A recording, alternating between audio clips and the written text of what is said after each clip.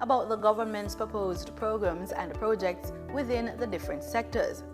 During the sectoral debate, according to the standing orders, no member is allowed to address the House or a committee of the whole House for more than 30 minutes on any subject. The House or a committee of the whole House may at any time move a motion to extend the Speaker's time sufficient for them to complete the presentation if the individual fails to complete within the stated time. And that's what's on the agenda. It should be noted that elements of the day's agenda can be changed or moved. But before we go, here are a few things you should bear in mind if you plan to attend a session at Gordon House. No visitor shall create any act of disorder within the precincts of the House. No visitor shall be admitted to the House without first obtaining an admission card. Visitors who remain within the precincts of the House during a suspension of the session are asked to keep silent. No photography, videography, or sketching of the proceedings is allowed unless so authorized by the presiding officer, and there should be no smoking inside the parliamentary building. It's almost time to go to the main event, but before that, let's get the answer to the trivia question. We asked, true or false? The Jamaican legal system is known as a common law system. That's true.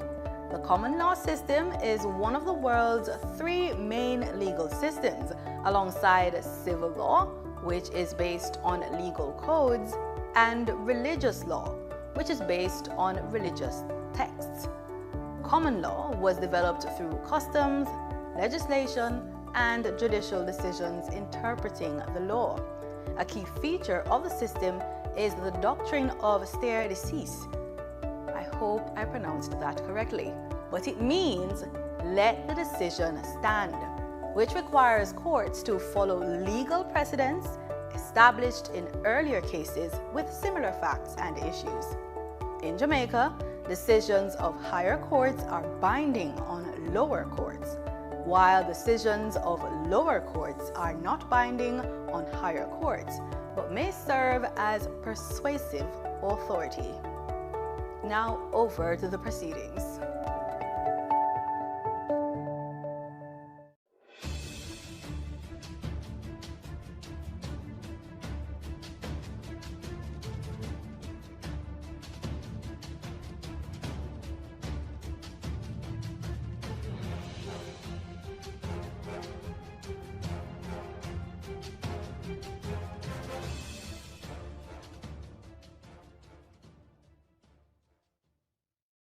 Overtake and bring back everything. Bask in the awesome Word of God and the life-changing experience of fellowship. Bask in the revival time, 8 a.m. on Sundays, right here on the People's Station.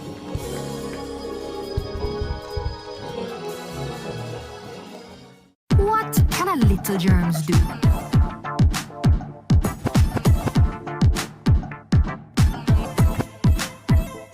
Pink eye running belly even flu. Germs can make them happen to you. Put germs on a manners with these. Cover your mouth when you cough and sneeze. Always wash. Imagine being able to build an app with your name on it, just by thinking about it. Meet Base 44, a complete AI creation platform. Describe what you want, and watch it take shape. You can plan, customize, and expand in any direction. From tools built for one to platforms ready for many. From passion projects to enterprise-grade systems. Everything is built in and ready to launch. It's a new world of creation, where you can go as far as your imagination takes you. Can you imagine it? Let's make your dream a reality right now.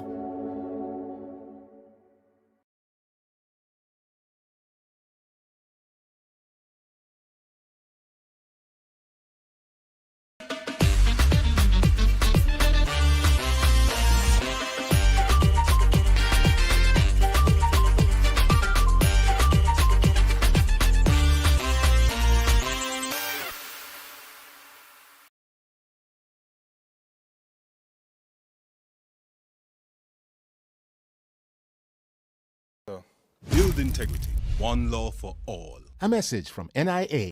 Zoom in on the nutrition facts. It there in the table on the side or the back. You fi check out the servings, just do the maths. Not taking too much, finger below the facts. Zoom in on the nutrition facts. It there in the table on the side or the back. Take note of the sodium, the sugars and the fats. 5% or less in the on the right track. You fi zoom in on the nutrition facts. It there in the table on the side or the back. Vitamins, minerals and vitamin 2, 20% and more that good for you. You fi zoom in. Check the nutrition facts. You fi zoom in. Check the nutrition facts. You fi zoom in. Check the nutrition facts. Less sugar, less salt intake and less fat. You fi zoom in. A message from the Ministry of Health and Wellness, Jamaica Moves, the Heart Foundation of Jamaica, the National Health Fund, and JAPNET. Each year, the Jamaican Parliament approves billions in tax dollars to buy goods and services for Jamaicans. Awarding contracts to private companies to provide public goods and services is called public procurement, and it is a major hotspot for corruption. Can citizens spot the red flags in public procurement and help the government protect our taxes? Yes, they can, and here are 6 to watch for. Direct contracting. When contracts are frequently awarded to one supplier without other companies competing to offer a better price and quality, we usually end up paying more and getting less. Contract splintering. Big projects need big money and higher level approvals. But if the contract is cut up into smaller ones, it won't need external approval from offices like the Public Procurement Commission or Cabinet. This makes it easier for contracts to avoid additional scrutiny. Timing of advertisements. Contracts advertised during distracting periods like the holidays can result in less competition and a really strong advantage for the favored company. Like Christmas time, work slows down and companies are less attentive to business opportunities. Emergency contracting. Claiming emergencies allows officials to legally bypass normal procurement rules, making it easier to award contracts to favored companies. Contract timing. Contracts awarded just before or after election can be payback for campaign support and not based on what Jamaicans really need. Collusion. And what if penalties are not enforced when work is poorly done? This could be a contractor and public official working together for private benefit. And if it is, this is collusion. These flags do not prove corruption, but they trigger questions that citizens must ask. So mind your business, Jamaica. Visit the JAMP Procurement Tracker to monitor government contracts. If you spot these flags, use our ATI tool to ask questions and demand accountability. Peace begins with us. Every act of kindness, every step towards understanding brings us closer to a brighter tomorrow. Let's choose unity, compassion, and hope. Together, we can build a future where peace reigns. Brighter tomorrow starting today.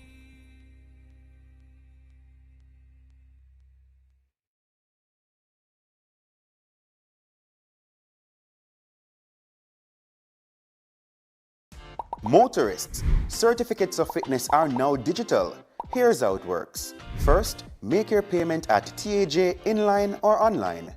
Then, take your receipt along with your vehicle to an Island Traffic Authority service hub for physical inspection. A valid email address is required to receive your digital fitness. Once the inspection is complete, your certificate number will be sent directly to your email. To access your digital certificate, visit cgds.gov.jm/fitness, enter your certificate number and the chassis number, and view your certificate online. New validity periods are here. New vehicles, 5 years. Vehicles 10 years or less, 3 years. And those older than 10, 1 year. No more paper certificates. Just secure, digital access, anytime, anywhere. For more information, connect with us via email at info@ita.gov.jm or on social media at Island Traffic Authority. Join your big sister Raquel as she reintroduces the cast of Vibrations and their educational adventures to the screen. See Ronson and the gang experience the world firsthand through interviews and interactions. Vibrations, where kids are taught about the world from someone they can relate to. Join us every Friday at 3:30 p.m. to hang out with your big sister Raquel and the kids of Vibrations. Right here on PBCJ, the People's Station.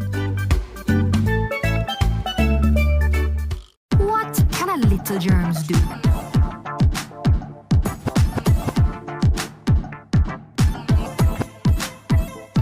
Pink eye running belly, even flu. Germs can make them happen to you. Put germs and manners with these. Cover your mouth when you cough and sneeze. Always wash your hand with water and soap. Keep dirty hands from your eyes and your nose and your mouth. You don't want to be sick, take care. Practice every day, no germs around here. A message from the Ministry of Health. Yo, babes, why me I call you so much time and I nah get you? Sorry me lick you again yesterday. Yo, me know me mess up, but I can't wear them something there road and I expect me to react. I know I'm jealous and fool and easy to lose my temper, but call me back here. Still nah get tired. Hey, girl, think me have to call your phone? You know who you deal with? You think I want to lick me again next time? Eh? It doesn't have to be this way. You can leave an abusive relationship. Just call 876-553-0372. We will help you.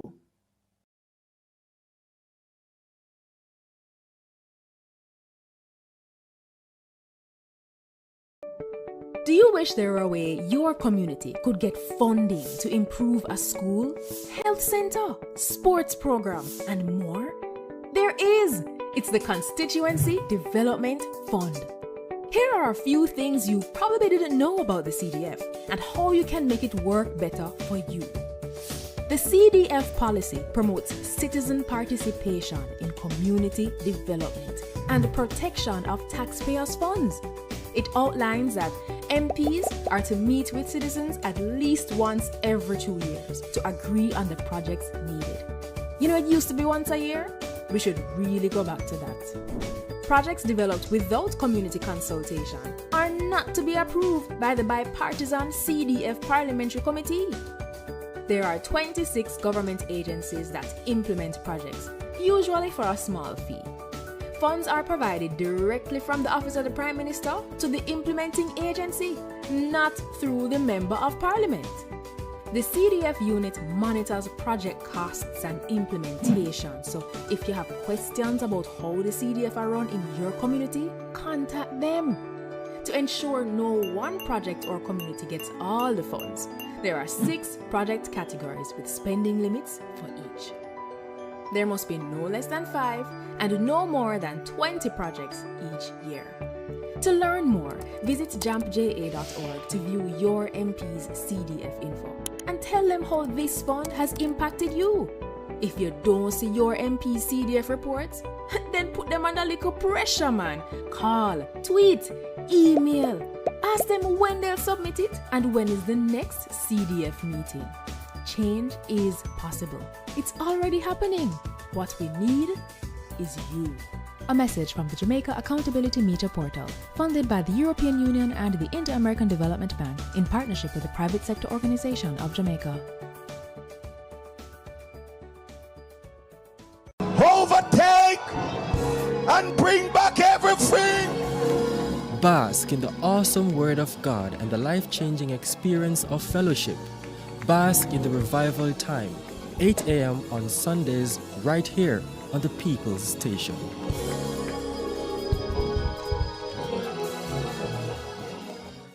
Cook it up and make us steam it. Fresh so me need it, tilapia a real fish. Cook it up and make us roast it. Farm fresh so me need it, tilapia a real fish. Grow smart at the best part. Food for thought so me have to eat smart. Easy catch, fully net. A tilapia so you don't know what's next. Cook it up and make us fry it. Fresh so me need it, tilapia a real fish. Bring home the best in freshwater fish. High content of vitamin B3, protein and potassium. Tilapia, simple, healthy, delicious. Hey, I'm Abijah, the Roots Man. Today, I want to talk to you about something powerful. Peace. Peace isn't just the absence of conflict. It's about kindness, understanding, and respect. It starts with us. Every choice we make can build bridges or burn them. Let's choose peace in our words, our action, and our hearts. Peace begins with you. Together, we can create a brighter and safer future for everyone. Join me. Let's be that change we want to see.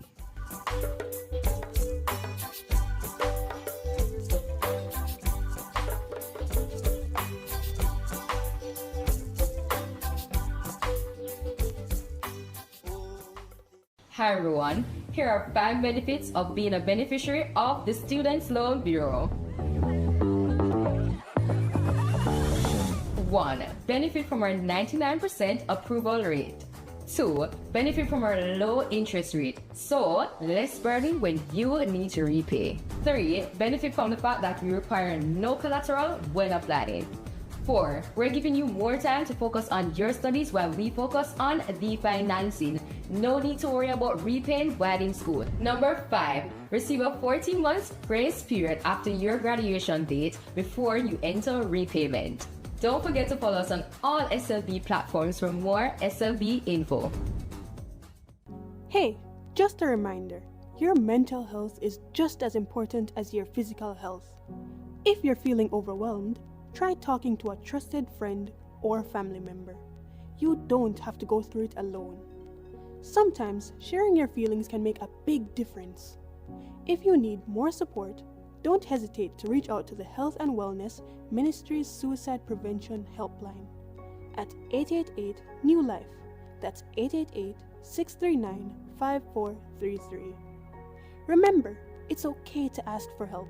Your feelings matter, and there are people ready to listen. Take care of yourself. You deserve it.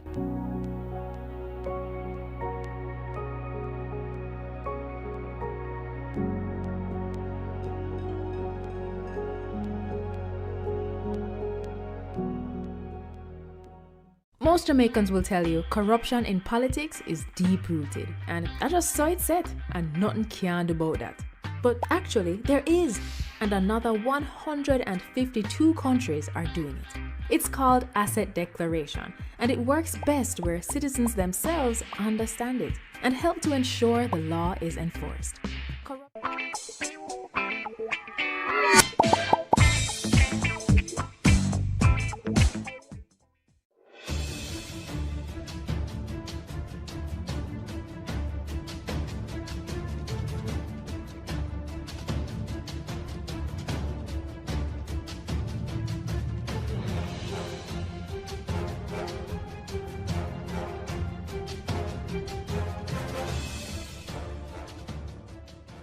And partial affections, the result of all our counsels may be to the glory of thy blessed name, the maintenance of true religion and justice, the safety, honor, and happiness of the king, the public weal, peace and tranquility of the island, and the uniting and knitting together of the hearts of all persons and estates within the same, in true Christian love and charity one towards another, to Jesus Christ our Lord. Amen.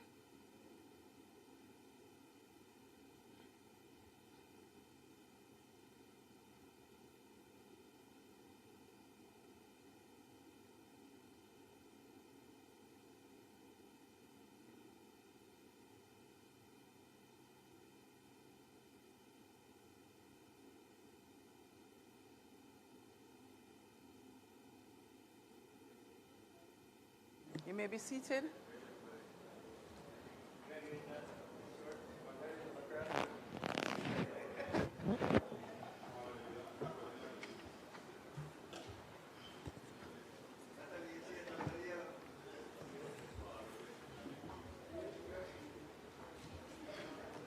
I now call the sitting of the Honorable House of Representatives to order on this, the 30th day of June 2026. I take this opportunity to extend welcome to the members of this Honorable House, the members of the media or visitors in the gallery, and to the many Jamaicans joining us online and through the various broadcasting platforms. Before we proceed to the business of the House, I wish to pause to acknowledge with deep sadness the devastation experienced by the people of Venezuela following 2 powerful earthquakes and significant aftershocks which recently affected that country. On behalf of this Honorable House, and indeed the people of Jamaica, I extend our sincere sympathies to the government and people of Venezuela.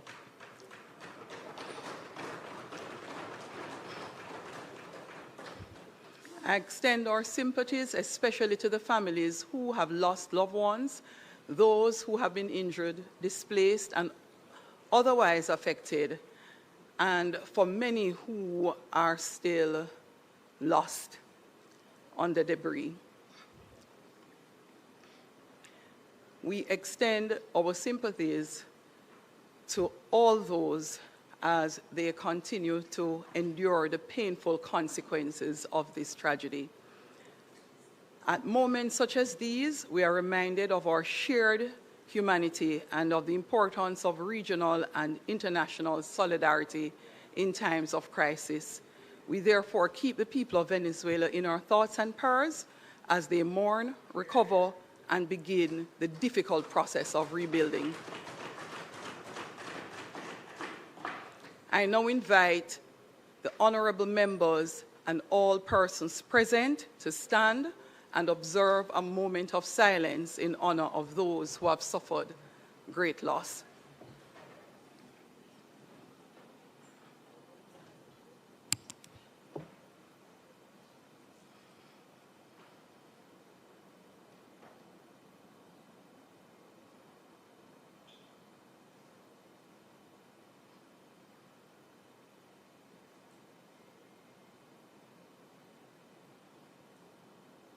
Thank you. Please be seated.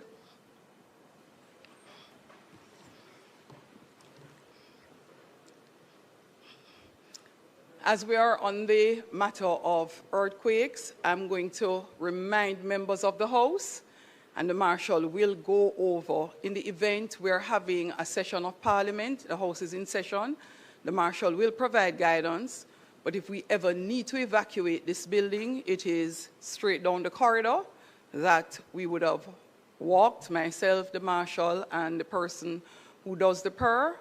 You walk straight down the corridor and through the door. I do believe, Marshal, that we should put some exit markers in the event that we all need to rush out of here at any time. And it would be the same for those in the gallery. You descend the stairs, as well as the members in the House who would need to do so. And we all meet across the road in the garden space, that open lot, immediately in front of the doors of the Parliament. Today, the House is expected to bring the sectoral debate to a close, as we are scheduled to hear presentations from the Honourable Olivia Babsy-Grange, Minister of Culture, Gender, Entertainment and Sports, the Member of Parliament for St. Catherine Central, and Ms. Denise Daly, Member of Parliament for St. Catherine Eastern.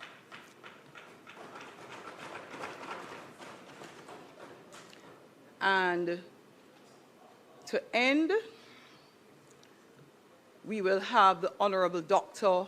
Horace Chang, Deputy Prime Minister, Minister of National Security and Peace, and Member of Parliament for St. James Northwestern.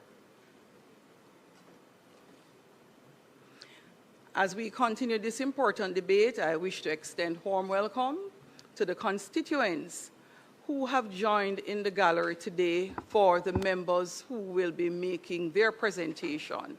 We're pleased to have you with us and trust that your presence here will provide a meaningful opportunity to observe the work of the Parliament and indeed the important role of members in representing the people of Jamaica. I trust that all visitors will find today's proceeding informative and engaging. And I also wish to remind members that the standing orders remain the guide for the conduct of our proceedings. Robust debate is an essential feature of parliamentary democracy, but it must at all times be conducted with respect for the rules of the House. I therefore ask for the cooperation of members in maintaining the dignity and decorum of this honourable chamber. House Leader, call of the roll.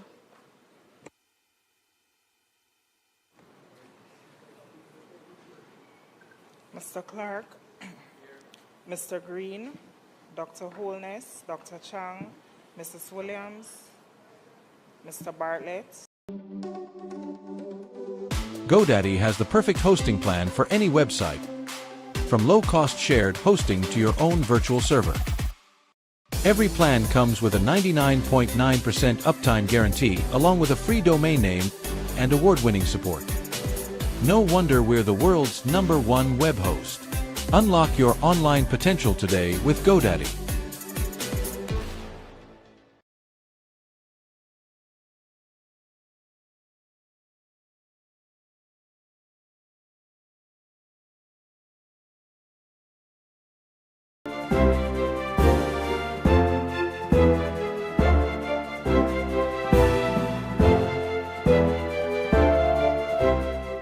Dazan, Mr. Brown, Dr. Brown-Burke, Mr. Buchanan, Mr. Bunting, Ms. Burchell, Dr. Campbell, Mr. Cousins, Mr. Crawford, Ms. Daly, Dr. Dawes, Mr. Goulding, Mr. Gordon, Mr. Hales, Mr. Hines, Mr. Hilton, Mr. Jackson, Ms. Jess, Mrs. Malahoo Fort, Mrs. Miller Bennett, Mr. Morris, Mrs. Nita Garvey, Mr. Newell, Mr. Paulwell, Mr. Phillips, Ms. Perkis, Mr. Robertson, Mr. Robinson, Dr. Russell, Ms. Shaw, Mr. Smith, Mr. Dwayne Vaz, and Mr. Warmington. Thank you, Madam Speaker. Thank you, Clerk. House Leader.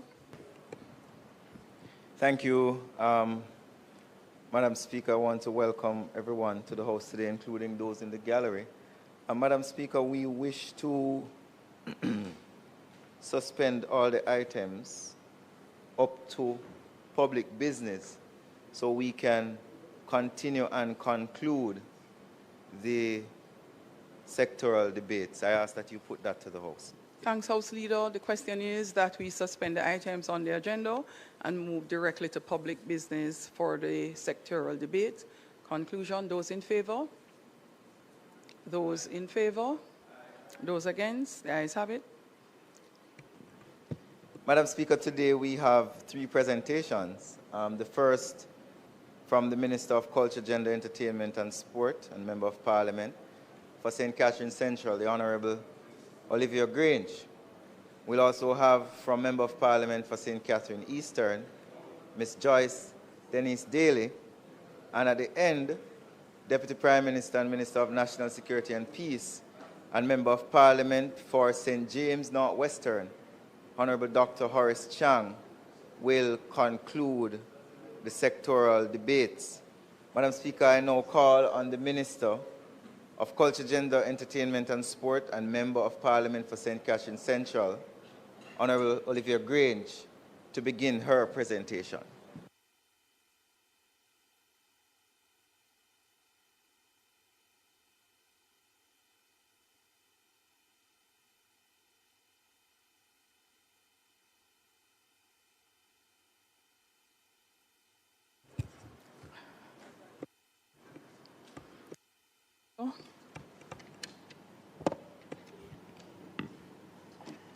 Madam Speaker,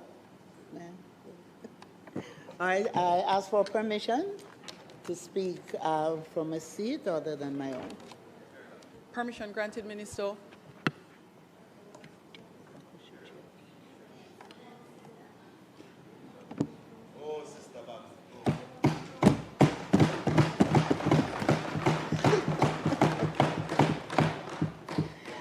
Madam Speaker, thank you for your leadership.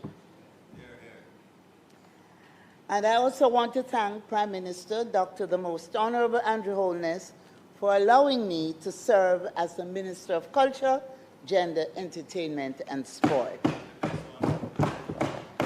I have been happy to lead these subjects which were once considered fringe. They were attached to other ministries. And I'm proud that these subjects are now being seen at the heart of Jamaica and are being acknowledged as a source of growth and prosperity. It is testament to the work that we have been doing since the Prime Minister gave us the charge to enable, develop, set things right, and build. I thank my daughter, Paula, and my granddaughters, as well as my extended family, the people of Central St. Catherine, for preserving and persevering with me and supporting me through many years of service to the people of Jamaica. The people of Central St. Catherine, Madam Speaker, will attest to the fact that we have been through the fire and we have survived. I thank the team who has worked hard with me over the years, including my colleagues in the cabinet, my Minister of State, my permanent secretaries, management and staff of the ministry, and the boards of management and executive leadership and staff in the many departments and agencies. I wish to thank the stakeholders in the sectors whom we serve. We have done well together, and we are taking our performance to the next level. Our men and women in culture, entertainment, and sport have never shied away from taking on the world superpowers. There is no area of culture, entertainment, and sport that has not shown itself to be unwavering, unconquerable, and unparalleled. In these areas, we have a competitive advantage. Our national hero, the Right Excellent Sir Alexander Bustamante, spoke of his time in the Houses of Parliament in this place and the place next door. He said, and I quote, "I have spent some of the happiest moments of my life in the old headquarters house and Gordon House. It has been a great feeling working for the people of this island in those legislative chambers. A great feeling of satisfaction to know that what you're doing is for the ultimate good of your people," end of quote. To serve the people, that is our purpose right here. There was something curious about Bustamante. He was the center of attention everywhere, including in the Parliament. However, as Ulrich Simmons, the late journalist, reminded us in Bustamante Notes, Quotes, and Anecdotes, he said Bustamante was a good parliamentarian. No member was more obedient, extremely obedient to the Speaker. No one was more intent on keeping the rules. At a time when our discourse has become rancorous and in this house, sometimes it's unbelievable, we could learn from the example of our national hero and respect the fact that we have been elected to serve in this house and to conduct ourselves in a manner that is befitting. I make this reflection not only as the mother of the house. Hear me, the mother of the house.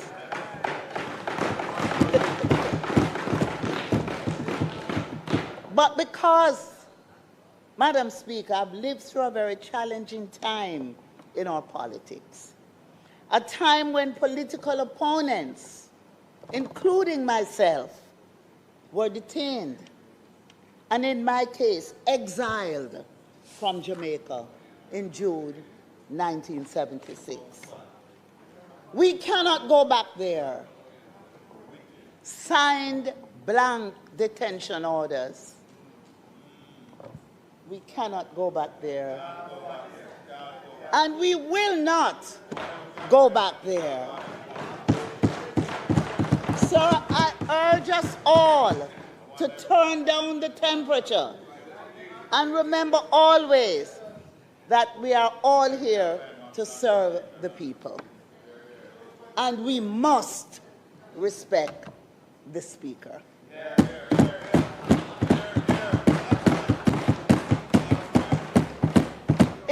remarkable how challenges and disasters can motivate.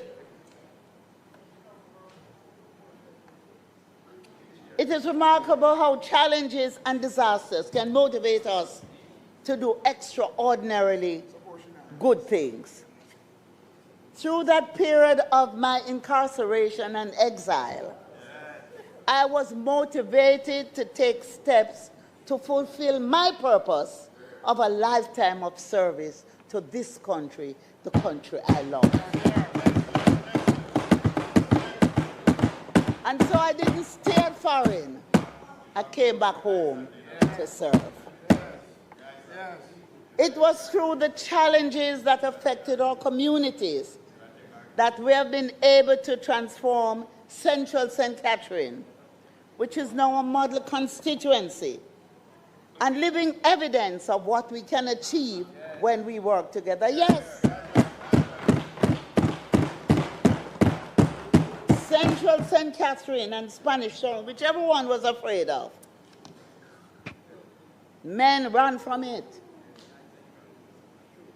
But I went there. And with the people, who a lot of them were chased out of Trenchtown and found a space in Spanish Town. We worked together. And now, we have a constituency where 4-1, 3-1, 4-1, right? We have been able to make the place a place where many will now want to serve. So it was through the challenges that affected our communities that we have been able to transform. And whatever you may hear, remember, Spanish Town is shared by how many of us, Denise? We border 4 constituencies. And we work together as a team to make the lives of people better. So I want to thank all the stakeholders, the educators, the police, the business community, and my counselors for their service and support. And I want to acknowledge the presence of my counselors, Councillor Jacob Cookhorn, Councillor Teresa Turner, and Councillor Chris Shackelford. But I reserve my biggest praise and congratulations to the people of Central St. Catherine, the ordinary man and woman. We have achieved a lot together, and we still have much to do. So I speak today following the devastating disaster in our country's history. Hurricane Melissa brought unspeakable damage and destruction to our homeland. In its aftermath, we have seen the best of Jamaica and the world as people opened their hearts and gave of themselves and their resources to assist someone in need. The rebuilding is not yet complete. The destruction is such that it will take some time. But even as we build stronger, we are called to help the people of Venezuela who only last week experienced a devastating earthquake. In the words of Kipling, if you keep your head when all about you are losing theirs and blaming it on you, if you can meet with triumph and disaster and treat those two imposters just the same, if you can hold on when there is nothing in you except the will which says to them, hold on, yours is the earth and everything that's in it. There is hope for a better tomorrow. So the next level recognizes that the groundwork has been laid for new levels of growth, development, and prosperity in culture, gender, entertainment, and sport. We have introduced bold, ambitious, beneficial, strategic, and impactful legislation, policies, and programs to unleash our creative potential, enable our athletes and the business of sport, build and formalize the entertainment sector, protect the vulnerable, and advance gender equality. The next level is about sustained and impactful support so that our women and men in culture, entertainment, and sport will continue to grow and prosper. Madam Speaker, the next level requires new and updated infrastructure to keep pace with a forever changing world. In this regard, the redevelopment of the National Stadium is an important project. We have completed the feasibility study, we have completed the concept design, and now we're into the detailed design stage. Today, Madam Speaker, I reveal the latest rendering of the new modern National Stadium. And I asked the Marshal, there is a publication that I brought for the leader, for the Prime Minister, and I'm going to ask for it to be put on his desk for him to get a good look at the details of this wonderful design. We will increase seating capacity to 37,500 with roof coverage and shade for every seat. There will be improved views from every seat. We will move the seats closer to the action and improve safety for everyone. The concert capacity with people not only in stands but on the field will be 50,000. Additionally, the new stadium will have 30 boxes and 2 VIP royal boxes. There will be 2 hospitality lounges, a fan boulevard, and 2 fan zones. We will also be putting in meeting accommodation and dedicated media suites with TV studio, broadcast facilities, and a venue operations center.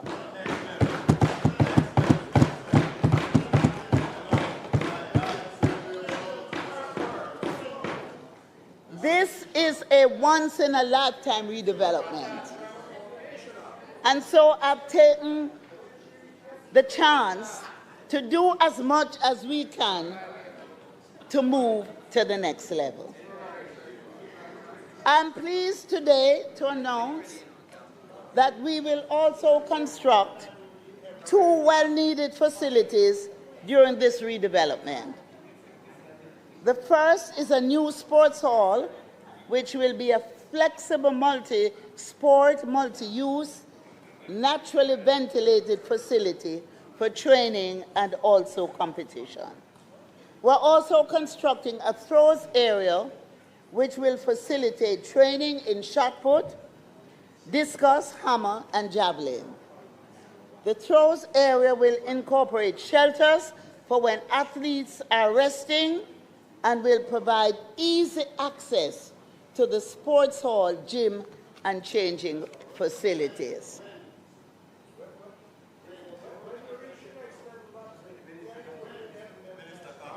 In fact, we are also putting in 2 areas for tiered parking. And we will be able to facilitate in a much more comfortable way parking facilities. Now, Madam Speaker, the new sports hall and throws area will be adjacent to Stadium East, which will also benefit from upgrades under this redevelopment program. We intend for Stadium East to become a 4,000-seat capacity venue with a track and field setup which will be similar to the main stadium. Stadium East will continue to be a training venue, a warm-up facility, and the place of choice, especially for development needs and small events. Now, I wish to report that Jamaica has achieved a major milestone in women's football, having been selected to co-host the 2031 FIFA Women's World Cup alongside the United States of America, Costa Rica, and Mexico. This comes at the right time to allow us to host a tournament in our redeveloped national stadium, a world-class facility, duly retrofitted and ready to accommodate the world's best women football players. I now have the duty, Madam Speaker, to quote from a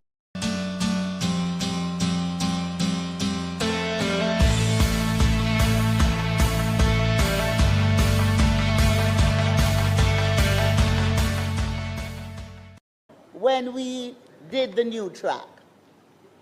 This message included some technical language, but I will just read the sentence that we're all waiting to hear. I quote, "All synthetic surface field test measurements comply with World Athletics requirement." Madam Speaker, what this means is that the National Stadium track, the beautiful, unique black, gold, and green track is certified. And we have the certification in hand. And it is certified as a Class 1 facility. So our athletes can now be fully recognized when they run on the track and they break records. So all those doubting Thomases who were spreading rumor about the track, we now have our certificate in hand that we are a Class 1 certified track.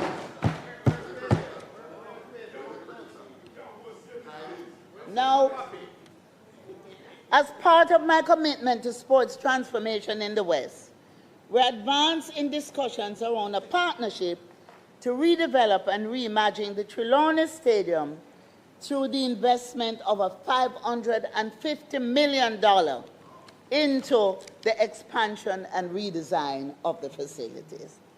The proposal supports the government's objective for the Trelawney Stadium to be redeveloped based on a solid economic foundation through the establishment of a world-class facility which meets the regulatory requirements of international sports associations such as FIFA and World Athletics, and to enhance the sports and entertainment tourism brand of Jamaica. It will be at the center of sports and entertainment tourism.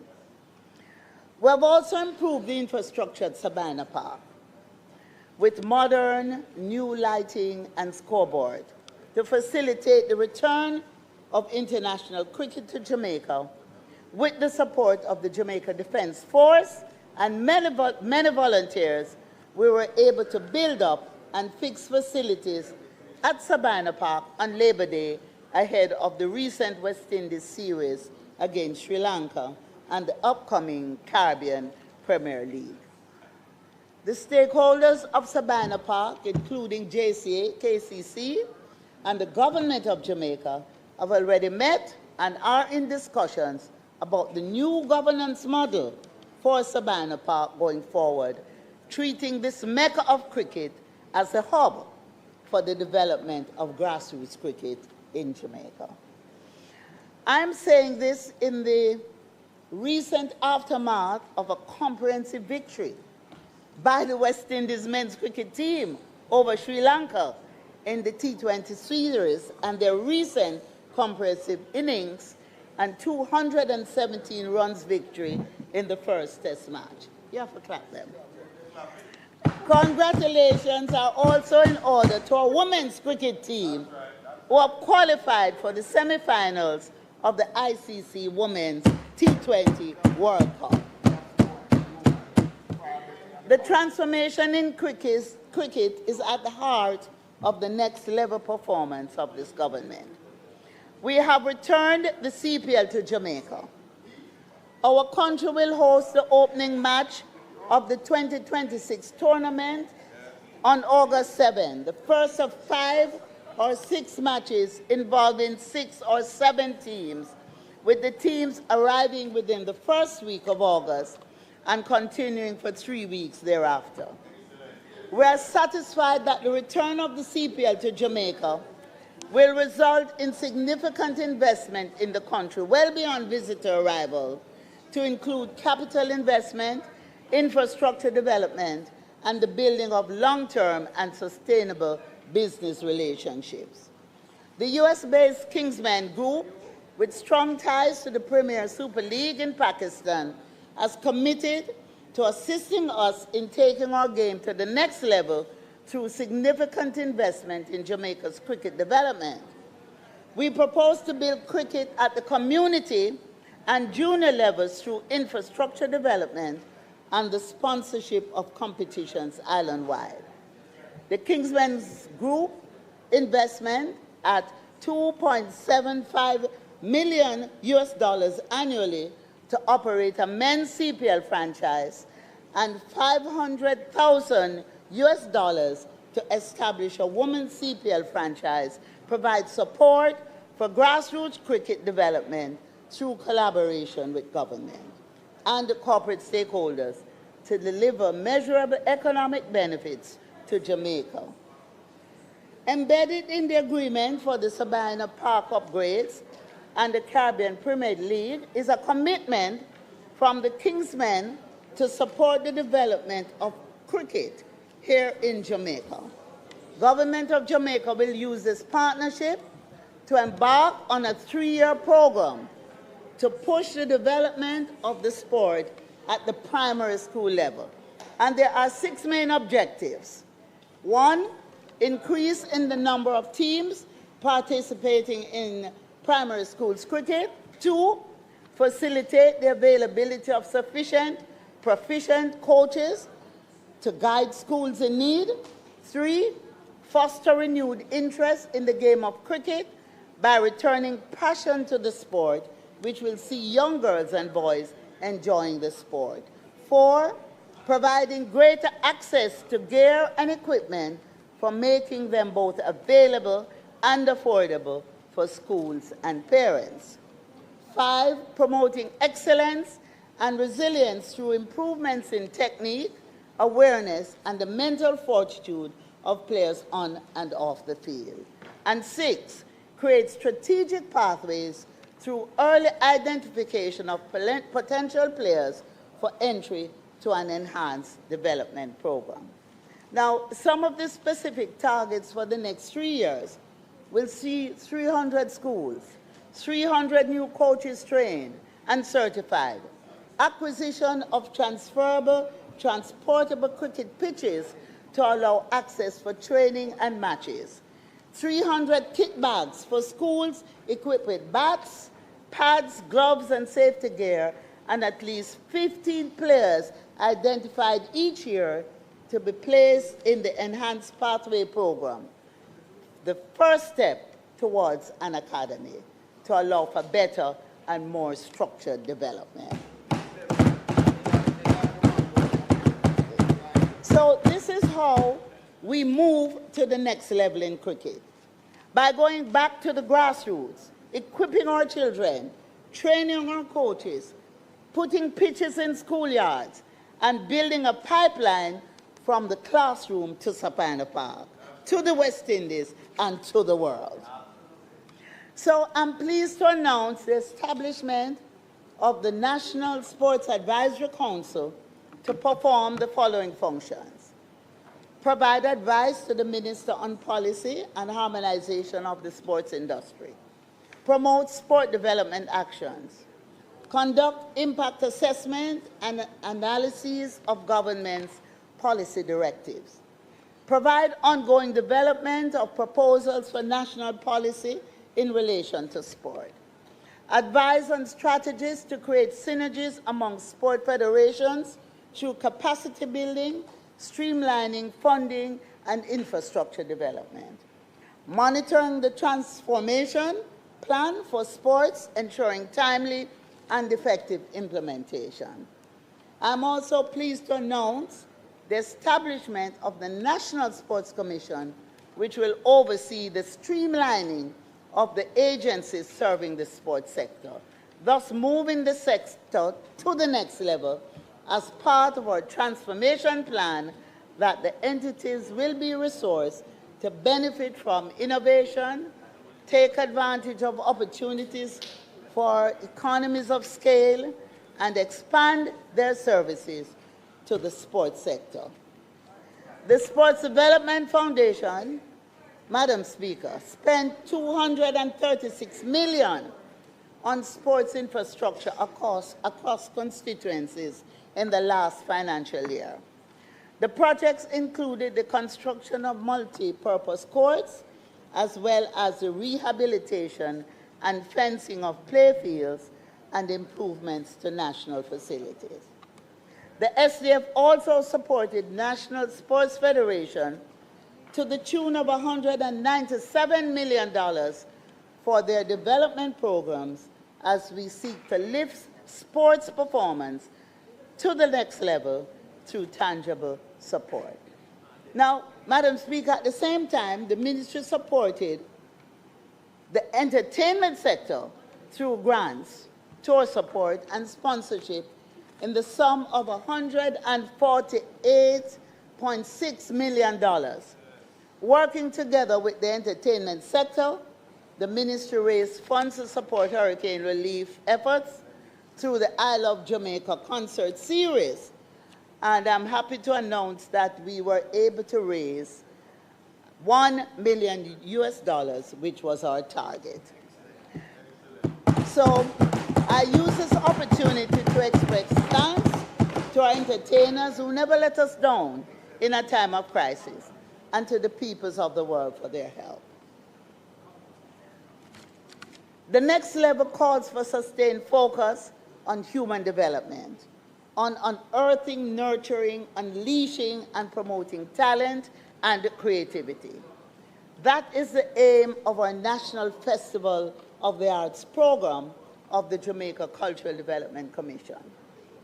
In 2025, we accepted 14,281 entries in all our competitions, which included dance, drama, music, speech, traditional folk forms, culinary arts, creative writing, visual arts, short film, Jamaica Festival Queen, Gospel Star, and the Jamaica Festival Song Competition. The hurricane in October has led a 30% reduction, Madam Speaker, in entries this year, as schools and community groups, particularly in Western Jamaica, recover from the hurricane. However, the National Festival of Arts program has been an important platform for celebrating, promoting, and preserving the unique things that make us Jamaicans, our ways, our traditions, and our heritage. Our creativity, our culture, and it continues to be the launching pad for singers, writers, musicians, actors, artists, broadcasters, and increasingly filmmakers. I must comment on the increased quality of entries that we have seen over the last few years. I credit our deliberate training and coaching initiatives across the country for the improvement that we continue to see. I thank all our culture bearers, particularly our teachers and community leaders who work hard each year to prepare items for our various competitions. This year, we have a very strong group of finalists in the Festival Song Competition, 4 women and 5 men. The 10th contestant had to be disqualified because we found out that his song was not an original song and was actually released prior to its entry in the competition. So we have 9 competitors this year. The songs are being posted to the major music streaming platforms across the world, including Apple Music, Amazon Music, and Spotify. So you can just search Jamaica Festival Song Competition 2026 to listen to this year's album. The albums of previous years since 2020 are also available on streaming platforms and will continue to provide royalties for performers and writers. And this is another way that we have taken Jamaica Festival Song to the next level by building a global stage for talented people to shine. Madam Speaker, as we continue to the next level, I announce today that we are in the final stages of publishing a cookbook of some of the most exciting, delectable, and creative Jamaican recipes that have been exposed through our culinary arts program. And this is yet another opportunity to expose and promote our people and our culture. And I invite Jamaicans and friends of Jamaica overseas to join us for the celebrations under the broad theme, United in Celebrating Resilience. And we are, of course, preparing for a milestone anniversary next year when we celebrate Jamaica 65. So we are facilitating the training and certification of our creatives to the next level.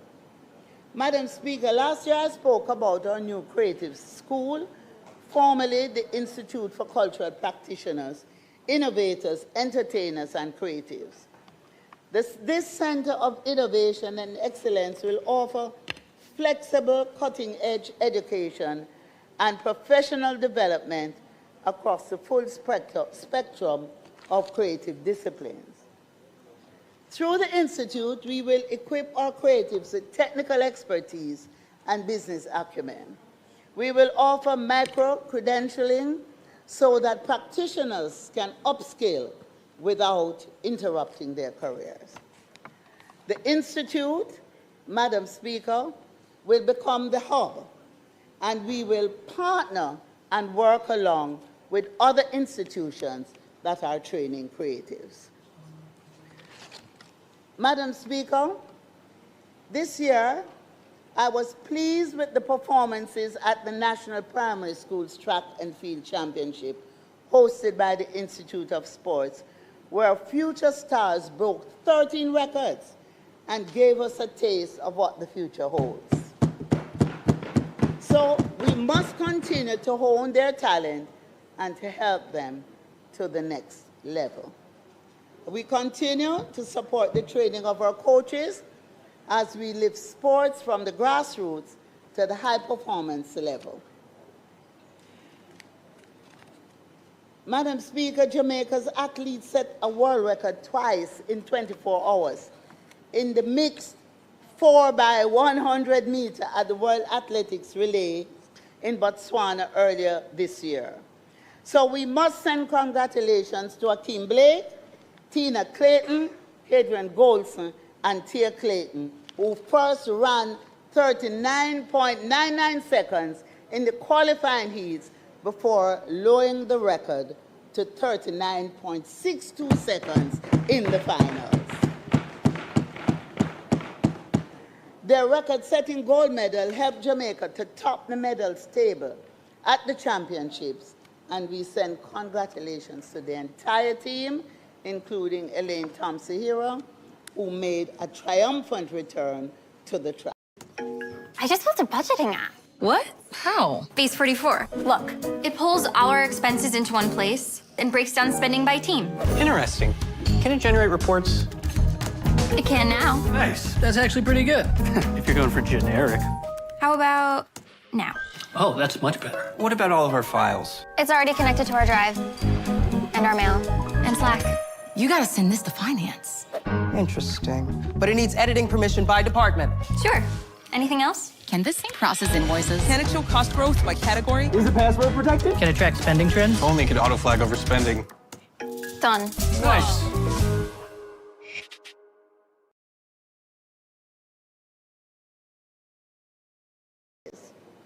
Working through the Jamaica Libraries and Information Network, the National Library of Jamaica launched the program called Bridging the Gap, one sign at a time. And I'm so pleased by the initiative which will ensure that user-facing team members in libraries across Jamaica will be proficient in Jamaican Sign Language and will be able to communicate with members of the deaf community. Just imagine the difference this important development will make when the program is up and running at full speed. We were also able to install ramps, platforms at Sabina Park to ensure that wheelchair users have access to cricket. And we thought that was extremely important to ensure that that was put in place.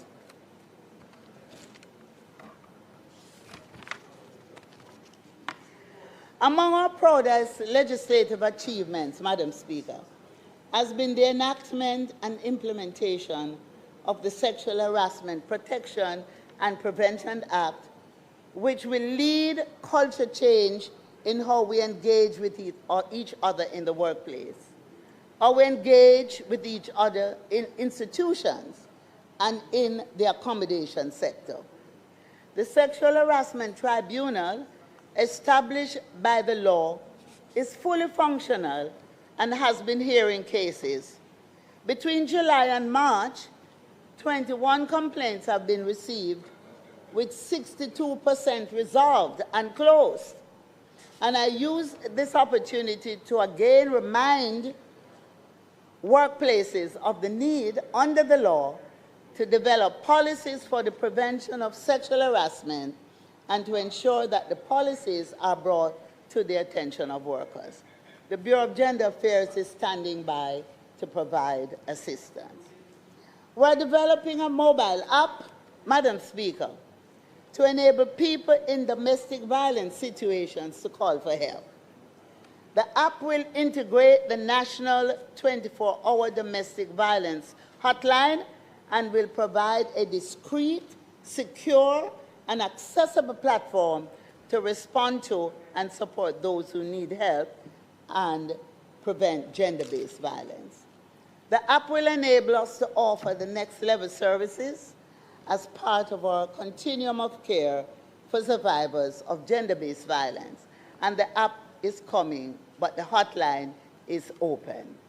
So I encourage anyone who needs assistance to call 876-553-0372, and we will help you. So we are now providing, Madam Speaker, for the entertainment sector, group life and group health insurance, and to creatives as well, under the Jamaica Entertainment Creative Practitioners Insurance Plan. The life and personal accident benefit was launched in 2024, and the health benefit, which covers hospitalization, surgeries, maternity care, dental, and overseas medical, was activated in August. Now, this insurance plan is free to members of the entertainment, culture, and creative industries. And I'm encouraging everyone in the sector to visit the ministry's website and find out how you can sign up. Yes, in fact, there is a member of this House who spins disc. He's qualified to sign up for the insurance.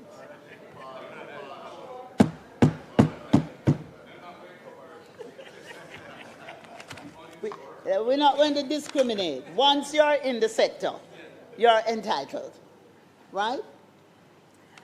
Now, Madam Speaker, our proposals for moving culture, entertainment, and the creative industries to the next level are outlined in the Green Paper for the National Policy for Culture, Entertainment, and the Creative Economy. The Green Paper, now being considered by a Joint Select Committee of Parliament, presents our blueprint for growth of the creative economy through innovative strategies which focus on cultural diversity, equity, and inclusion, building resilience against the challenges of climate change and socio-economic disruption, and leveraging frontier technologies and innovation to fuel and sustain Jamaica as a cultural superpower. Culture, entertainment, and creative industries are economic drivers as well as a vital social force. In this regard, we embed in this policy mechanisms for empowering communities, fostering social cohesion, building pathways for sustainable livelihoods for artists, cultural practitioners, and creative entrepreneurs, as well as funding for the sector. Importantly as well, this policy aims to increase access to culture for every Jamaican and build national identity. The building of national identity has implications for consolidation of positive values, the strengthening of communities, and the promotion of higher levels of productivity, peace, and stability in our country. Regarding our aim to fund the sector, we're establishing the Jamaica Entertainment and Cultural Development Foundation, a dedicated mechanism to provide sustainable financial support for creative projects, cultural preservation, and institutional development across the sector. It will be operationalized to address critical institutional gaps in Jamaica's culture and creative sectors, which will rise to the next level with systematic support. The foundation will promote cultural diversity and preservation, foster community engagement and social cohesion, drive economic growth, provide resilience mechanism for the sector, upskill individuals, support creative entrepreneurs, encourage innovation and creativity.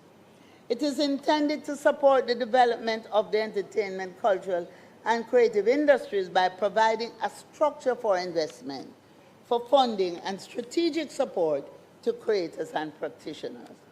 Through such a mechanism, the sector can better nurture talent, expand opportunities, strengthen institutions, and help transform creative work into meaningful economic and social value for the country. We're also moving to amend the Jamaican National Heritage Trust Act. The amendments will modernize the legislation, create new categories of recognition of heritage and cultural assets, and enact provisions of the UNESCO Convention on the means of prohibiting and preventing the illicit import, export, and transfer of ownership of cultural property. This will prevent pilferage of our cultural and heritage assets and efforts to repatriate our artifacts which are in foreign countries. So Jamaica ratified the convention earlier this year during the visit to the island by the Director General of UNESCO. UNESCO accepted our nomination, Madam Speaker, for the inscription of Port Royal to the World Heritage List. The inscription recognizes Port Royal's unique terrestrial and submerged 17th century archaeological landscape, including fortifications and earthquake submerged structures from 1692.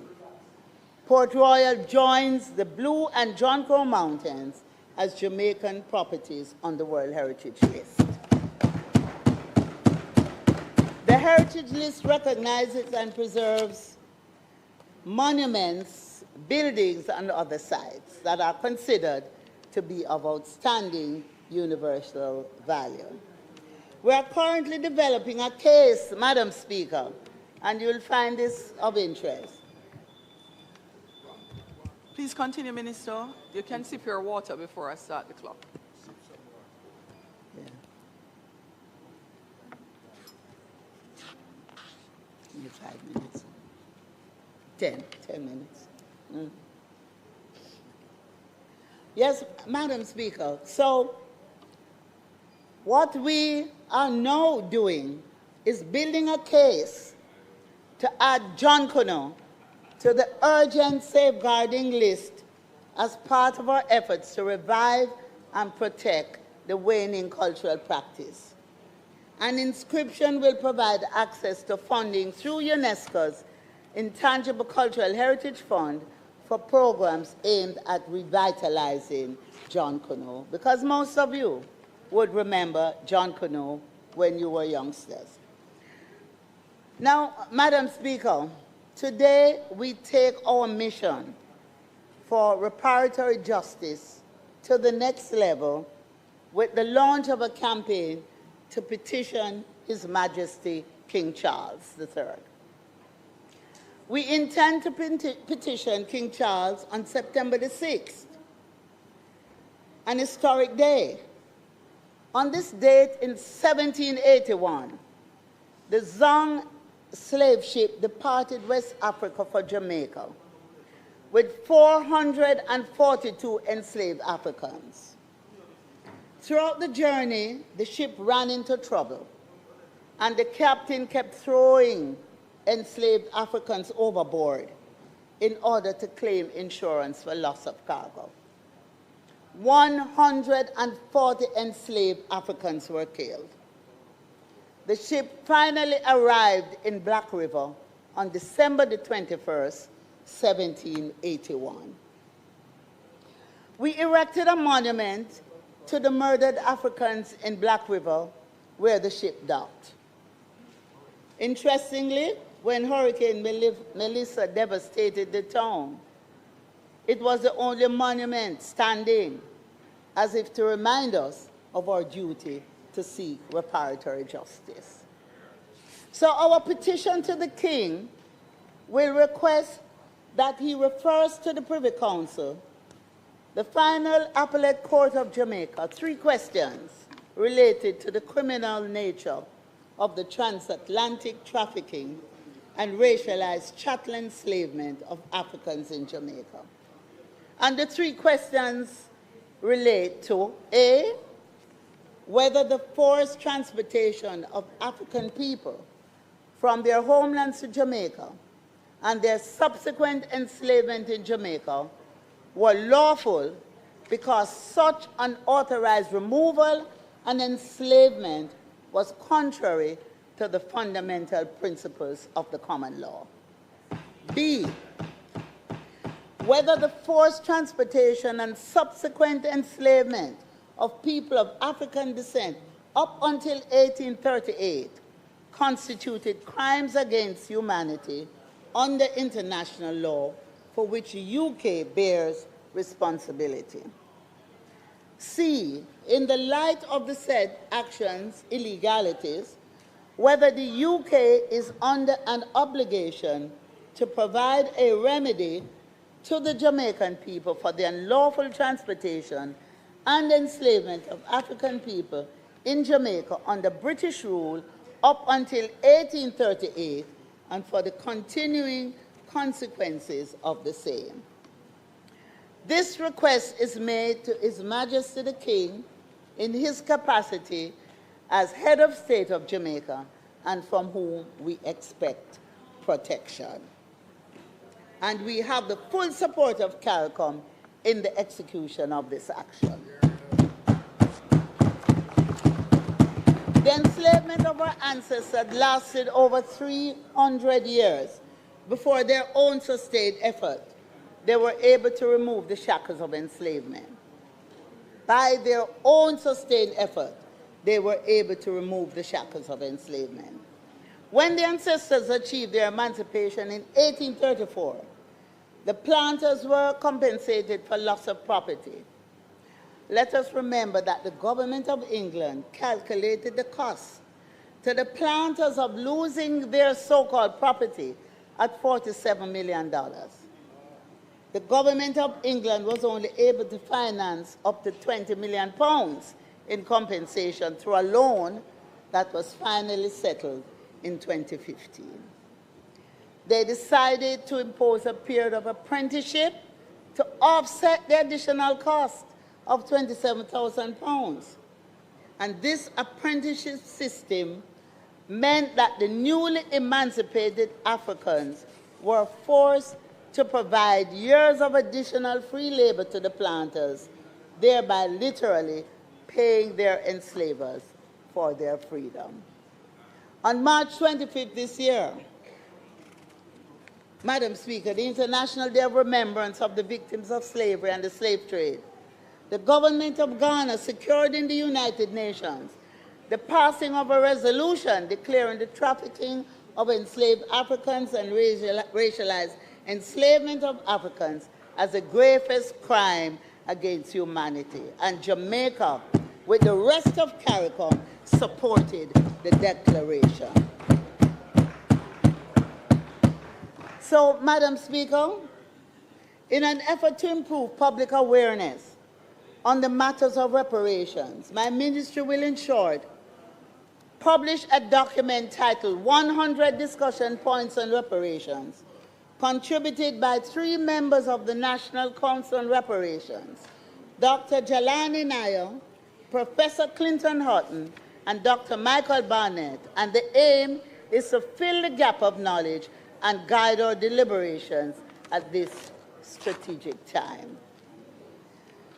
Now, Madam Speaker, on Good Friday, I formally presented, along with the Deputy Prime Minister, to the Coral Gardens Rastafari Benevolent Society the titles for 2 lots in Albion St. James in furtherance of our commitment to facilitate establishment of an elder care home.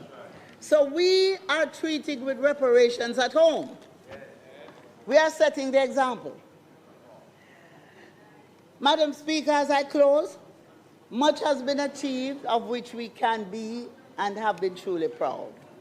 Yet we recognize that the next level is for things to soar to even greater heights with higher levels of growth and development bolstered by new ways of being, of thinking, and doing.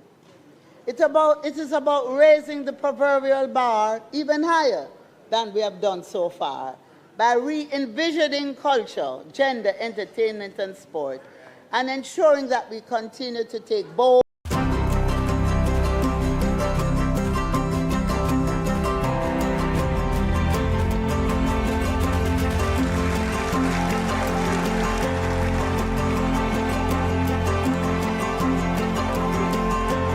Walden University, set a course for change.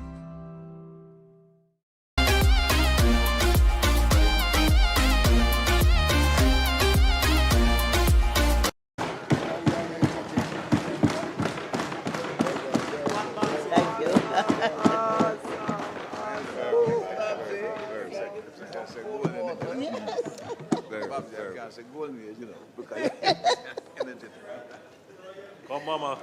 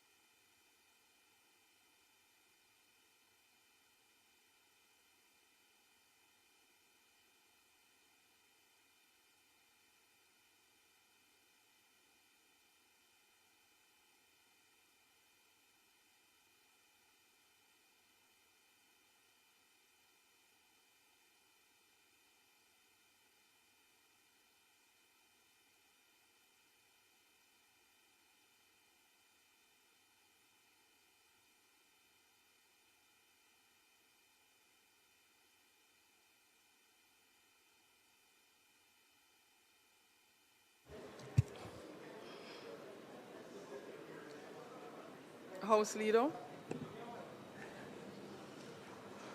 Madam Speaker, we will continue our sectoral debates, having heard from the Chief Architect of Culture and Sports and Entertainment right here in Jamaica, and the main purveyor of all things gender-related.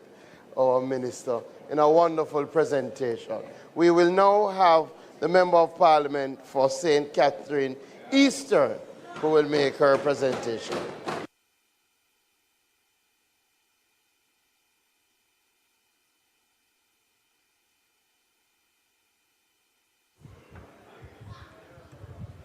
Member Daly, could you turn your mic on, please?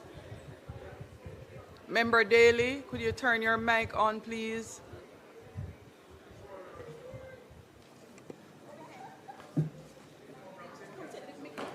All right. All right. You understand.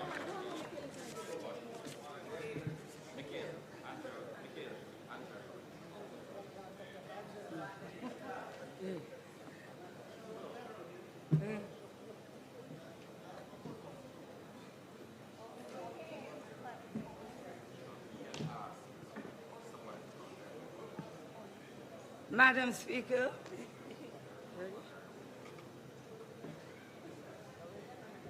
Madam Speaker, it is always an honor and privilege to rise in this honorable house to make my speak from a seat presentation other than your own? to these sectorial debates. Permission to speak from a I'm seat? right at my seat, right at my seat. I deliberate. You don't normally sit at your seat. I'm right at my seat. Huh? I don't draw the Constitution today. I'm at my seat. Yes.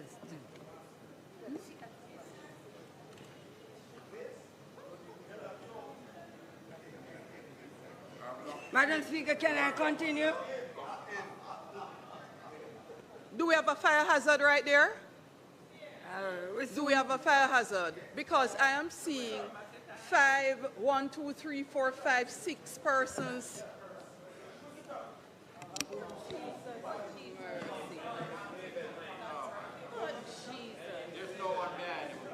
Madam Speaker.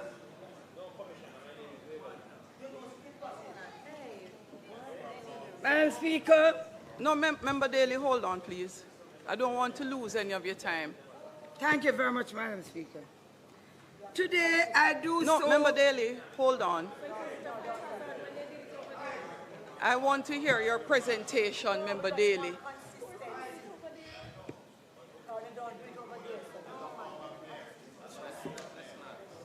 Let's get all the issues she has out before the lady start.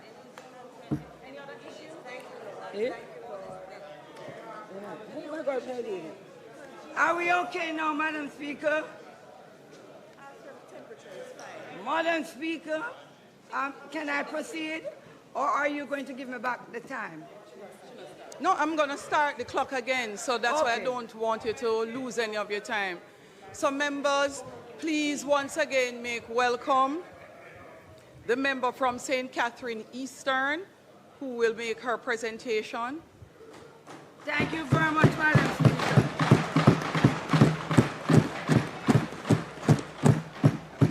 That sounds very much like it now, Madam Speaker. Madam Speaker, it is always an honor and privilege to rise in this honorable house to make my contribution to the sectorial debates. Today, I do so as a proud member of Parliament of St. Catherine Eastern, one of Jamaica's most historic constituency, very dynamic, industrious, starting from De La Vega City, Greendale, Windsor Heights, Larriston, Twickenham Park, straight along to Ferry, even though some wanted to claim it before. Today, I begin by giving honor and thanks to the Almighty God for His continued guidance. I also wish to express my sincere appreciation to the Leader of the Opposition, Mark Golding, for assigning me to this important portfolio, which speaks directly to the dignity, protection, and the well-being of some of the most vulnerable members of our society.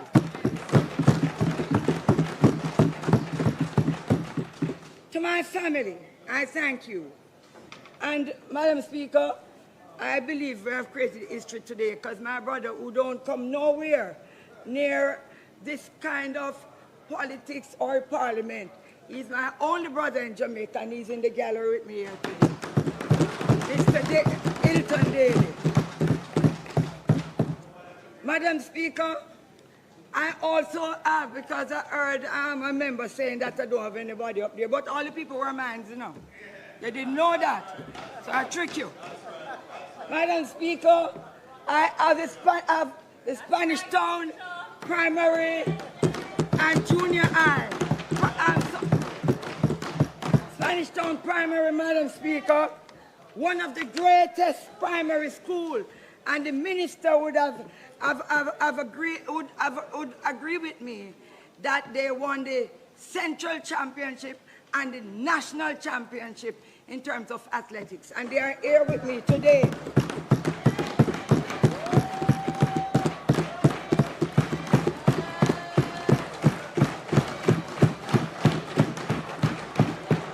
We have also, Madam Speaker, the principal and one of the coach, and I believe 2 teachers that are here with us today. And Madam Speaker, not to mention my constituency, they are out in full. Some out in the park, waiting. And some watching on the television. To my family, thank you for your constant love, prayers, and support. To my counselor, and one just stand, Councillor Keisha Lewis, Norman Scott, and guess what? I heard the minister bragging about 4 out of 4, but guess what? I have 3 out of 4, but I have the mayor.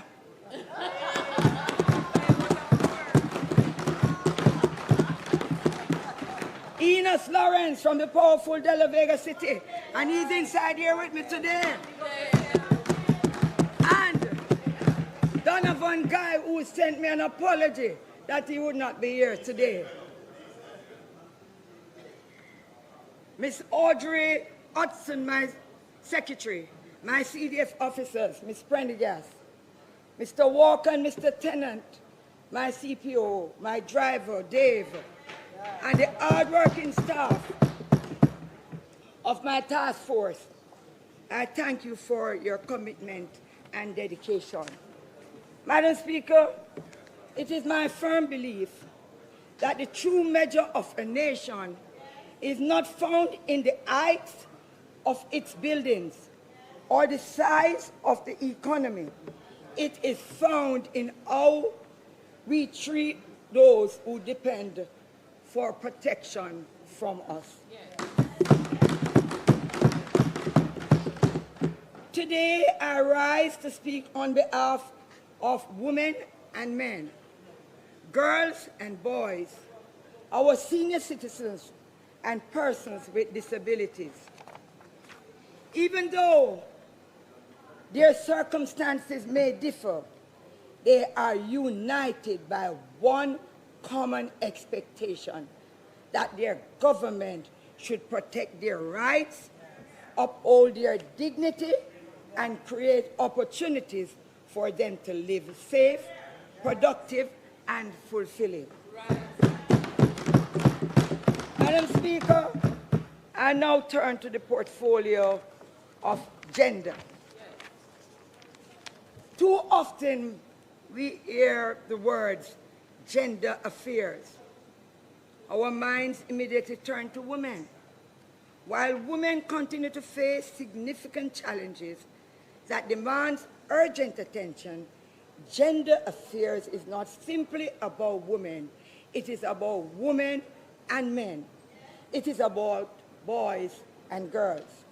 It is about creating a society where every Jamaican has equal opportunity to live free from violence, discrimination, and unnecessary barriers. Madam Speaker, there are 19 women serving in this honorable house. Yet, statistics tells us that approximately 1 in 4 will experience some form of gender-based violence during her lifetime. Madam Speaker, just think about it. 1 in every 4. Madam Speaker, this means that our mother, our sister, and even some in the walls of this parliament, this chamber, probably exposed to domestic violence. Despite the laws, policies, and public education campaigns introduced over the years, gender-based violence continue to rob too many Jamaican women of their peace, their security, and their lives. Madam Speaker, we have all become too familiar with this cycle.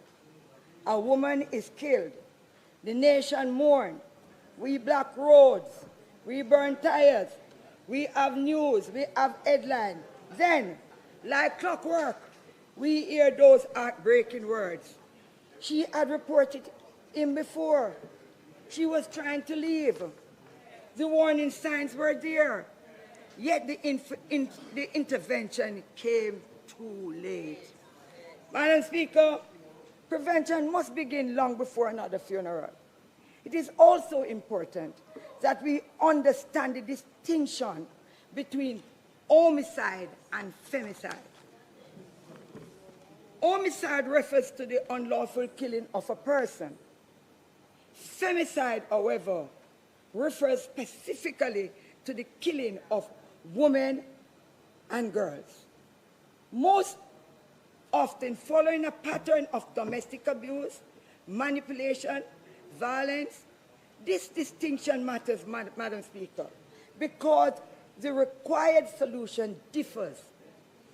If we continue to treating every femicide as simply another homicide, we will continue responding after lives have already been lost.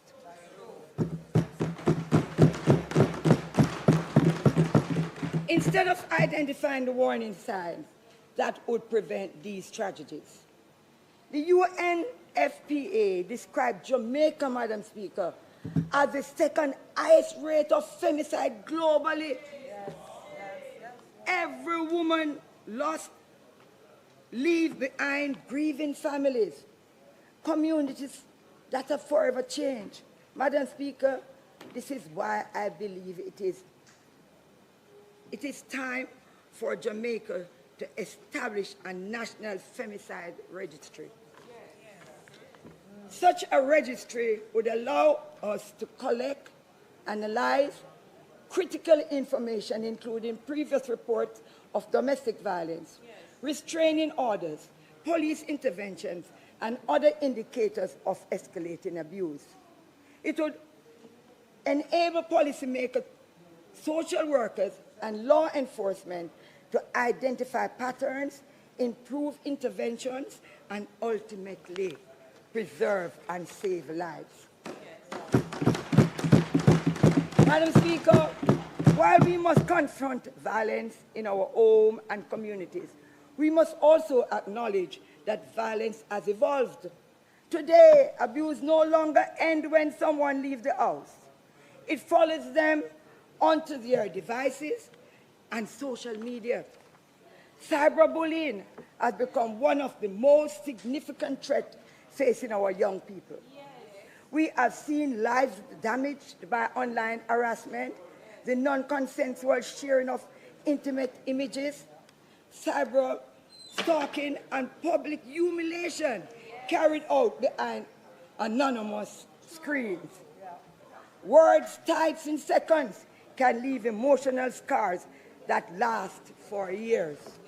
Madam Speaker, we also cannot ignore the rapid advancement of artificial intelligence, AI, as an erroneous potential to transform every sector we can think of. But, Madam Speaker, like every powerful tool, it can also be abused.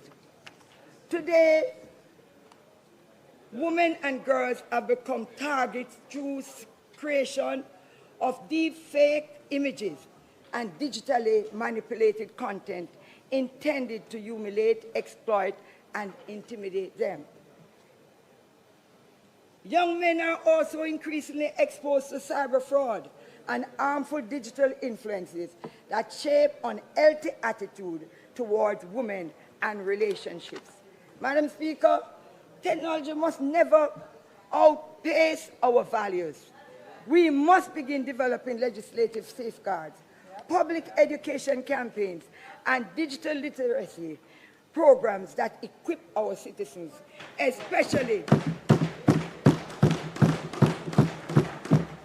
our young people, to use these technology responsibly while protecting them from abuse.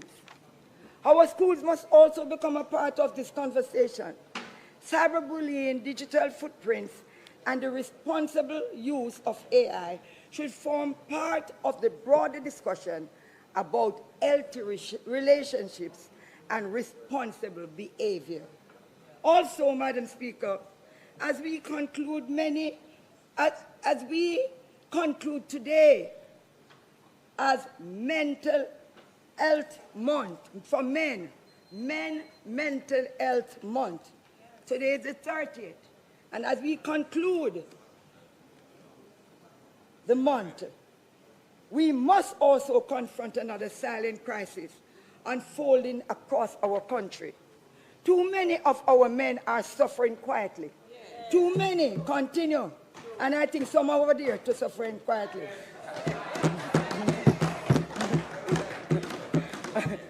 Too many continue to battle depression, anxiety, substance abuse, and emotional distress without ever seeking help. Madam Speaker, if we want healthier families, we need healthier men. If we want safer communities, we need emotionally healthier boys who grow into emotionally healthier fathers, husbands, brothers, and leaders.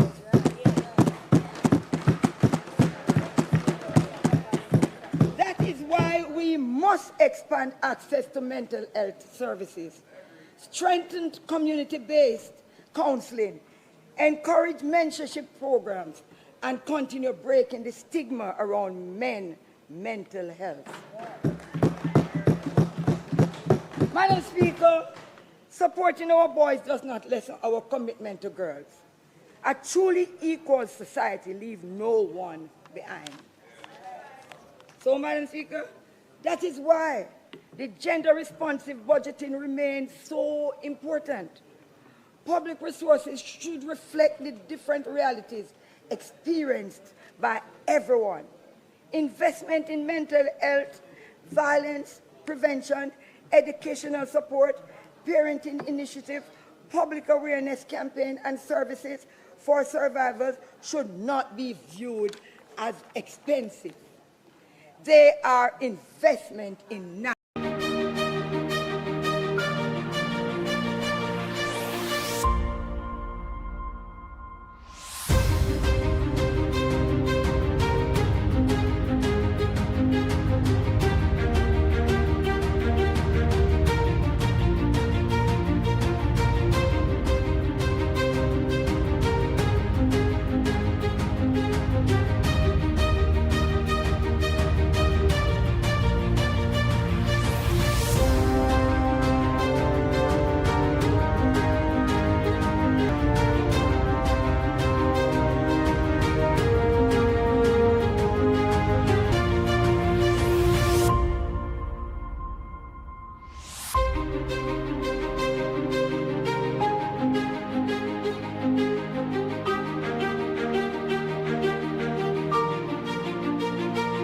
Are the generation that build this country. They deserve our protection. Yet, Madam Speaker, despite the growing need of our aging population, Jamaica still lacks dedicated legislation to comprehensively protect our senior citizens. The elderly care Care and Protection Act was first proposed in 2024. I wanted to listen to this, Madam Speaker. And you know, it's so sad. We are now in 2026, and the legislation remains outstanding. So I ask again, where are we with this act? With more than 320,000. Now, Madam Speaker, it's when I turn back to the act, I am very sad. Because when we want to get certain things done in this parliament, we move with speed more than lightning bolt. And when it comes to the poor and vulnerable, we keep creeping and crawling. Madam Speaker, with more than 320,000 Jamaicans already over the age of 60, and that number projected to increase significantly over the coming decades, this legislation cannot continue to gather dust. It must provide meaningful protection against all types of abuse and financial exploitation. It must strengthen reporting mechanisms, establish minimum standards for care, and ensure that those who abuse the elderly persons are held accountable. Madam Speaker, a public servant may dedicate up to 45 years to Jamaica. Their taxes are deducted every single month.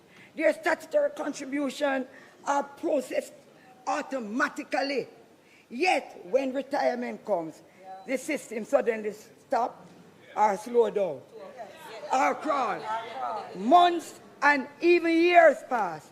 Meanwhile, pensioners are still left wondering how they will purchase medication or simply put food on their table.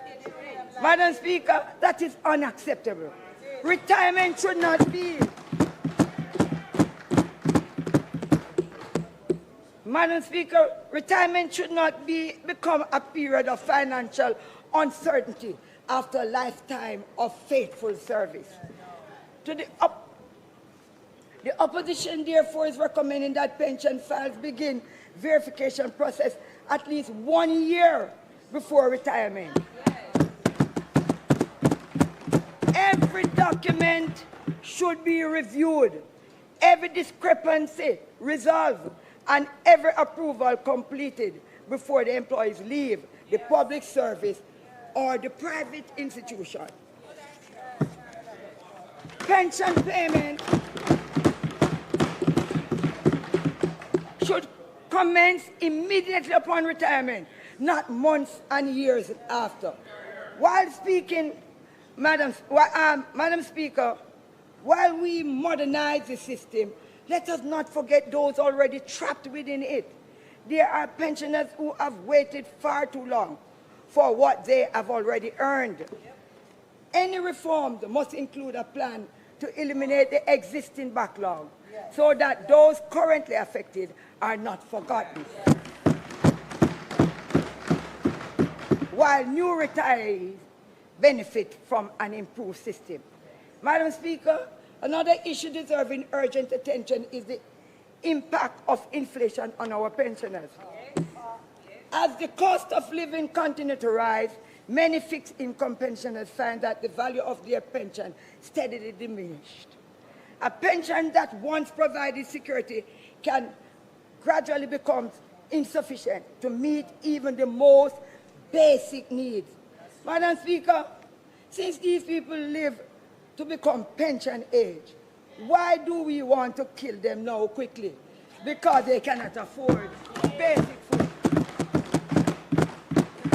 We must therefore examine whether additional safeguards are necessary to ensure that pensioners are not pushed below the poverty line, simply because the cost of living continues to exceed their income.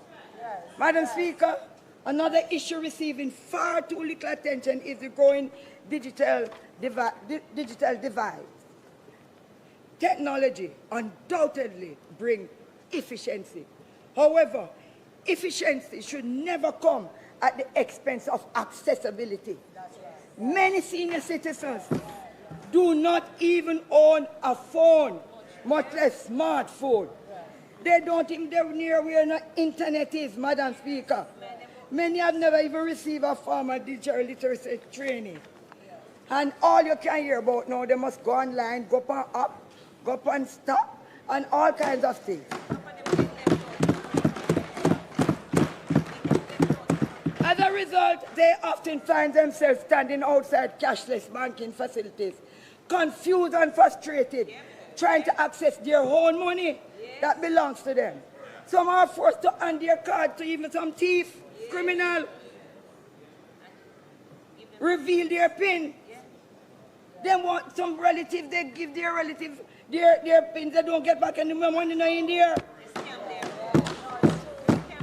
And they have to rely simply because they have no alternative.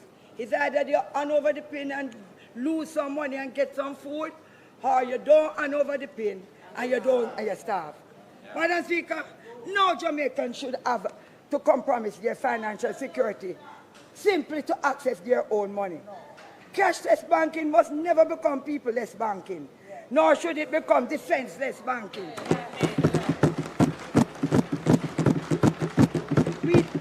We therefore recommend that every cashless banking facilities that have an ATM machine and government offices provide digital services have trained customer service representatives to available throughout banking hours to assist elderly persons requiring support. These officials should be clearly identified that they don't put on any bogus vests and become scammer too. Support should never depend upon luck or the kindness of a stranger. It should be part of the service itself. Madam Speaker, the elderly have already done their part. It is now our turn. Madam Speaker, I turn to a very touchy topic for me. It is very emotional for me, and it's persons with disabilities. Every Jamaican deserves the opportunity to live with dignity, independence, and equal access to opportunity. The principles must, regardless of person's physical ability, intellectual ability, or any other disability, ensure that they are protected. Madam Speaker, the Disability Act represented a significant step towards our country's upliftment. However, legislation alone does not transform lives. It must be reviewed, strengthened, and implemented. Madam Speaker, the Act clearly provides that a joint select committee review should take place no later than 3 years after it came into force. Since the Act became effective on February 2022, that review should have been completed by the 14th of February 2025. Yet, Madam Speaker, we are now well into 2026. The minister spoke the other day. Nothing was mentioned about it. The review remained outstanding. Indeed, even the committee, Madam Speaker, the Joint Select Committee, has not been established up until now. So I ask the minister, how much longer must persons with disability wait? How much longer will family and children wait? Surely the right of persons with disabilities cannot be placed on hold. Madam Speaker, too many government buildings remain inaccessible to wheelchair users, including this very parliament. And it was about 2 years ago that they said they're going to check every government place, every private place, They're going to check schools. I had to put up all type of things in my school. And up until now, even the one that we are into, have nothing at all to access a wheelchair. So, too many entrances, Madam Speaker, still have steps alone while ramps should be where ramps should be. Too many public facilities remain difficult or in some cases impossible to navigate. Right.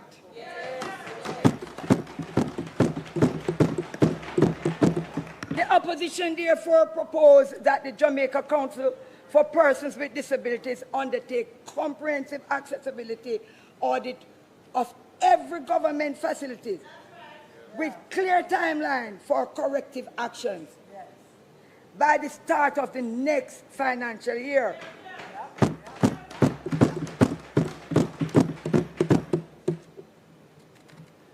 Every government ministry, agency, and public building should have published accessibility improvement plan.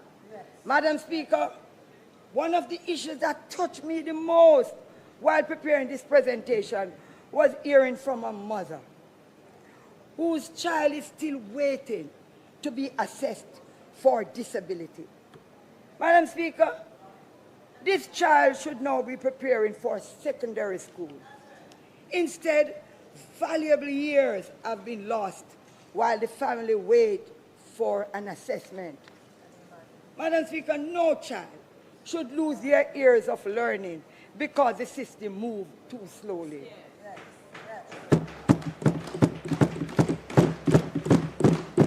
Every month a child waits for assessment is another month of delay intervention, delay support, and delay opportunity. That is why the opposition is calling for a scholarship to encourage more teachers and professionals to pursue specialist training in the disability assessment, special education, speech therapy, occupational therapy, and educational psychology. Madam Speaker, the Hope Experimental School that our dear comrade leader, father, established, served generation of Jamaicans, children with disabilities with distinction. Its contribution to our country cannot be overstated. However, one school cannot carry the burden for the entire nation. I therefore recommend that at least 2 schools in every parish be identified and upgraded to accommodate children with disabilities.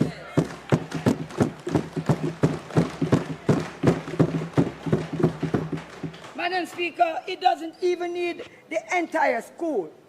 It can be at least 2 classrooms retrofitted in order that it can be accessible to persons with disability. Madam Speaker, nobody can tell me that it's hard. It can't hard like Nara. No parent should be forced.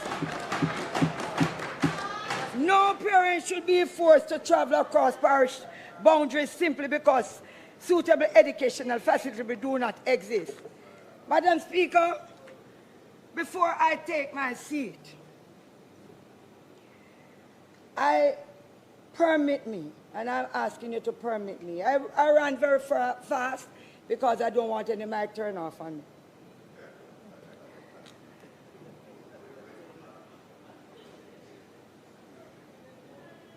To make one final observation. Our nation is presently engaged in an important conversation regarding the proposed third country arrangement. As we participate in that discussion, I'm going to choose my words very carefully.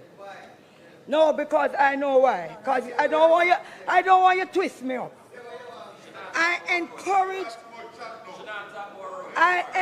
Madam Speaker, protect me. I encourage every member of this honorable house to revisit the autobiography of one of Jamaica's renowned writer, Claude McKay, entitled A Long Way from Home.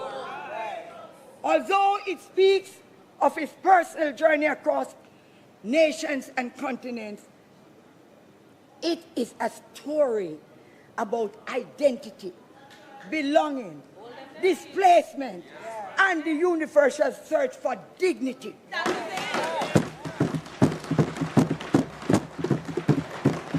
It reminds us that behind every policy, every debate, and every headline are human beings with hope, fear, don't care what they did, families, and dreams.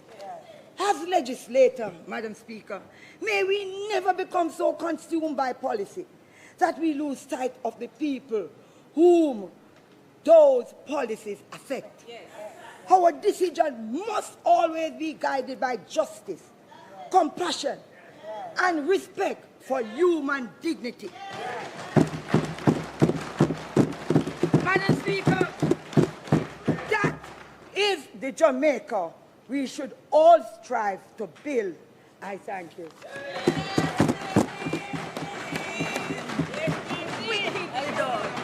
Well done, Dede. Yes.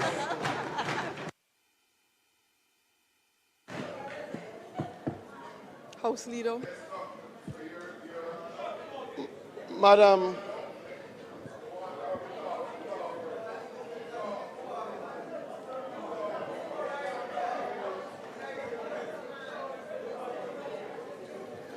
Speaker,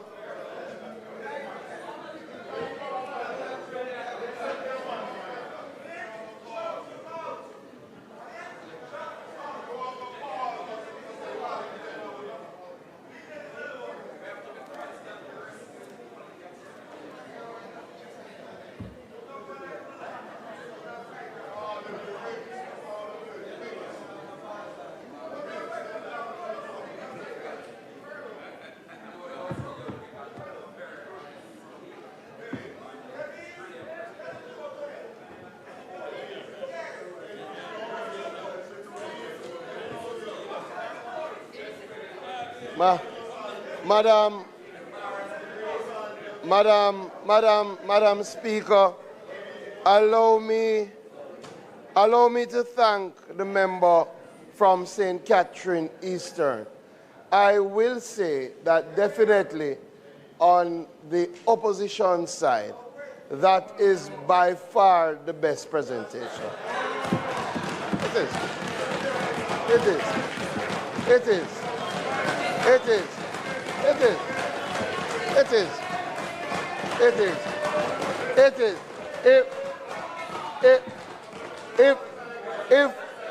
If other members of the opposition would take the sort of measured but constructive approach that the member took,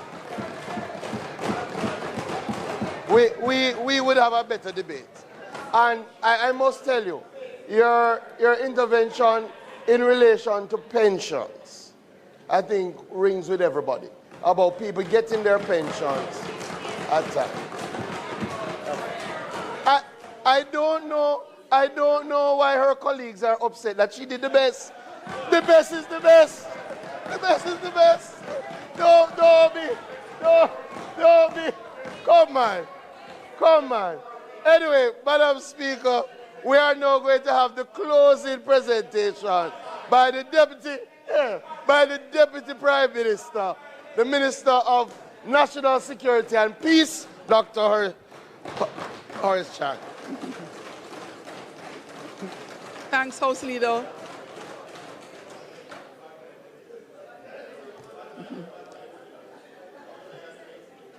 Please turn your mic on, Deputy PM.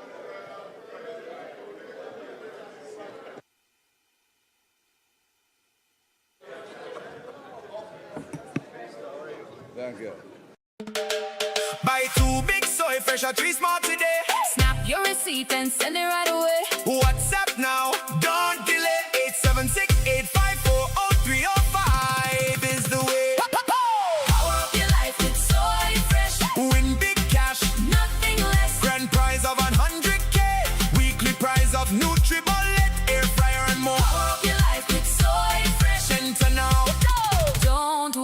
Authorized under Section 58 of the Betting, Gaming and Lotteries Act. Coming from, man. Where we in this?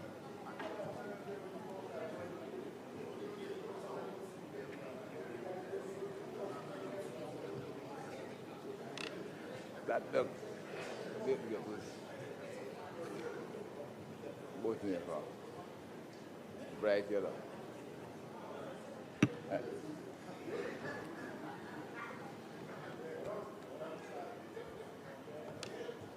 Deputy Prime Minister, our Deputy Prime Minister and Minister of National Security has taken his... Thank you, Madam Speaker.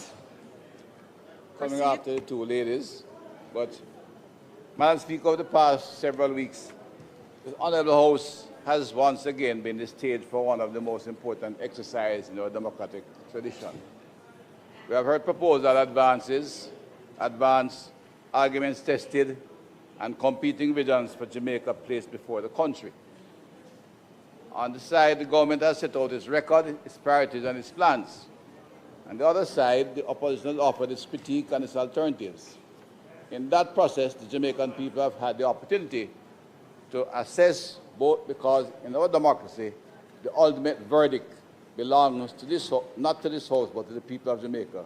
That is democracy in action as of September 23, 2025.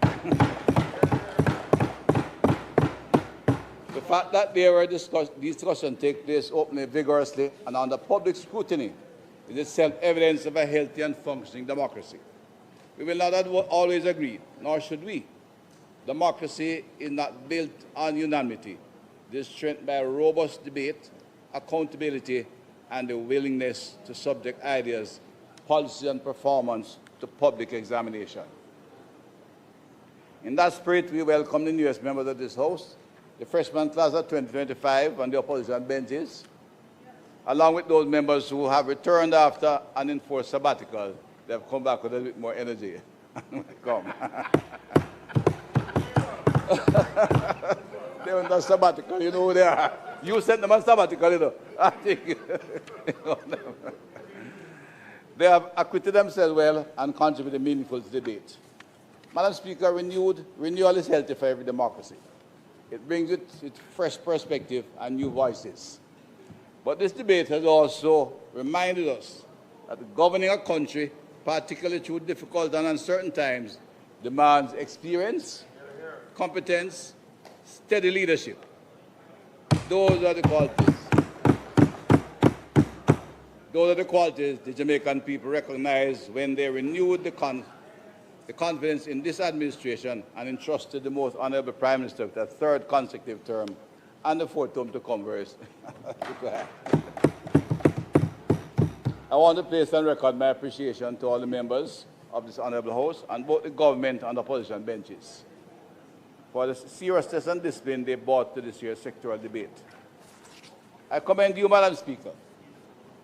I commend you, Madam Speaker, for the fair, firm, and dignified manner in which you guided these proceedings. You did so with exceptional tact and diplomacy in managing the House throughout this debate. And I want to acknowledge the leader of the government business and the leader of the opposition business for their roles they played in managing the business of the House and facilitating meaningful engagement during this presentation. Commendation must go to my colleague ministers of government who used their presentation to clearly outline the policies, programs, and priorities that will guide implementation in the year ahead, even as the country continues to recover from the Hurricane Melissa, a Category 5 hurricane that devastated a large section of our country. Impact across 5 parishes in particular disrupted lives, damaged livelihoods, and left emotional scars that many Jamaicans continue to carry. I extend my special concern to the constituencies from those 5 parishes, in particular St. Elizabeth, Trelawney, Westmoreland, Hanover, St. James, to all members in these 5 parishes, which I said, a Category 5 hurricane is a unique activity. It didn't happen before. There was very little record. Put bluntly, dealing with it, there was no previous experience that we could call on physically, and there was very little record of experience of any activity of that sort. We had the challenge of Gilbert in the late 1980s, in which a near category 4 affected a part of the island. At that time, there was very little institutional arrangement to deal with a disaster. I had been in a constituency in Western Hanover, which was one of the most devastated. And Oddpim was a one-man operation. I think I commanded McFarlane. And in fact, much of the work I had to do on my own volition and call on the local civil servants to work, and the record of how we had to manage that, when we had a 90% housing damage, don't exist. So when I spoke at our own emergency meeting in St. James, everybody thought I was trying to frighten them because I was a member of government. And I think that was reflected throughout the island, the parishes that were threatened. The membership of the Emergency Response Committee, while expanded and stronger today than it was then, still couldn't come to appreciate what a Category 5 hurricane would be like. In fact, I remember speaking to one of the members, and he said, "Look, you're trying to fight me, Dr. Cham." But the next morning, they understood. But it was a major impact and affected all across those areas in Western Jamaica. It was in response to those realities that the government, of course, established the National Reconstruction and Resilience Authority, NARA. NARA may have had some debates and interrogation around the issue, but NARA represents more than a response to one disaster. It reflects a government that is prepared to learn from experience, to strengthen its institutions, and to build a more efficient, transparent, and resilient framework for recovery before the next crisis arrives.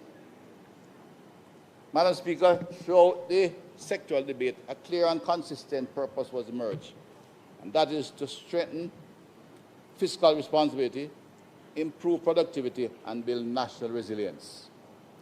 Resilience in the face of a severe climate change, changing social environment, and changing geopolitical realities. These are not separate ambitions.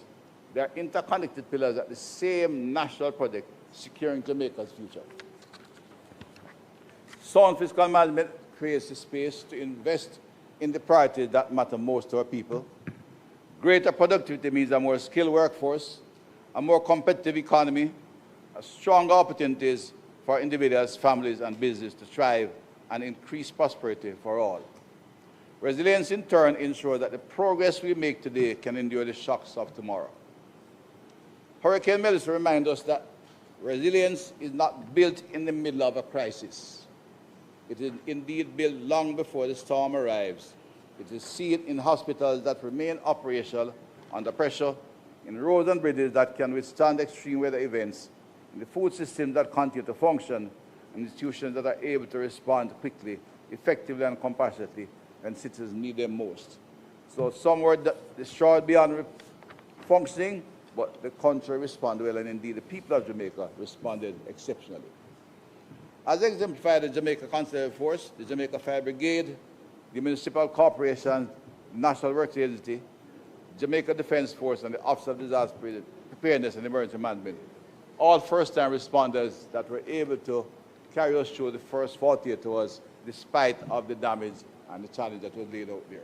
We commend all the public sector workers in those particular institutions that came out, many of them, in fact, having the damage to their very personal homes. But I recall the very morning, Wednesday morning, they were on the road seeking to get things back to normal. They represent the best of our people, and that's what we'll build on as we proceed to the future.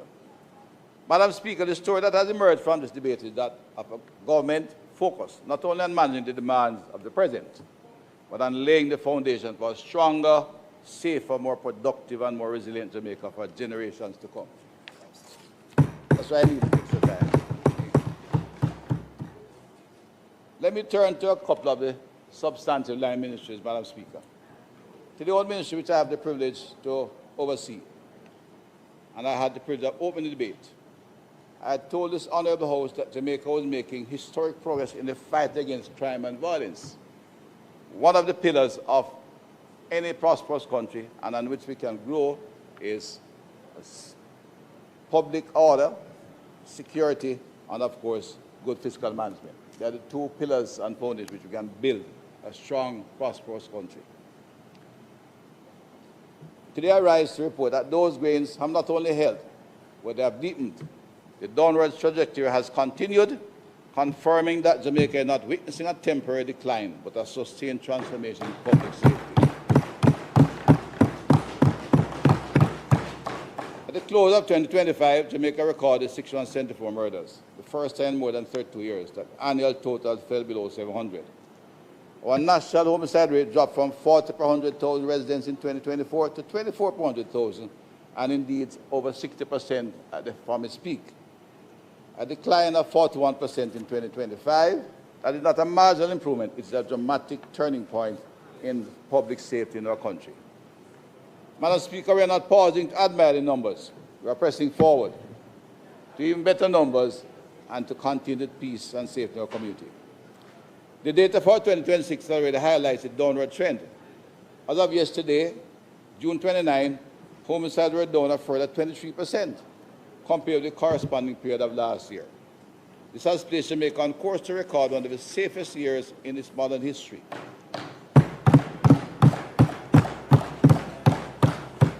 If that trajectory holds, we will end 2026 with fewer than 600 murders. Just a few years ago, that would have seemed out of reach, a possible miracle. Today, it is within sight and actively being achieved because the country has stayed the course, the government has stayed the course, and because the government has stayed the course, and the people have stayed with us in carrying out that job. Let's be clear, Madam Speaker. This progress did not happen by chance. It did not happen on its own. It's the product of deliberate policy, sustained investment, and the determined work of the men and women across our national security force, the Jamaica Consular Force, Jamaica Defense Force, supported by other agencies in the security team. The result of major infrastructure investment under Project Rock, the police station being constructed and rehabilitated across the island, some are still to come, is a result of record recruitment and promotion cycle within the Jamaica Consular Force, strengthening both capacity and morale. It is a result of an expanded Jamaica Eye surveillance network and the continued modernization of policing tools across the country. Madam Speaker, it is also a result of institutions that are being strengthened with purpose. The Major Organized Crime and Anti-Corruption Agency continues to expand its capacity to disrupt organized criminal networks and confront corruption across Jamaica. But indeed, MOCA has become so successful and competent, it is now the agency of choice, along with the Jamaica Consular Force, for the English-speaking Caribbean. We have been called on to assist our brothers and sisters across the Caribbean, in Turks, British Virgin Islands, St. Lucia, and we have had discussions in Barbados and Trinidad. The work of MOCA and the JCF and our security team has shown a level of achievement that was unparalleled. The Passport Immigration Citizenship Agency is strengthening border security at a time when migration management, document integrity, and transnational threats are more important than ever. Jamaica Defense Force and the Ministry of Defense continue to extend its reach in law enforcement support, crisis management, maritime security, and the protection of Jamaica's economic zone as we position the country to grow the blue economy. And through the Jamaica Cyber Incident Response Team, we are building cyber defense capacity that Jamaica and the wider Caribbean will increasingly require in the years ahead. Madam Speaker, we have transformed correctional services and rehabilitation, with recidivism rate declining from 41% to 27%, one of the most significant reductions in the recorded history of recidivism. A reflection of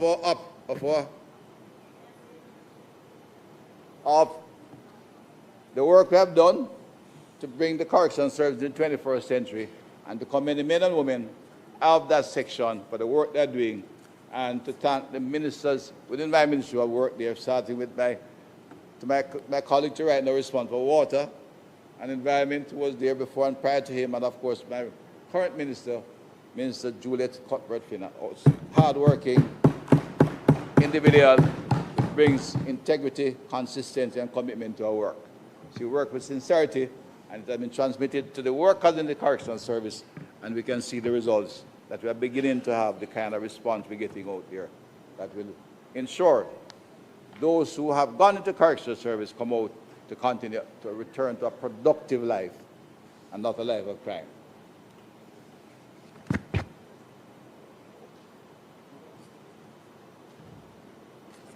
No, the water.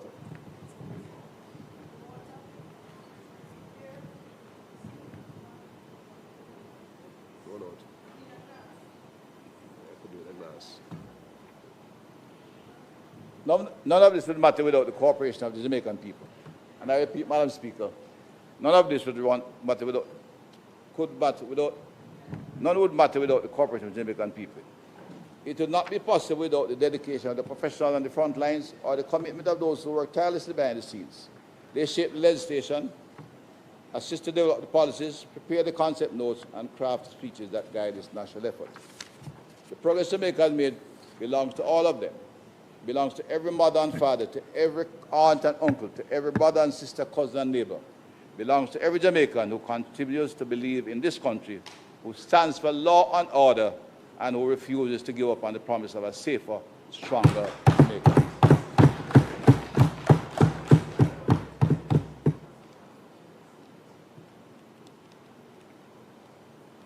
A safer Jamaica is not being built by institutions alone. It's being built by citizens who have chosen to stand with law enforcement, to share information, to reject criminality, and to reclaim their communities. That is why I say the peace dividend is real.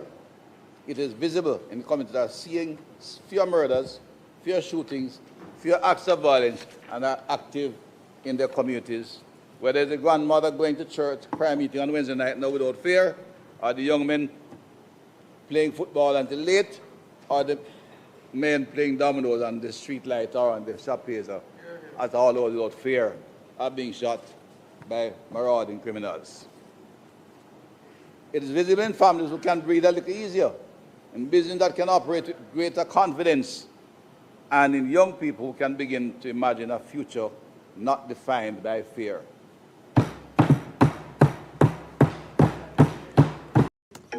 I just built a budgeting app. What? How? Base 44. Look, it pulls our expenses into one place and breaks down spending by team. Guys, Nina just built an app. Impossible. Nina can't code. Interesting. Can it generate reports? It can now.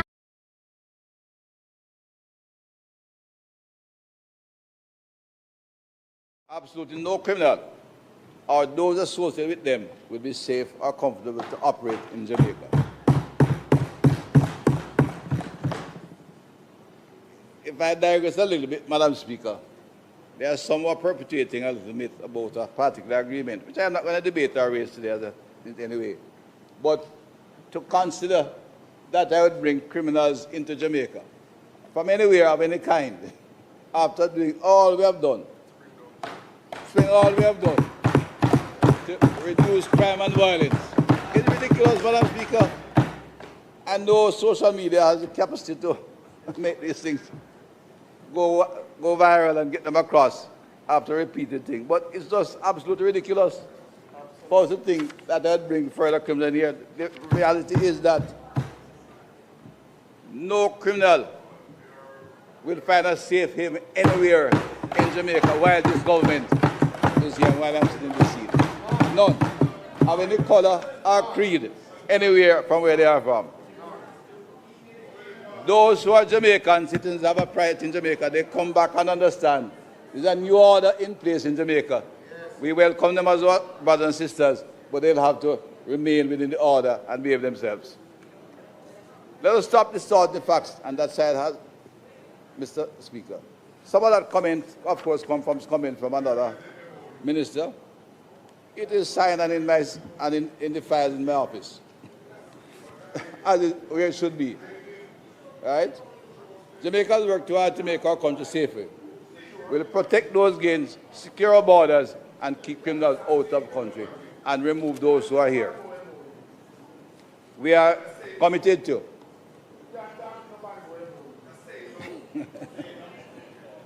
We are committed to ensuring our communities are safe, and we will incapacitate those who commit criminal activity within our borders, wherever they are, whatever color they are, wherever they are.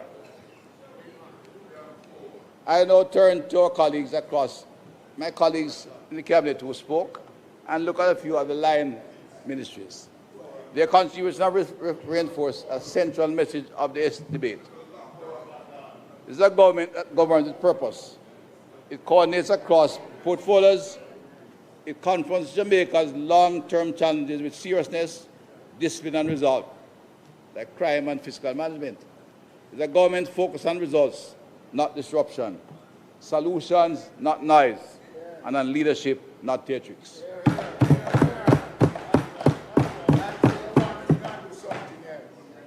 Madam Speaker, I had to follow the line the House leader did in line up the spokesman. And we look first at my colleague who oversees the water, environment, and climate change.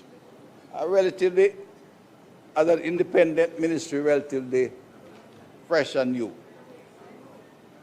Through its minister, the member from a part of St. Ann, this portfolio tells an important story about the resilience in action, not only in responding to crisis, but in strengthening the system that will carry Jamaica through the next one.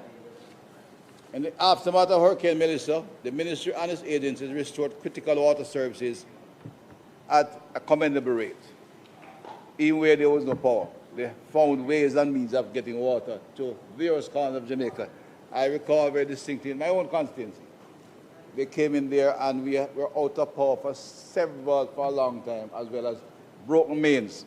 And the Ministry of Water responded, and we were able to survive a traumatic nearly 2 months. The ministry and its agencies restored, but recovery was only the beginning. The government is now securing Jamaica's water future through the upgrading of water systems, the expansion of treatment capacity, and the modernization of critical infrastructure, including the Hermitage Dam. But the Northwest Resilience Water Supply Scheme of well over $300 million, organized and contracted at record speed, but with transparency and commitment. And anyone who wishes to look at the numbers may do so. The ministry went out, worked, mobilized all the government agencies, and we were to start what's a multi-billion-dollar project in record time. And work has started.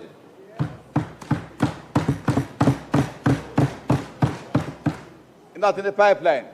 They are in Eastern St. Ann right now and out in Hanover to get an effective water line that should have been changed a long time ago to Negril and into Montego Bay, and we will have a resilient, effective system that will not be subject to the kind, that will be able to withstand the kind of disaster that hit us in Melissa and Category 5 hurricane. These investments are about ensuring that every Jamaican has access to a more reliable and resilient water supply. They're operating across the country. It will take time, but it has to be done properly. It means engineers designing the work, getting the right pipes, and then installing them at the engineering standards with the hydraulic standard required to ensure that they are resilient and maintained and over time. The objective is not only ensure that the urban areas will have over 80% access to reliable, good water, including the Carpenter and St. Catherine out into the other parish capitals, but that rural Jamaica will move from what was some 50+% supply to over 75% reliable water supply. That takes time, money, and hard work. We don't understand the complaints, and we understand. You will get it.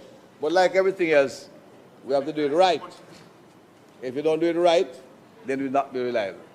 So it is unreliable now, but we will make it reliable through this minister. Well, you know, you're on that side, you like the look over there. You can wait on it over there. He said, that be said though. You'll wait the 20 years for it over there. At the same time, the ministry continues to strengthen Jamaica's environmental and climate resilience agenda. And I repeat that, Madam Speaker. The ministry continues to strengthen Jamaica's environmental and climate resilience agenda. Our selection to host the 2029 Our Ocean Conference is an international recognition of the country's growing leadership in climate action, ocean conservation, and environmental stewardship. We commend the ministry and his staff. This is the direction of the government, building a Jamaica that is more resilient, more sustainable, and better prepared for the future. Coming up right after the Minister of Water and Environment was a colleague of ours. I think he was in the house earlier, but he is so energetic, he keeps moving. Like what? Yourself battery on the move. The Minister responsible for energy, telecommunication, and transport. A portfolio whose minister personifies his very first word, energy. Bring to it both energy and drive and consistency. Through close cooperation with my ministry, he has helped to bring greater order and safety to the transport sector, critical artery of national life and economic activity. The work is a work in progress, and we expect, as you announced, that once we get the demerit system in place, we have already reduced road fatalities by near 30%. We will be going full house to getting full blow to reducing by more than 50% in a very short time. This portfolio is helping to shape Jamaica's future through electricity sector reform, a modernized regulatory framework, and measures to protect consumers from global energy shocks. The government is building a more reliable, affordable, and sustainable energy system. At the same time, the establishment of a dedicated road safety fund reflects our commitment to changing behavior, reducing fatalities, and making Jamaica roads safer for every citizen. This is the agenda before us: modern infrastructure, affordable energy, safer roads, and a transport system capable of supporting sustained economic growth and national development. The member from Party St. Catherine spoke on health, who oversee that area. Jamaica is witnessing a transformation in public health. Like every transformation, it will go through pains and aches. But public health care, unlike anything we have, is a transformation unlike anything we have ever had in our history. It's not only simply expanding health infrastructure, it is building a stronger, more modern, and more resilient healthcare system for all Jamaicans. Major work is underway to modernize and expand the country's hospital network. Cornwall stands out and has created a number of challenges, but Cornwall came about as years of neglect of maintenance. It was not easy for a minister to just say, close the hospital and gut it and rebuild it. The largest modern hospital outside the corporate area, which had very little neglect. I had the experience of being in that ministry from 30 years back, and they have never had a maintenance program, which is a defect, which are the correct. So it got to a bad stage, but it's well on the way to being completed, and Western Jamaica will have a brand new health facility, the largest in pediatric and adolescent hospital included in the Corner Regional Complex. Could be named the Corner, which was named after late Herbert Elemiah, conceived it, and now the Portia Sims Miller Western Children and Adolescent Care Center will be in one campus, and we'll be able to bring quality health care to the entire Jamaica, literally. And we are confident and know that the minister has taken it to that stage, taking some bruising and beating, but he persisted, and we look forward to the complete opening in Western Jamaica. At the same time, we'll initiate now the rebuilding of the Kingston Public Hospital and have major improvement to the Spanish Town Hospital. And we know it will be completed in due time and within budget. They have had the experience and the challenge of dealing with a difficult station to now apply in transforming that in Spanish Town as well as the corporate area. During this financial year, these investments will be complemented by the completion of 3 major health centers in St. Catherine, significantly expanding access to quality health care and strengthening service delivery, particularly in our most vulnerable communities. But our agenda goes beyond bricks and mortar. We are protecting these investments by strengthening the long-term maintenance of our health facilities and confronting one of the sector's most persistent challenges, the health workforce. Through international recruitment, expanded training, and a stronger pipeline for nurses and specialist personnel, we're building the capacity needed to deliver quality health care well into the future. We extend our support to our minister.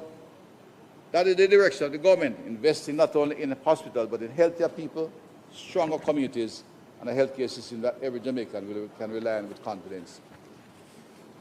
Madam Speaker, our next speaker is one of our younger members in the cabinet from part of St. Elizabeth. Agriculture is one of the sectors hardest hit by both Hurricane Melissa and Hurricane Beryl. Yet under this minister's leadership, the sector has demonstrated remarkable resilience, recovering strongly while laying the foundation for long-term growth. Despite the devastation caused by the hurricane, agriculture record its second highest crop output on record,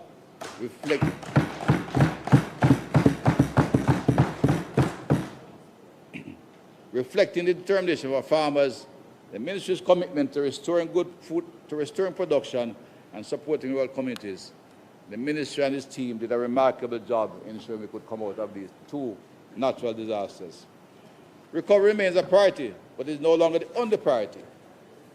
The government, the ministry, under its leadership, is now modernizing agriculture for the future. Greenhouse expansion and the development of a 10-year national agricultural plan for the first time in memory, and continued investment in climate-smart farming are all part of a broader strategy to strengthen food security, increase productivity, and create prosperity in rural Jamaica. This is how we will build a more competitive agricultural sector, expand opportunities, and ensure that future generations are seeing farming not simply as a way of life, but as a pathway to innovation, entrepreneurship, and economic growth. That matters because when we strengthen agriculture, we strengthen Jamaica. We have strengthened our food supply, reduced our dependence on imports, preserved valuable foreign exchange, created wealth in our rural communities, and built a more resilient economy that is better able to withstand external shocks. Madam Speaker, that is the progress of this administration in delivering for Jamaican people. The Welfare Ministry, few ministers have, the minister responsible is among few ministries we are tested more severely over the last year than Labour and Social Security. Hurricane Melissa created hardship on an extraordinary scale, but the ministry responded with urgency, coordination, and compassion. There obviously will be, at the level of devastation, there will be challenges. You know, Madam Speaker, as I said at the very beginning, it was difficult to get the institution to respond to the level that all be satisfied. But much work was done by individuals who took off time, went on the road, and seek to find those who are devastated and work with them. And sometimes some of the complaints have to be proportional, because those who don't receive will be loud, those who receive are quiet. There was the big issue on roofing, and I can tell you there were hardware stores in Montego Bay, there were long lines in the day. And those hardware dealers were able to receive not millions, hundreds of millions of dollars in the time it was there, because much was expended in the years. And beneficiaries in the fire parish, I'm told, was over $8 billion. But of course, it maybe needed $2 billion more, and those who did not receive, of course, will make a lot of money. It's still good money. But a lot was done, and good work was done by the public servants who labor in that ministry. They mobilized emergency support for affected families, working with the World Food Program, churches, partners to ensure that assistance reached those who need it most, the Jamaica Defense Force. That is why the ROOFs program has become such an important part of our recovery. ROOFs 1 helped families begin the access process of rebuilding. ROOFs 2 were accelerating delivery, improving efficiency, and ensuring that more Jamaicans receive the support they need through faster and more transparent systems. Madam Speaker, this government is repairing more than roofs and supporting families. We are restoring dignity, strengthening communities, and ensuring that when disaster strikes, no vulnerable Jamaican is left behind. The commitment will continue to guide this government as we build a stronger and more resilient Jamaica. The presentation will be complete with reference to the agencies that are supervised under the Prime Minister's office. A story is emerging from this debate that Jamaica is not treating digital transformation as a side project. It is increasingly being built into every government's department and agency, the way the economy grows and the way Jamaicans are prepared for the future. Within the Office of the Prime Minister, work on efficiency, innovation, and digital transformation is helping to modernize the citizens' experience, reduce the cost of doing business within the state. The vision is clear. At Jamaica, where the key public services exist in both physical and digital form, making government faster, more accessible, and more efficient and responsive. Everybody knows that the police officer will pick up on his rugged machine whether your vehicle is have your certificate or not. Reflecting efficiency, although it is a matter of Own your rhythm, feel secure, and move through life with Abina Super Absorbent Disposable Underwear, designed with urinary challenges in mind, providing maximum protection, comfort, and control, because nobody needs to know but you. Abina Super Absorbent Disposable Underwear, available at Independent Living, free samples in store, delivery island-wide. Rising above physical challenges, we can help you do it. ensuring that Jamaicans are not simply consumers of the digital economy, but participants in it through the GAINS program. One will invest in a workforce transformation initiative that will bring A1 certification and digital skills across 63 constituencies. Local government, Madam Speaker, remains one of the central pillars of government's development and disaster response architecture. Hurricane Melissa truly tested that system in real time, and the minister responded by learning quickly and acting decisively. In the aftermath of Melissa, thousands of building applications have been processed to help families and businesses rebuild. Emergency shelter standards have been strengthened, and work is underway to establish a new Jamaica Fire Brigade Emergency Communication Center. And care facilities have been upgraded to better protect our most vulnerable. The National Solid Waste Management Authority has likewise introduced a new protocol to pre-position equipment in safe areas in the face of any unknowns of disaster. While they retool, the new equipment will be safe and resilient. Madam Speaker, in addition to that area, few structural problems have held Jamaica back longer than insecure land tenure and the wider crisis of untitled informal settlement.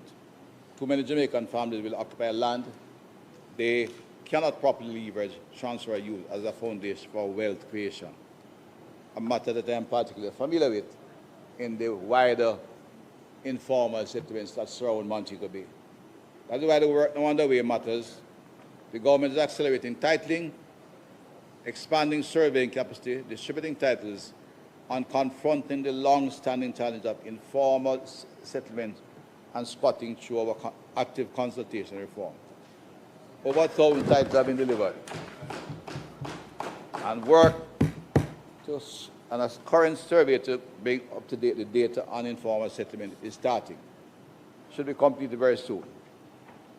This has played a vital role in disaster recovery following Hurricane Melissa. The government expanded temporary housing support to ensure that displaced families had safe accommodation while rebuilding their lives. I think they have brought in several thousand small, safe homes that will be utilized to provide shelter with dignity, security, and opportunity to recover from a crisis. The Ministry of Justice and Constitutional Reform is, of course, carrying forward one of the more important reform agenda of the government: the expansion of restorative justice, the expansion of criminal records for rehabilitated Jamaicans, and the move toward a fully paperless court system all speak to a justice system being reshaped to be more accessible, more efficient, and more humane. The reform is now taking shape in both process and in infrastructure. Integrated electronic case management system is being developed and completed. At the same time, 4 new courthouses were built: St. Elizabeth, Westmoreland, St. Anne, and Trelawney, so that the infrastructure and the working environment will in fact present the opportunity for a modern, efficient, just court system.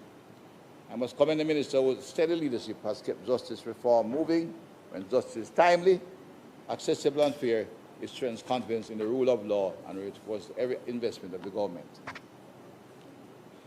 The other sector of the ministry, the Prime Minister's oversee in the Ministry of Economic Growth and Job Creation. Madam Speaker, for too long, Jamaica had to wait years, sometimes decades, to see roads repaired and basic infrastructure delivered. So the Spark Fund was created. It's one of the most well-funded and coordinated activity. It is causing problems because it's causing some concern among some members of Parliament because to get it done properly, it takes time. And we have to, those roads were there for a long time in this repair. So long I've rural Jamaica, you had unpaved roads, not properly built, and to build, redesign, and build will always consume not only time, but it needs professionals to do the proper design that when these roads are built, they will last. But the project itself is continuing, so that had some hiccups, but those are being overcome, and all constituencies will have the benefit from it. There's a call for more work to be done on a consensus level, and the Minister will respond because they always do, but to build out a resilient, proper design infrastructure will continue in the Spark program. It will mean safer roads, lower vehicle costs, better access to schools, greater productivity, and access to all critical institutions. There will be many jobs generated. And at the end of the day, while it is painful going through the construction phase, we'll have a more resilient infrastructure system across the island. Tourism again has shown that remains one of the big pillars of Jamaican economy. Hurricane Melissa interrupted the momentum, but it did not break it. Through coordinated action between government, private sector, and tourism workers, industry reopening in December, there's still some to come. But the industry is active, workers are going back to work, and we look toward a successful year. And in fact, the Minister showed me there will be over 3.7 million visitors. And they look forward to increasing that to 5. It's not a simple story of recovery. It's a story of transformation. Tourism is being transformed. Tourism linkage network, the expansion of worker certification, wider push toward tourism 3.0 matters so much. They reflect a deliberate effort to move tourism beyond arrivals and occupancy toward a model that is more inclusive, more resilient, and more firmly rooted in Jamaican ownership and Jamaican opportunity. The final comment came today, and I had to have quiet discussion with the Minister to get a feel of what was going to be said, but we have to look at culture, gender, entertainment, and sport. Portfolio that reminds us that national development extends beyond infrastructure. Economic growth is about preserving our identity, strengthening it, expanding opportunity, and investing in our people. And in fact, Jamaica's culture remains one of our greatest national assets. From reggae to our creative industries, our music, entertainment, and sporting excellence continue to strengthen brand Jamaica and carry brand Jamaica across the globe. Expand our influence around the world and make brand Jamaica one of the most recognized brands globally. One we need to develop and provide a foundation on which we can build true prosperity. The government remains committed to investing in these sectors so that our cultural capital creates greater economic opportunities for others, artists, entrepreneurs, and young people. The Ministry has continued to advance gender equity and strengthen support for victims of domestic violence through prevention, protection, public education, and collaboration with relevant ministries. While challenges remain, the government remains committed to expanding programs that promote safer homes, stronger families, and more inclusive communities. Ultimately, Madam Speaker, culture, sport, and the creative industries do more than showcase Jamaica to the world. They inspire national pride, they create jobs and economic opportunities, they strengthen communities, enrich our national identity. Above all, they remind us that Jamaica's greatest resource are always been the talent, resilience, and creativity of our people, Jamaicans. The debate has confirmed one fundamental truth, Madam Speaker. Jamaica is moving in the right direction. This is so because the government has a clear plan. We have a steady hand, strong leadership. We have the determination to see that plan through.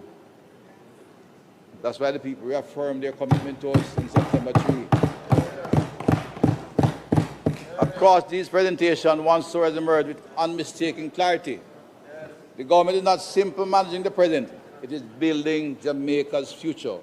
We are making the country safer, strengthening institutions that protect the peace, rebuilding after Hurricane Melissa, and investing in resilience so that future shocks do not derail development.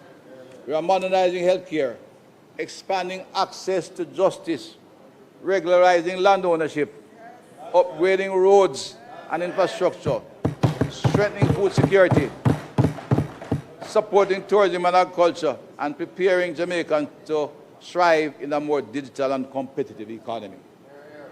What we have heard in this debate is not a collection of disconnected initiatives.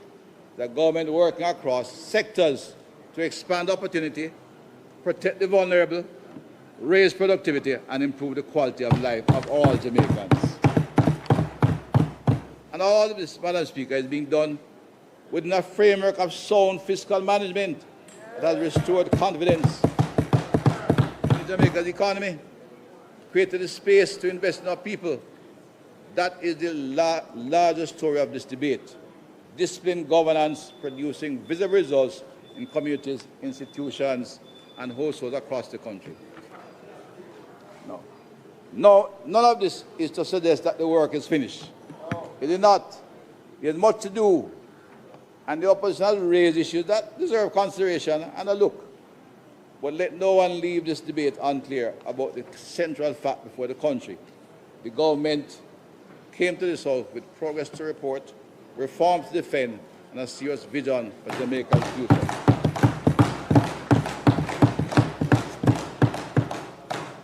You look very good over there now. We keep it there. Put the space aside. The story of Jamaica today is not merely one of projects, policies, or statistics. It's the story of a country building confidence in itself. A country becoming safer, more resilient, more productive, and better prepared for the future. A country choosing discipline over drift, reform over stagnation, long-term nation building over short-term applause. This is the work before us. That is the work of this government has embraced. And when we return to this honourable House next year, we intend to return with more progress to report, stronger institutions, safer communities, and greater opportunities for Jamaican people. So, Madam Speaker, I want to again thank every member for their contribution to the debate and to the development of this particular process. I want to thank the staff of Parliament and all those who work behind the scenes to make these proceedings successful and possible. And above all, I thank the people of Jamaica. Their resilience inspires us. Their aspirations guide us. Their trust humbles us. And their future remains the purpose of everything we do. Madam Speaker, under this administration, Jamaica's best days are not behind us. Under the leadership of this Prime Minister, our best days are not behind us. They are being built now. With God's help, we will continue to deliver in this term and the next term and the future for a stronger, safer Jamaica. And ignite best for our country. I thank you, Madam Speaker.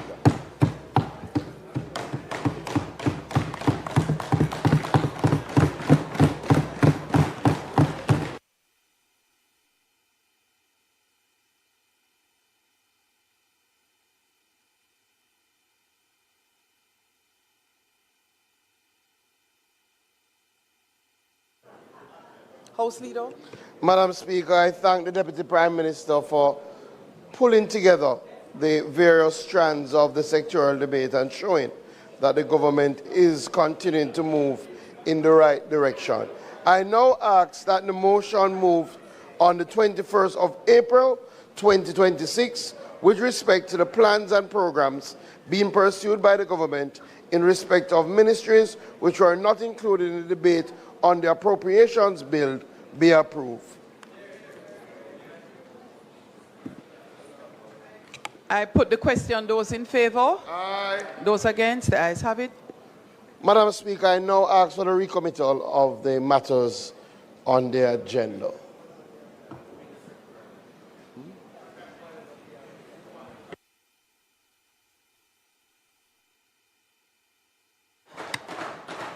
The question is that we recommit all items on the agenda. Those in favor? Those against? The ayes have it.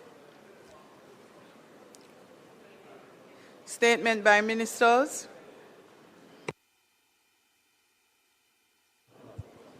Announcements.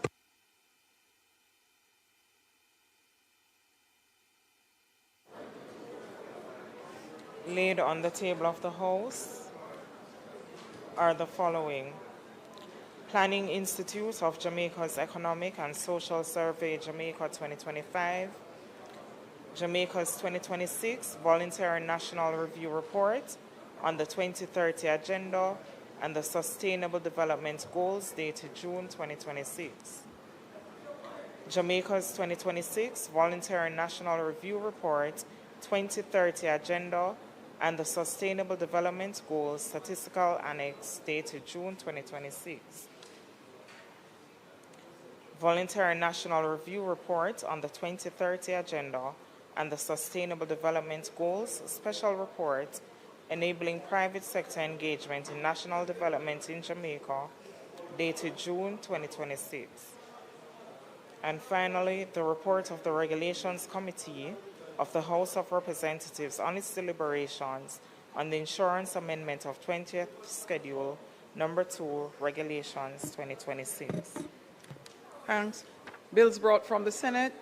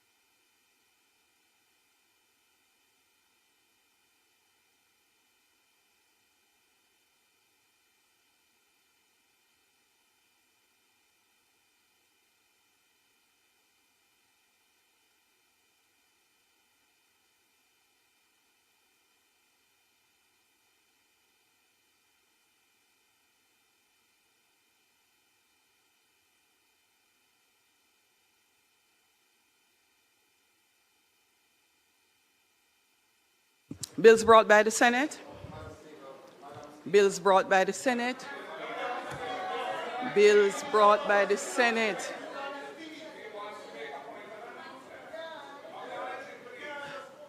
No, I can always recommit. House Leader, both of the House Leaders have a discussion. Bills brought by the Senate are moving on the agenda. Clerk. Madam.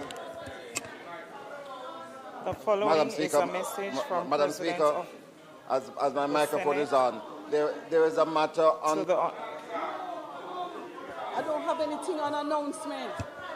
Clerk, bills brought by the Senate. Bills brought from the Senate.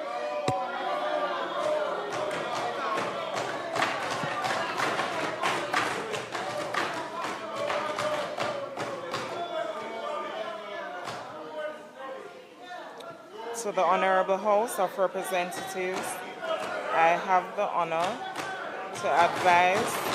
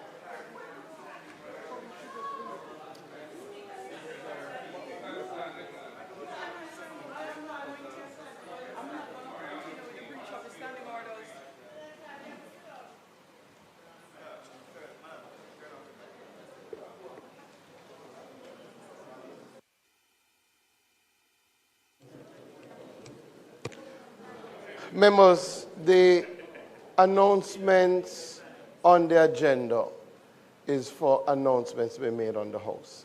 If the member has an intervention to make, the appropriate place is when we reach the public business. There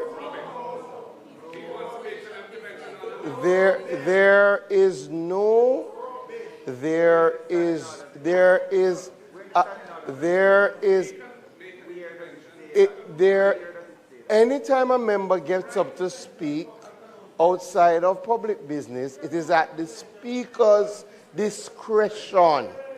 Now, if you agree it is at the speaker's discretion, and the speaker says no, which she has said, she had no. There is absolutely no. The speaker does not have to turn on the mic. The speaker has exercised her discretion by saying, members, let's go, members. Okay, let me say it again. When a member rises outside of public business, the authority to speak is at the discretion of the speaker. The member has risen, the speaker has indicated that the member has risen, the leader of opposition business has risen, the speaker has indicated that she will not hear him at this time.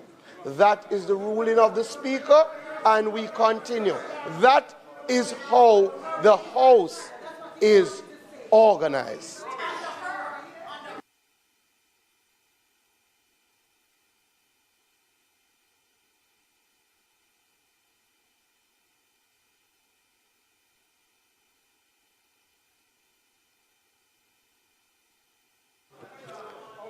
I am week by week going to hold us tighter and tighter to following the rules of the House that we have established. Leader of opposition business, I had actually asked you to come forward. I actually asked you to have a conversation with the leader of government business. I asked you to have a discussion with the leader of government business. That's my final ruling. And I have moved on the agenda to bills brought from the Senate. The leader of opposition business, you may have a discussion with the House leader and revert.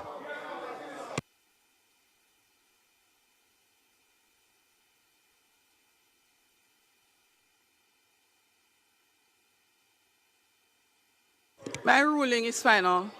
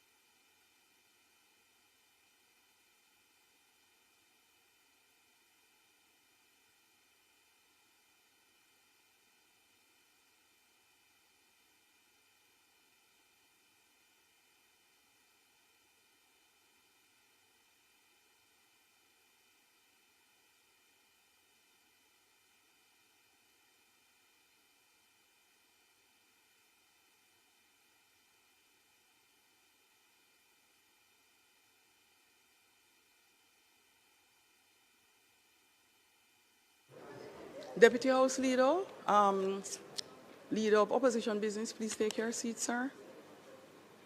Please take your seat, sir, Leader of Opposition Business. Leader of Opposition Business. Leader of Opposition Business.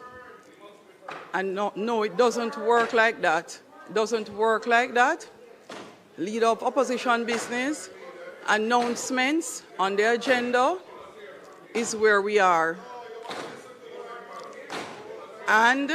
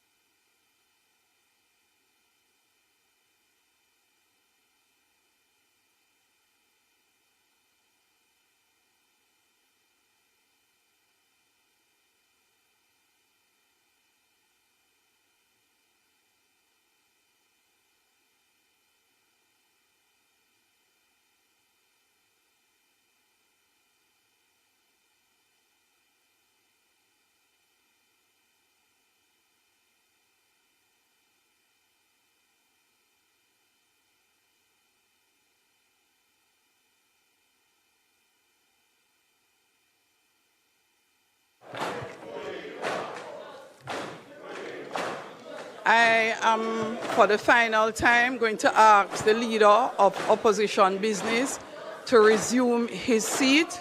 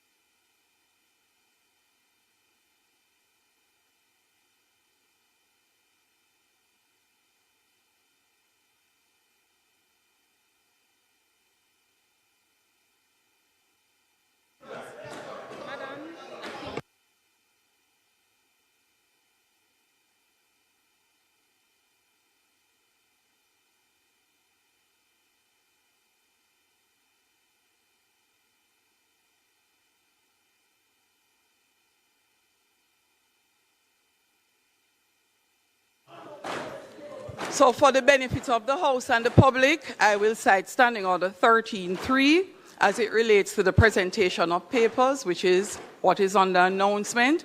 13.3 says, all papers shall be ordered to lie upon the table without question put, and any motion for the printing thereof shall be determined without amendment or debate. There is no discussion to be had. Now, I ask the leader of opposition business to sit several times. I'm happy you have finally taken your seat. Okay, I asked you to take your seat, leader of opposition business, and I have read the standing orders. You are not allowed to have any discussion at this time under announcement or comment or debate or anything at all said. I will repeat. Leader of opposition business, the leader of the House has also indicated to you that if you have any commentaries, it would be done under public business. No, leader of opposition business, I'm asking for the final time that you take your seat.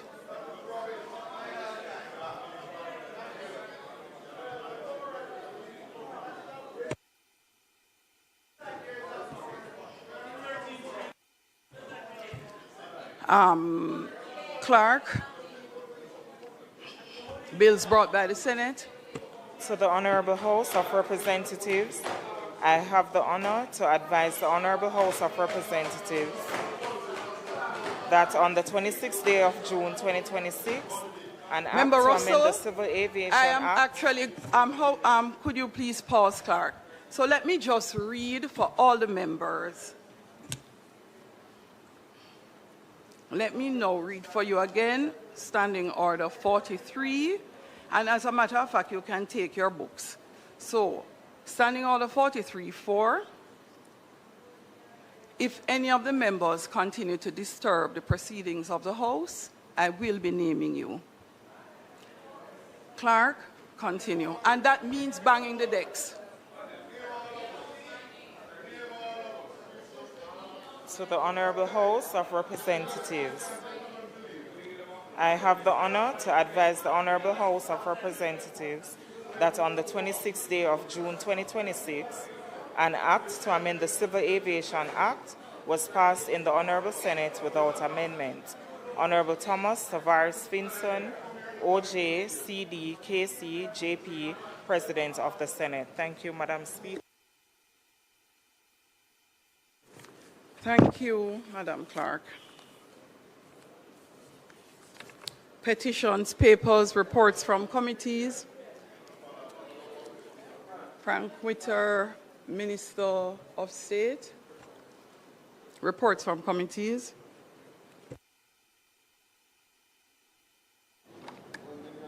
Thank you very much, Madam Speaker. Madam Speaker, I beg to lay on the table of the House a copy of the report of the Regulations Committee of the House of Representatives on its deliberations on the insurance amendment of 20th Schedule, number 2, Regulation 2026.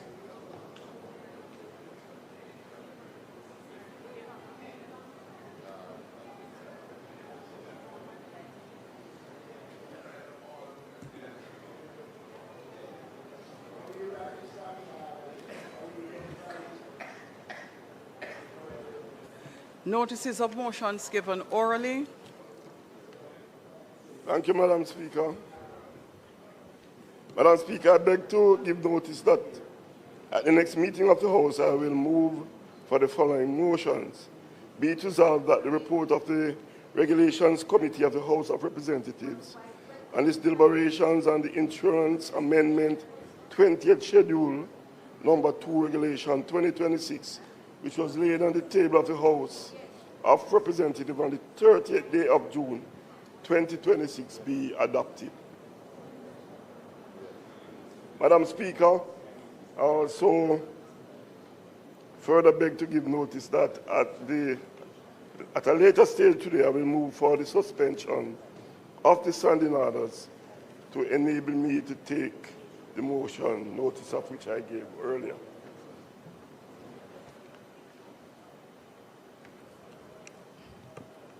Minister Chung, could you turn your mic off? Madam Speaker, I beg to give notice that at the next meeting of the House, I will move to introduce and have read a first time a bill shortly entitled the Jury Amendment Number 2 Act 2026. I further beg to give notice that at a later stage today, I will move for the suspension of the standing orders to enable me to take first reading of the bill. House Leader. Madam Speaker, I beg to give notice at the next meeting of could the you turn House. your mic off, please? I will move the following motion. Be it resolved that a comprehensive review of the standing orders of the House of Representatives be undertaken. And be it resolved that the Standing Orders Committee of the House of Representatives conduct such review and report its findings to this Honourable House. And be it further resolved that in conducting the review, the Standing Orders Committee adopt the work of the Standing Orders Committee of the previous House of Representatives in respect of a similar resolution and takes its findings into account in formulating its recommendations to this Honourable House. Madam Speaker, I further beg to give notice that at a later stage today, I will move for the suspension of the standing orders to enable me to take this notice.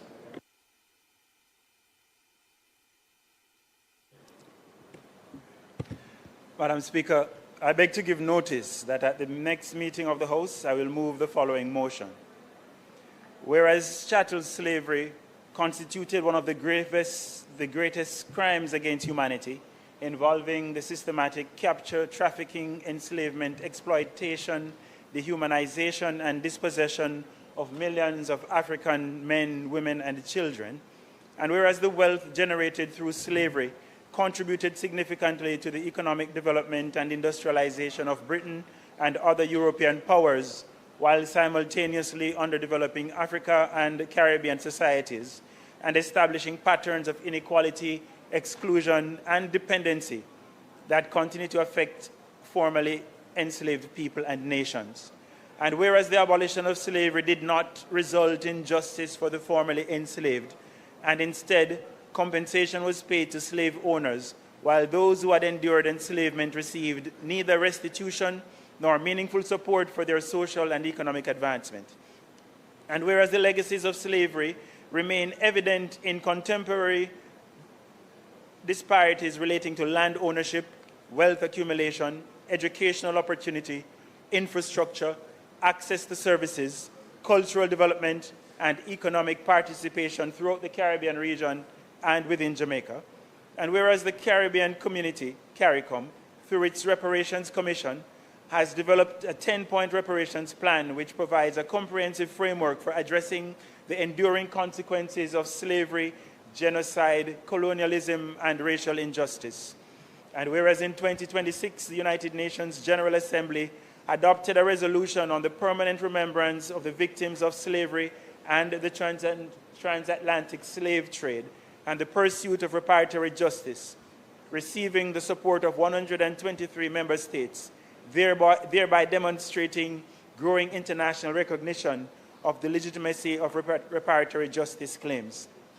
And whereas the pursuit of reparatory justice is consistent with the principles of human rights, international law, restorative justice, sustainable and reparatory development, and the dignity of all people.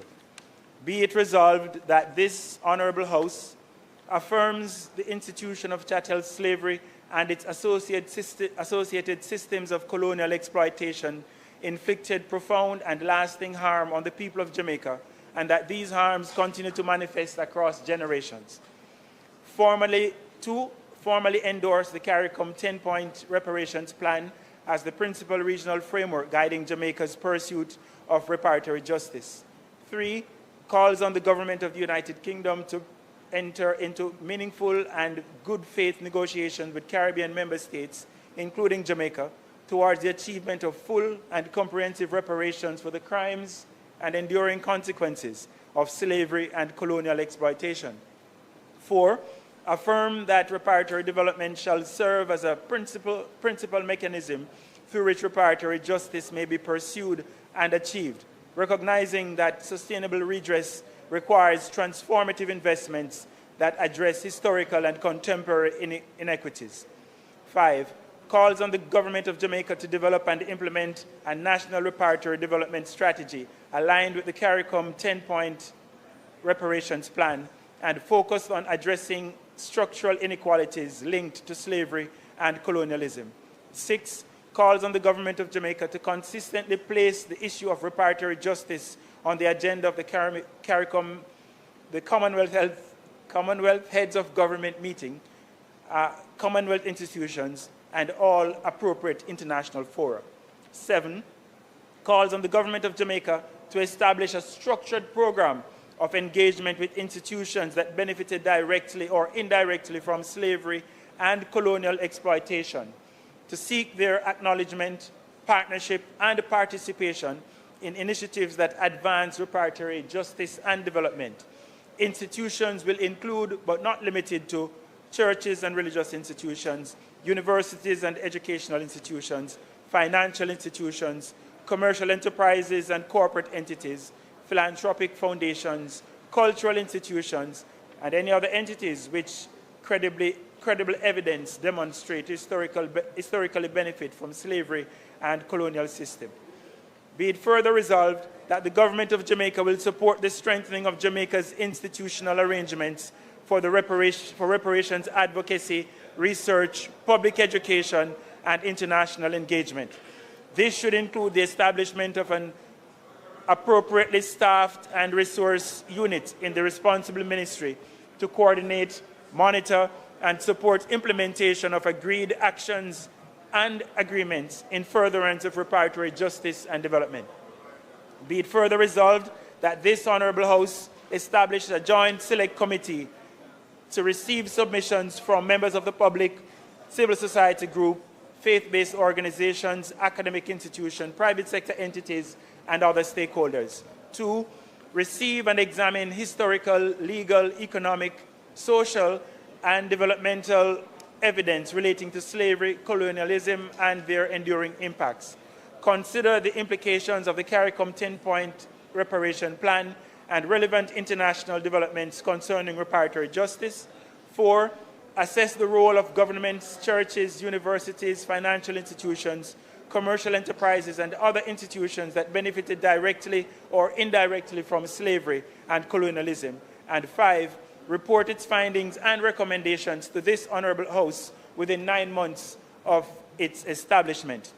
Be it further resolved that a copy of this resolution be transmitted to the Government of the United Kingdom, the CARICOM Secretariat, the CARICOM Reparations Commission, the Commonwealth Secretariat, the Secretary General of the United Nations, the Secretary General of the African Union, and other relevant international and regional institutions. And be it further resolved that the responsible minister will table in Parliament at intervals not exceeding 12 months a report detailing progress in international reparations advocacy, discussions undertaken with the Government of the United Kingdom, other governments and institutions regarding reparations, developments within CARICOM reparations initiatives, progress towards implementation of national reparatory development programs, and recommendations for further action.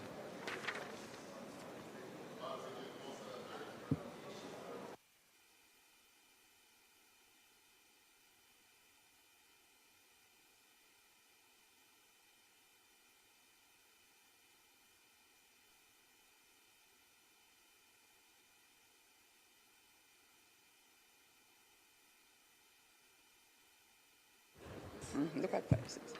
Questions and answers to questions. Motions that may be made at the commencement of public business requiring notice. Motions relating to the sitting of the House. Motions for leave to introduce bills. Presentation of bills without leave of the House first obtained.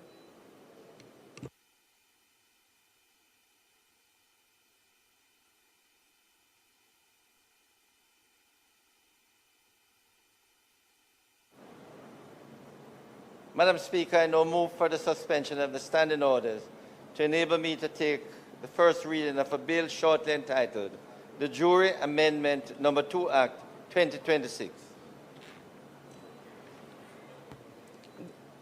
I put the question. Those in favor? Those against? The ayes have it. Madam Speaker, I now move that a bill shortly entitled the Jury Amendment Number 2 Act 2026 be read a first time.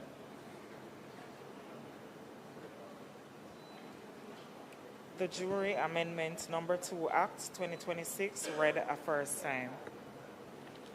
Madam Speaker, I beg to give notice of second reading of the bill.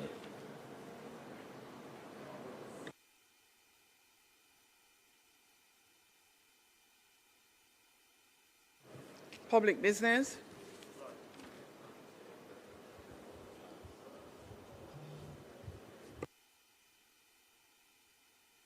Could you not turn on your mic until, please? Minister of State.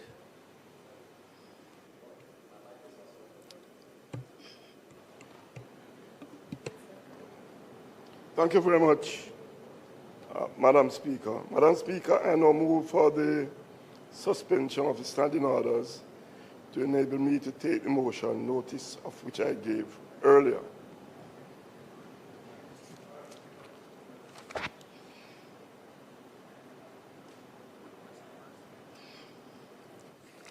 Those in favor? Those against? Oh. But I didn't.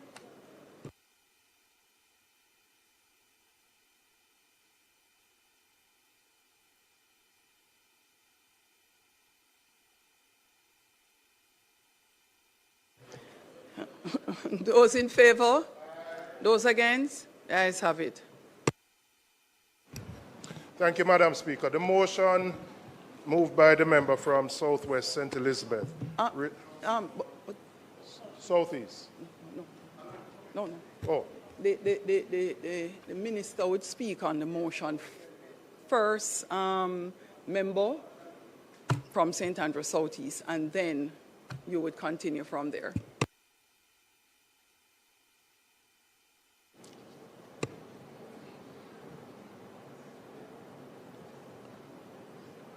Madam Speaker, I now move for the motion to be adopted.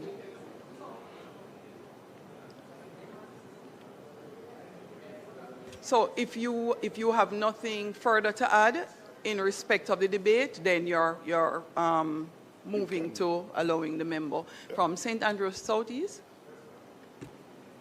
Thank you very much, Madam Speaker. The motion being moved by the member from Southeast St. Elizabeth, which comes from the Regulations Committee, has far-reaching implications for the insurance sector in our country. Coming out of the meeting held a couple of weeks ago, the government made a decision to withdraw $500 million from the Financial Services Commission. That has imperiled the financial position of the FSC. Further, the FSC has made a decision to increase the fees that are charged to insurance companies. So I want to give one example. An insurance company that was paying a flat rate, these are real numbers, of $500,000 before, will now pay, the same insurance company, will now pay over $100 million based on the change in the fee structure by the FSC. Now you might say, why does it matter? It matters because these costs are going to be passed on to holders of insurance policies. So if you have life insurance, if you have home insurance, if you have car insurance, you are going to be faced with significant increases as a result of the decision made to withdraw the $500 million from the FSC, and then for the FSC to change the way it charges these companies. Because the FSC has to maintain its financial viability. And because the government took the $500 million, it now has to increase its fees. Jamaica already has a problem with severe underinsurance. If you look at the numbers coming out of Hurricane Melissa, I believe it's only of the affected households, about 5% of them had insurance. We want to encourage people to insure their homes and properties. This decision is going to push insurance premiums way out of the reach of most Jamaicans.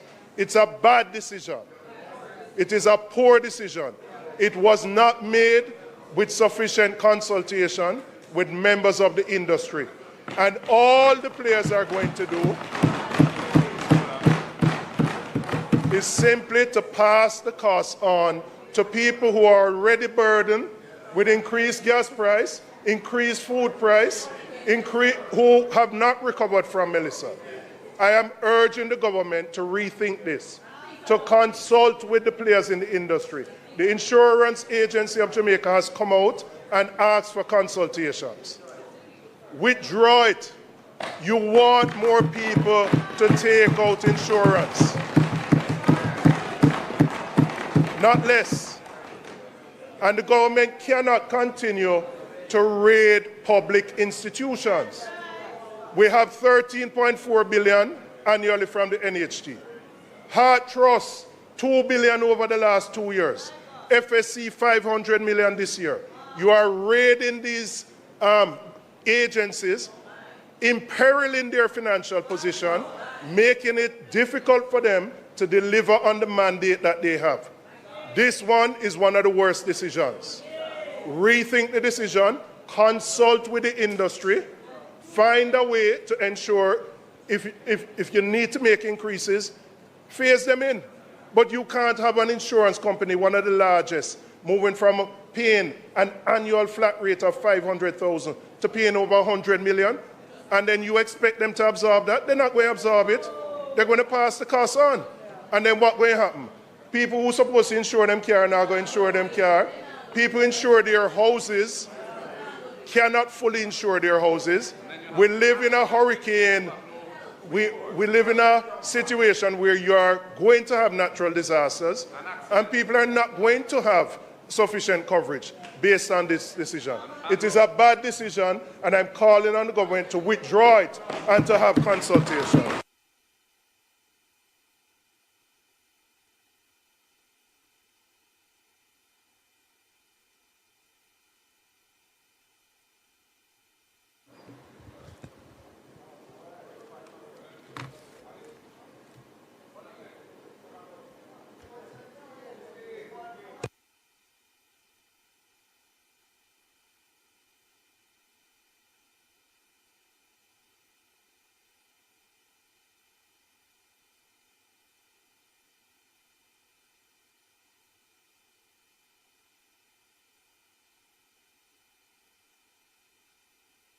What's the challenge on the motion, members? I'm not sure what we want to do here. Opposition Leader, do you want to make a contribution here? Opposition Leader?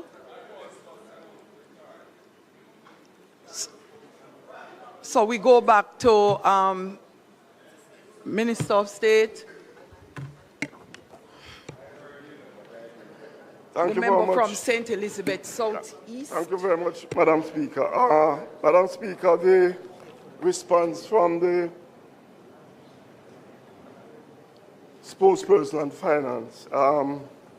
We, at the committee, we raised the issue in relation to whether or not the insurance companies were consulted, and we were advised, yes, that they were consulted. And a decision was taken by members of the committee from both sides that this is a straightforward issue. And therefore, we ask that the report be adopted.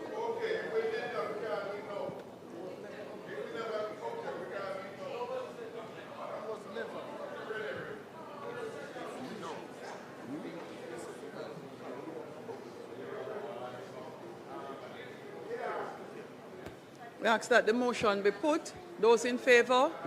Those against? The ayes have it.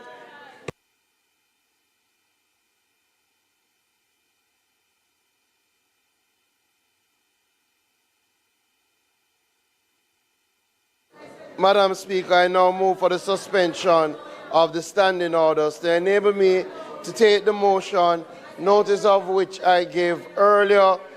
Angela, sorry.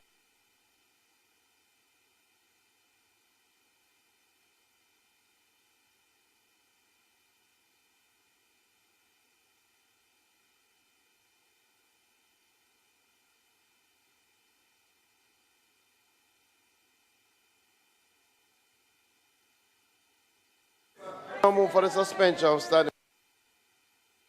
Turn on the mic again, please. Too many mics on.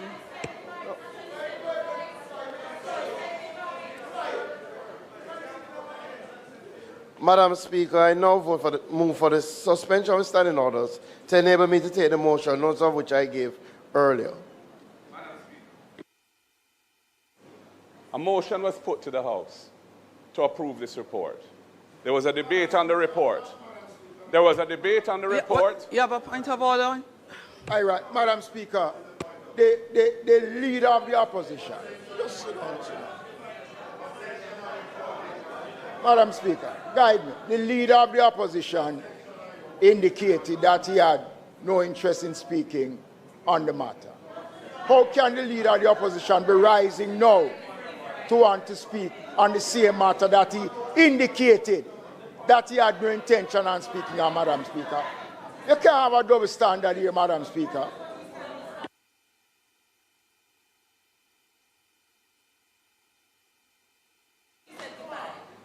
Madam Speaker, I'm not seeking to speak on the motion. As I indicated to you, the issues I wanted to address were covered by the member from South East St. Andrew.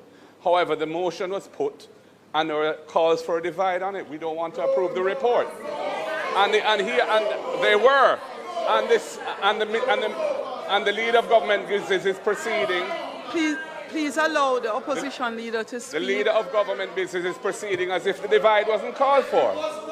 It was. It was. It was. We said divide. Calls for a divide were made. So this is an improper approach. The motion cannot proceed if a divide has been called for without the process of a divide being followed. And we're asking for it to be followed. Madam Speaker, Madam Speaker, Madam Speaker, the motion was put, the motion was voted on, no divide was called. None. And we can consult the answer. No divide was called.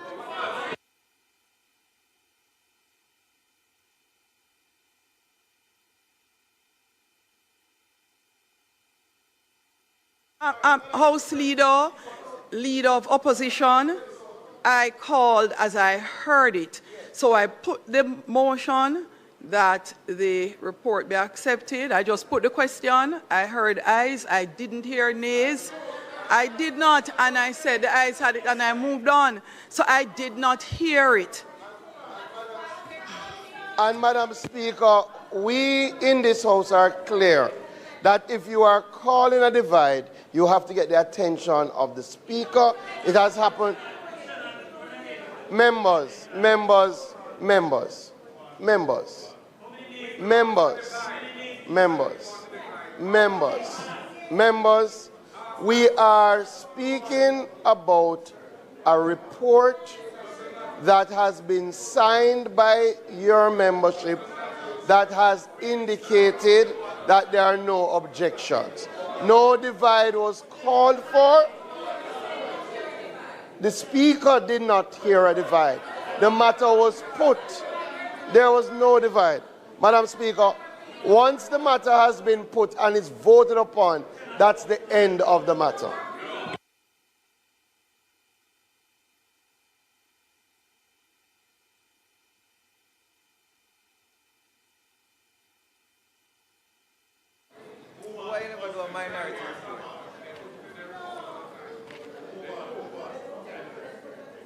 Madam Speaker,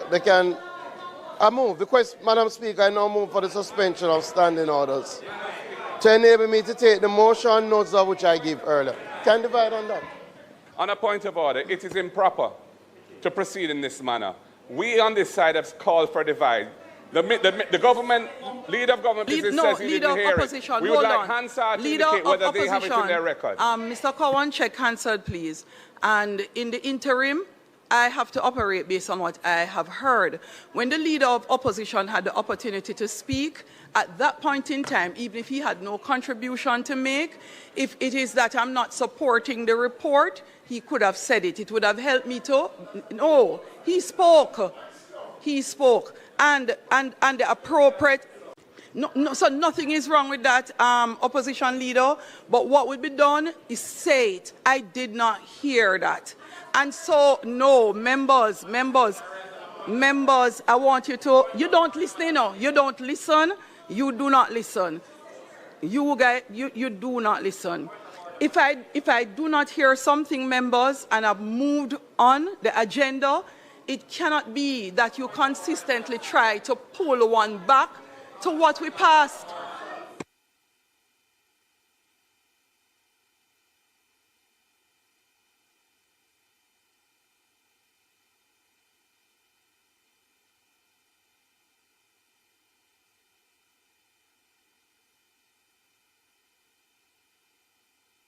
What's your point of order?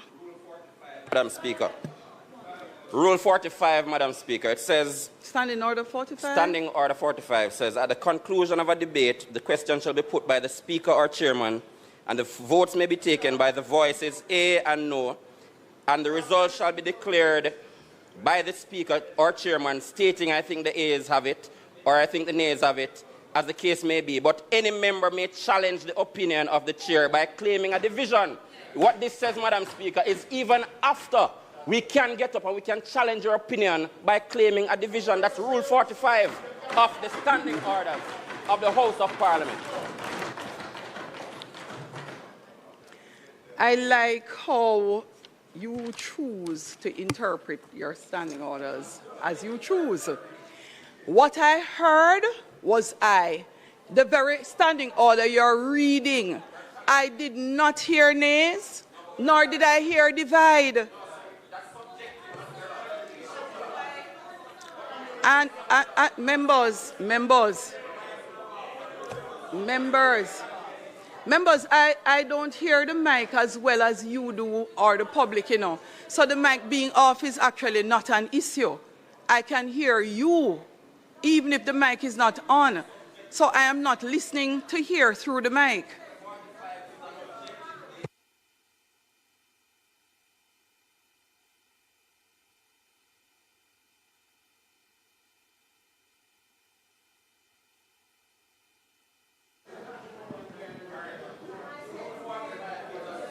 Madam Speaker, in public business today, we were to have the start of the debate on the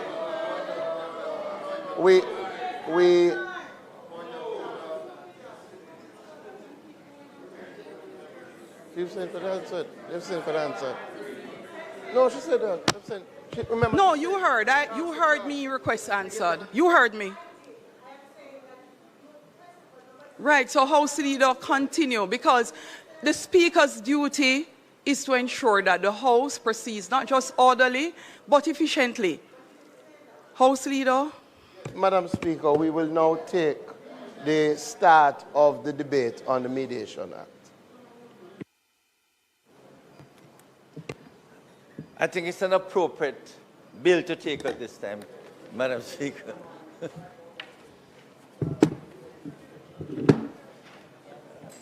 Madam Speaker, I rise today to introduce for the consideration of this House the Mediation Bill.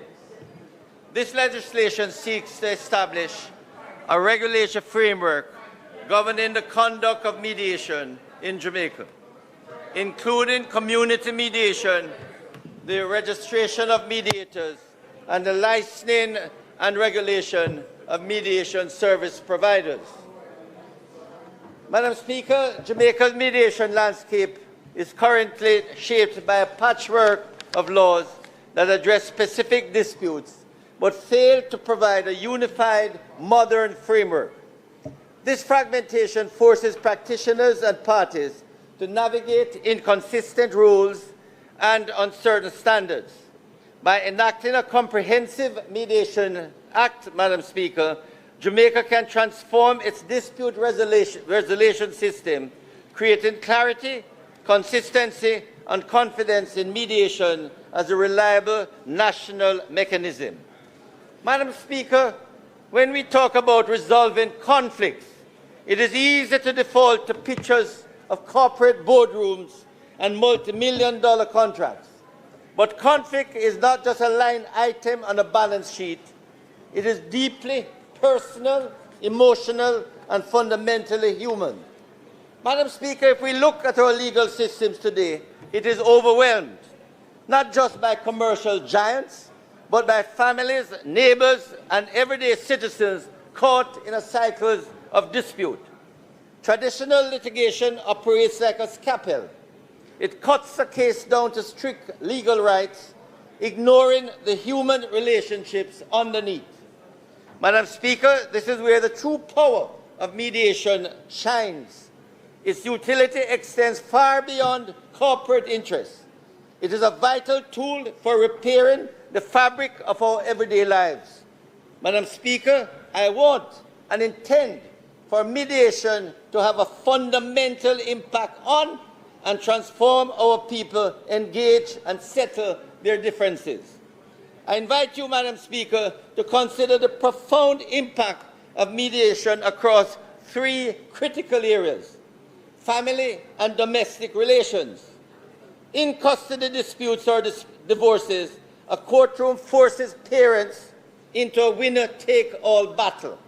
It turns a family breakdown into a custody and maintenance war, with children caught in the crossfire. Mediation, Madam Speaker, provides a safe, private space where parents, not a stranger in a robe, decide their own future. It shifts the conversation from who was wrong in the past to how do we co-parent in the future. Secondly, Madam Speaker, community and neighborhood disputes. Property boundaries, noise complaints, or landlord-tenant friction often escalate into bitter feuds. A judge can issue a fine or a restraining order, but they cannot force neighbors to live in peace. Community mediation brings people together to speak face to face, fostering empathy and creating grassroots solutions that a police report never could. Thirdly, Madam Speaker, workplace harm and employment. When an employee clashes with management or experiences workplace harassment, filing a formal lawsuit often results in isolation, termination, and trauma. Mediation allows the parties to address systemic toxic behavior, negotiate fair exits, or restructure workplace dynamics quickly, avoiding the public destruction of reputations. In all of these arenas, Madam Speaker, the court asks, who is legally right? Mediation asks, what do you actually need to move forward? A court order can mandate an action, but it cannot mandate peace. It cannot heal a fractured family, or restore a safe workplace, or bring peace to a neighborhood block. Madam Speaker, I put it to you that the statistics show that mediation can. By prioritizing mediation, Madam Speaker, we aren't just making our legal system more efficient, we are making our society more compassionate. We are choosing a path that values reconciliation over retribution and understanding over a verdict. Madam Speaker, we sought in settling on the format of the Mediation Act to ensure that it was holistic and forward-thinking, a piece of legislation that looked beyond basic procedural rules to a modern framework that would actively cultivate a culture of dispute resolution, anticipate technological shifts, and seamlessly blend international standards with local needs. The bill before the House today, Madam Speaker, does just that. Madam Speaker, mediation in Jamaica should not be viewed solely through the lens of settling commercial cross-border disputes. but using a wider lens. It is a means at the local level of addressing community-based conflicts in order to prevent or reduce the likelihood of disruptive, violent, and often fatal outcomes. We recognize, Madam Speaker, the crucial role mediation can play in the global market for commercial mediation. We are very interested in positioning ourselves as a hub for the efficient facilitation of settlements where, for example, the affected parties operate from disparate legal systems or face other barriers to the maintenance of seamless business continuity. Madam Speaker, today I want to showcase not just the opportunity that mediation affords the country, but how it will shape our economic and legal future. This is a need, Madam Speaker, for national legislation to fully operationalize the United Nations, often referred to as the Singapore Convention on Mediation.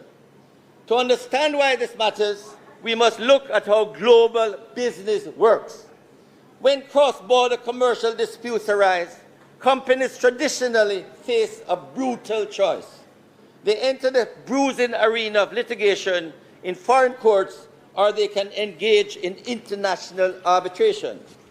Both paths, Madam Speaker, are notoriously expensive, time-consuming, and worst of all, they routinely destroy the very business relationships that took years to build.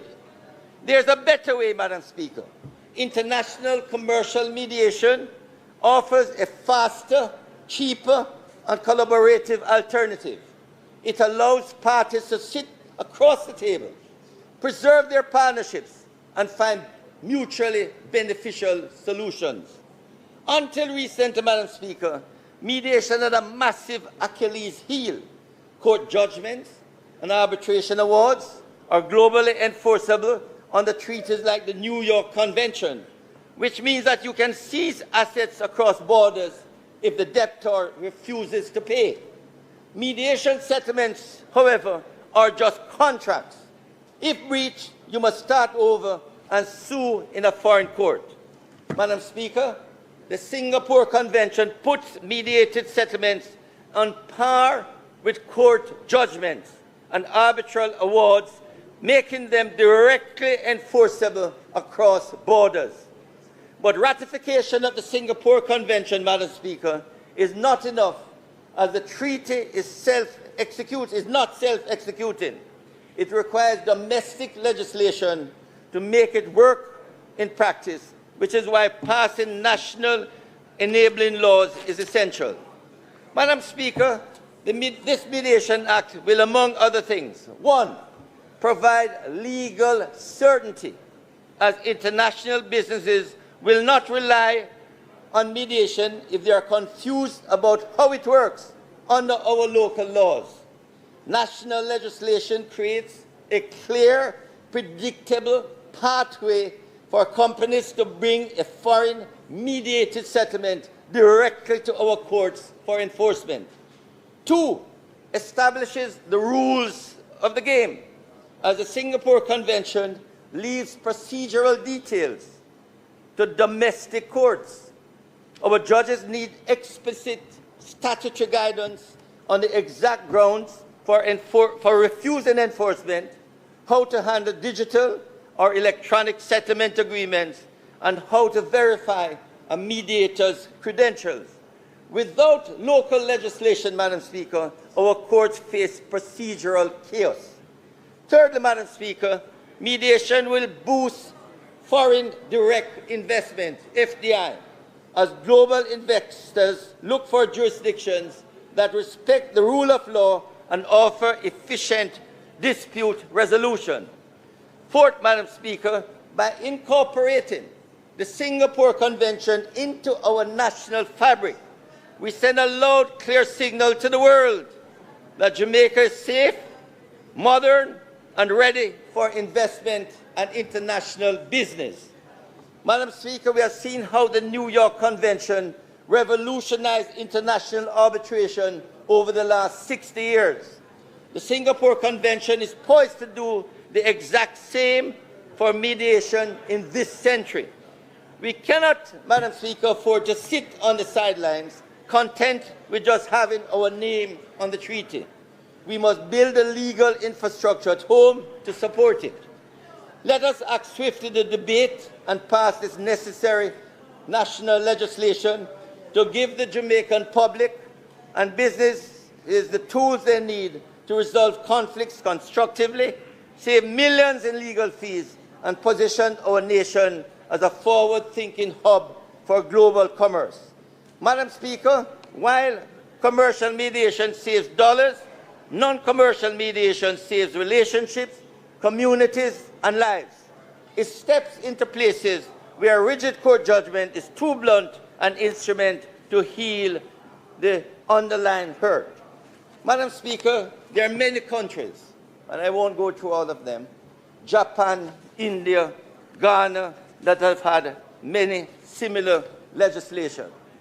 And they have turned out to benefit businesses and investment in their country. This legislation, Madam Speaker, will assist us in developing international settlements and investments. So, Madam Speaker, the bill seeks to establish the timeline for operationalization of the Mediation Act 2026, articulate the main objects of the bill, which includes but is not limited to the regulation of the conduct of mediation, provide for the registration of mediators, and licensing of mediation service providers to provide for the continued professional development of mediators and establish and maintain the registers. It also outlined the process governing the establishment of the mediation board and functions of the board. So it has several functions, Madam Speaker, which are all there in the objects of the legislation. So, Madam Speaker, I now go to the clause by clause. And with the permission of the House, I will just indicate that there are 44 clauses, 47 clauses, which are self-evident. And if the House is so minded, I ask that when we go to committee stage, if there are any concerns with any of the clauses, we can discuss them, including the schedules, Madam Speaker. So all these clauses basically outline the functions of the Mediation Act. And with that, Madam Speaker, the clauses I will not go through because there are several clauses which are self-evident, and therefore, Madam Speaker, I ask the House to basically look at these clauses, and we can go through when we decide to, when we are at committee stage. So, Madam Speaker, I will just close off by saying that we have the first schedule, the second, the third schedule, the fourth schedule, the fifth schedule, and these, Madam Speaker, set up the disciplinary committee, the appeal tribunal, how the board is set up, how the committee, how mediation should be conducted, and its relationship with arbitration. And in conclusion, Madam Speaker, I will say, a National Mediation Act is not simply a legislative reform. It is a strategic investment in Jamaica's future. By establishing a clear, unified framework for mediation, Jamaica can strengthen access to justice, enhance investor confidence, and position itself as a modern hub for efficient dispute resolution. In a world where speed, certainty, and credibility matter, this act will transform mediation from a fragmented option into a cornerstone of national resilience, economic growth, and legal excellence. Mediation will be a major tool, a national strategy, and the cornerstone to settle conflicts, prevent crime and violence, and make Jamaica a peaceful and harmonious society. Madam Speaker, the enactment of this legislation represents a defining moment for Jamaica. It will move mediation from fragmentation to coherence, from uncertainty to clarity, and from limited use to national impact. It will support the island's justice system, making it more accessible, more efficient, and better aligned with the demands of a modern society.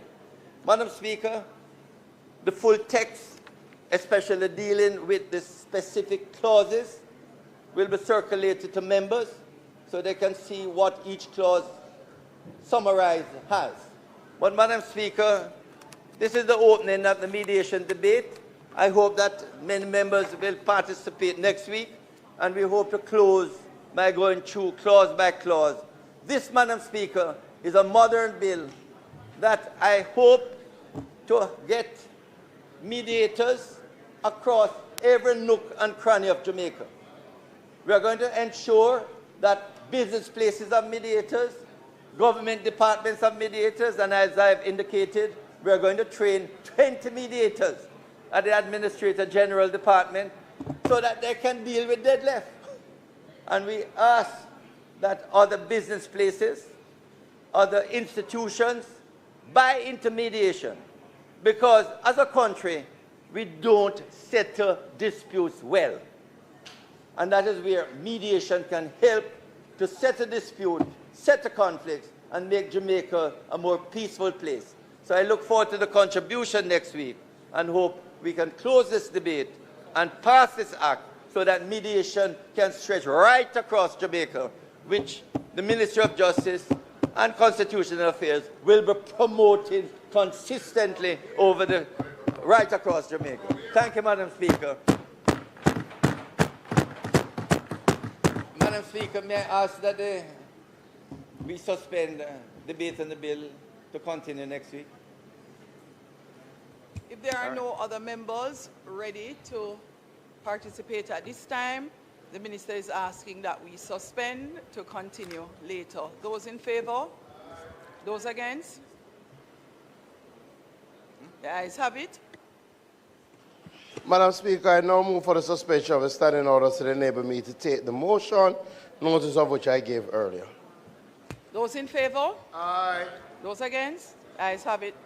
Madam Speaker, this motion was to refer for a comprehensive review of the standing orders to be undertaken by the Standing Orders Committee of the House. As you are aware, Madam Speaker, the Standing Orders Committee has already been constituted, and all of us in this House have long clamored for a comprehensive review to be done. Some work had started prior to this committee, Madam Speaker, so the motion also includes that work be taken into account with this new Standing Orders Committee, and as such, we ask the members to approve the motion so that we can undertake that comprehensive review. Thank you very much, Madam Speaker. Of course, I have to support and endorse the motion moved by the leader of government business, and how appropriate it is that we are doing this, because it is absolutely vital that we resolve so many of the issues affecting the standing orders, and more importantly, to proceed with a greater degree of certainty in enabling all of us who are here as representatives to feel that we are indeed able representatives who are recognized for the role that we are elected to play. Earlier, Madam Speaker, I had tried to ask a question, and I think these are some of the issues that will have to be resolved going forward, because for the 29 years I'm here, there has never been an issue about any item on the order that could not elicit a question and a response. And the response is normally not from the Speaker, but from the leader of government business, as the case might be. And Madam Speaker, I believe as we address these standing orders, we need to be absolutely clear about when a member can address the Parliament, at what time can a member seek an explanation or a clarification, and there is nothing wrong as we go forward in any item, any of the items, for a member to rise and to ask for an explanation. And the simple explanation I was asking for today when I got up on the announcement was what has become of the report from the annual report of the Integrity Commission, which is, we would have anticipated them having advised us yesterday that it was sent to the Parliament. It was reasonable for us to expect that we'd have seen it listed under the announced items. And that was a simple question I was seeking to have addressed. And I see no reason why it could not have been allowed. I could not have been allowed. And there are certain courtesies that we extend in the House. Courtesies for the Prime Minister, the Leader of the Opposition, Leader of Government Business, and the Leader of Opposition Business. And I can't imagine that I could not, at this stage earlier today, be allowed just to say why I got up. And it's not that we're not weaponizing anything. I think it's reasonable for us. It is reasonable for us to anticipate that the report would have been tabled. So I look forward to the work of the Standing Orders Committee. I look forward to debating the draft that was presented to us at the last meeting. We still need to get permission to have it circulated so that all the members can be fully apprised as to the proposals that are coming forward. And I intend, as other members of the committee, to be active participants as we try to enable our standing orders that we can all live with and that will enhance our democracy. Thank you, Madam Speaker.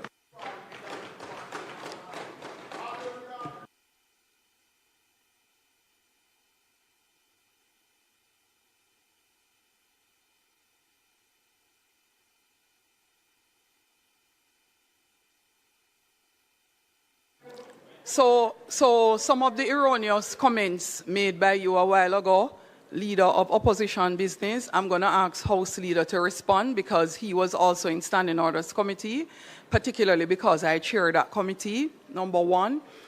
Number two, the Leader or the Deputy would also like to make a comment.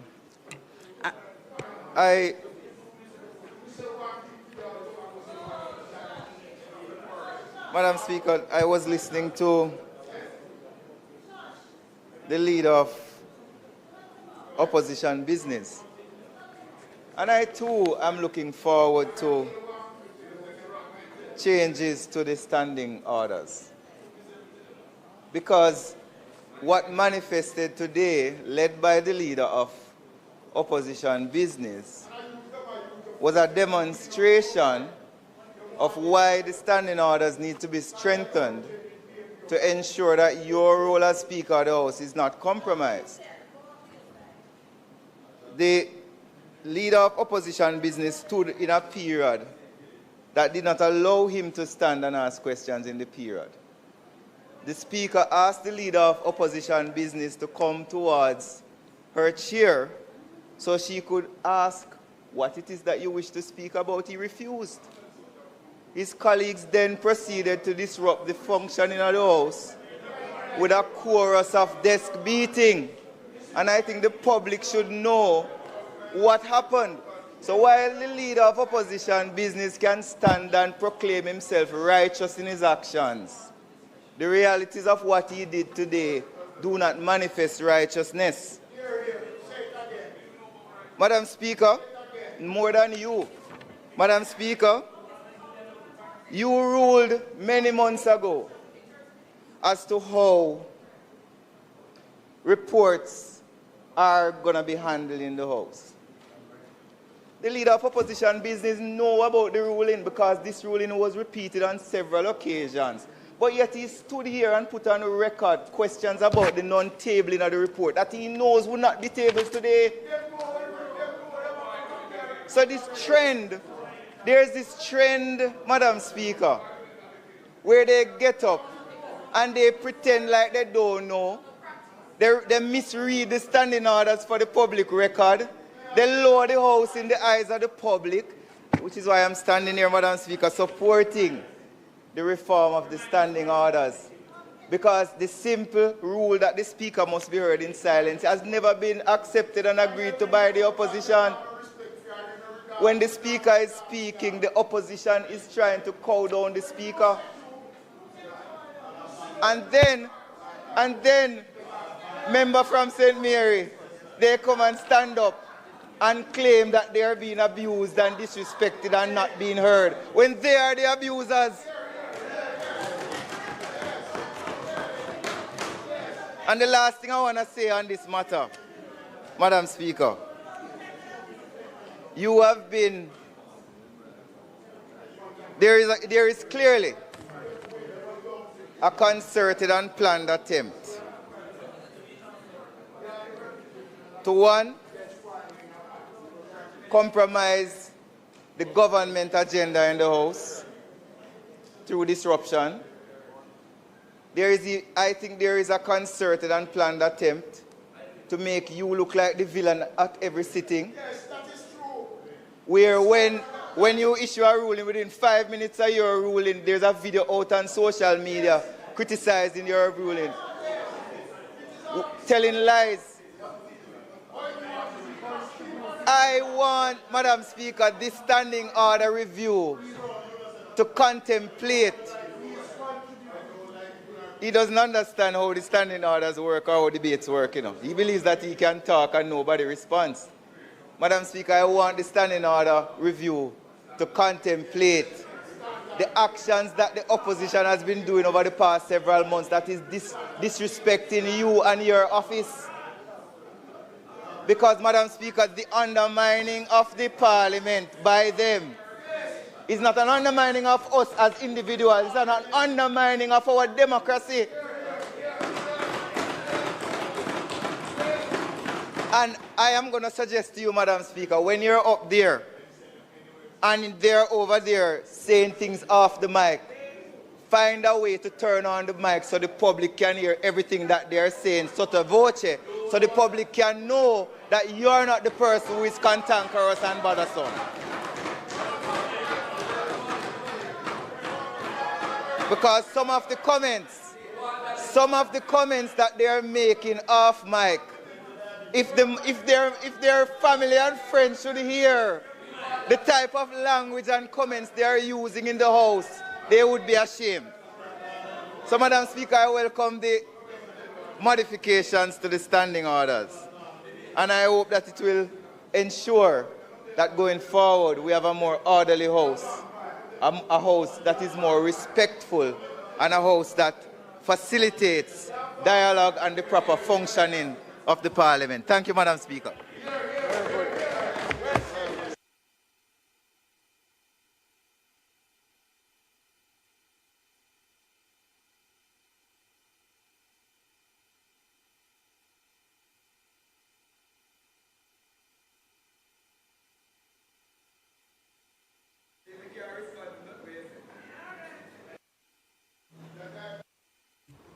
Opposition Leader, turn on your mic, please. Yes, thank you, Madam Speaker. This debate has been used to rehash in a very partisan way some of what happened earlier. What I would say is this. Over the many years, I've been in Parliament for about 20 years. Opposition Leader and Leader of Government Business, I just have a moment because what we're doing here, we're debating the motion and the standing orders. Continue, Opposition Leader. Yes. So what I was saying, Madam Speaker, is that this debate has been used to cast and recast the narrative of what took place earlier in a particularly jaundiced and very unfair way. The custom, I've been in the Parliament for 20 years, come September.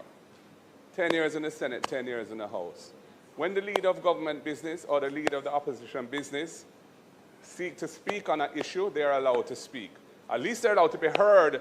At least they're allowed to be heard as to what the issue is they want to raise. They don't have to come and ask you behind the speaker's chair what it is to clear it in advance. Anything procedurally that they wish to raise, they're allowed to raise on any item on the agenda.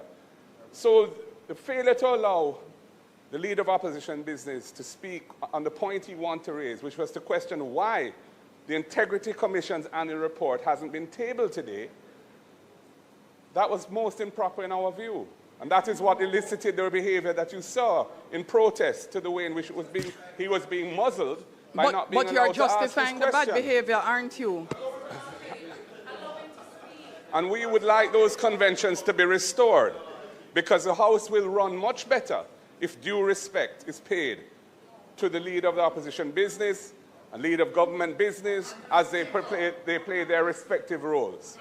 And what you did, and to the Speaker, what you did was you allowed the leader of government business to speak extensively on the matter as he saw it, and you didn't even allow the leader of opposition business to respond to what the leader of government business had to say.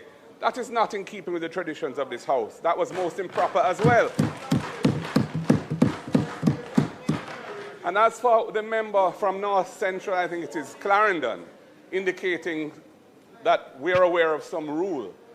All I'm aware of is that the Integrity Commission Act says that annual reports are to be tabled in Parliament. And as soon as they should, as soon as they can. It says as soon as possible. And you're incorrect, leader and if it came of the opposition. Why can't it be you're tabled? Incorrect. The Integrity Commission published its cover letter as it is practice. You are incorrect. So that the public knows.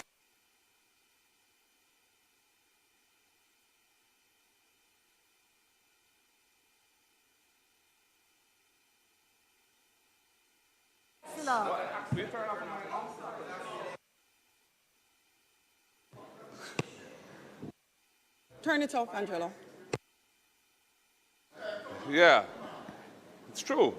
So I didn't press it, leader of opposition. Oh, I'm glad to hear that, Madam Speaker. I'm very happy to hear that. I don't know who did, because I certainly didn't.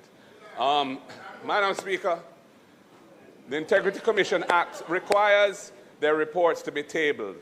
And you yourself issued a ruling, as you call it, some time ago, a couple of years ago, I think towards the end of 2023, if my memory serves me correctly, that they would be tabled as quickly as reasonably possible. The annual report came here. The cover letter was published, as is their practice, so that everybody knows that something has come. And we were expecting to see it tabled today, and it wasn't. And the leader of opposition business wanted to ask why, in announcements, it wasn't tabled in light of that fact. He was not allowed even to ask the question. And we object most strongly to the way in which the proceedings of this House are being conducted, because they're being conducted in what appears to be a very partisan way, a manipulative way when it comes to sensitive political issues. And the democracy, this is a democracy that thrives on open discussion, transparency, and debate. And here we have a minister, through his loud protestations, attempting to disrupt what I have to say. Yes, and I'd ask that you please desist and let me speak. If you want to speak on the matter, you can do so. Yes, thank you. So the point at the end of the day is this. In our view, these reports must be tabled as soon as possible after they come here.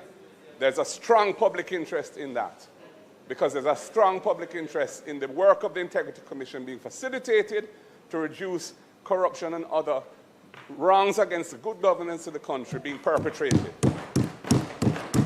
And we on this side are going to always be assiduous about that. And when we attempt to do so and we're shut down, it's not a good look.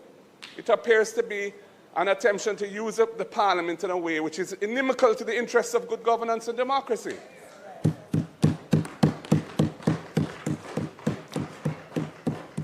So, Madam Speaker, at the end of the day, I think we've rehashed this matter. If others want to speak, of course, it's their right. But that's the point. Those are the points that I wish to make this afternoon. Thank you, Leader of the Opposition. as you indicate, deference is given very often to the leader of opposition, leader of government business, leader of opposition business, and respect is accorded to them, including Prime Minister, Deputy Prime Minister, the ministers. As a matter of fact, respect is afforded to every member of the House except the Speaker. No. No, that's how you behave. So when the Speaker makes a ruling, when the Speaker asks you to sit, you don't. And the Speaker must be heard in silent, Member Burchell. No, not everybody. The Speaker, read your standing orders. No, this debate is on the standing orders.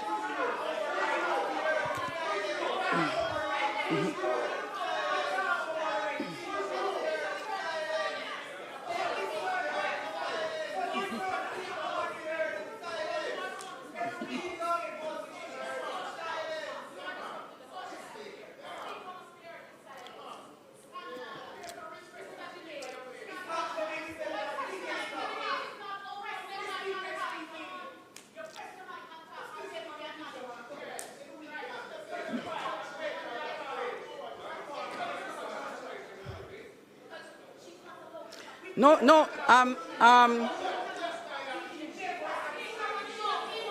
leader of opposition, the comment I, leader of opposition, Member Burchell,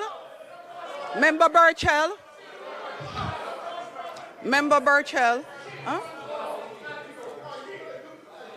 The member from St. James, the member from St. James South. Yes, please be quiet. Members, what I am attempting to say, if I'm allowed, is that this motion is a debate on the standing orders. The leader of opposition was allowed some deference. He went into other matters extensively. I am asking the remaining members to stick to the discussion being on the report being referred, which is to allow all the work done from the previous dispensation by myself and the committee that I chair, the Standing Orders Committee, that I have been asking the House to review and to update for better order and management of the House be the basis of the debate and the discussion. Next member, as it relates to the standing orders, discussion and debate, please. Thank you, Madam Speaker. Permission to speak from a seat other than my own.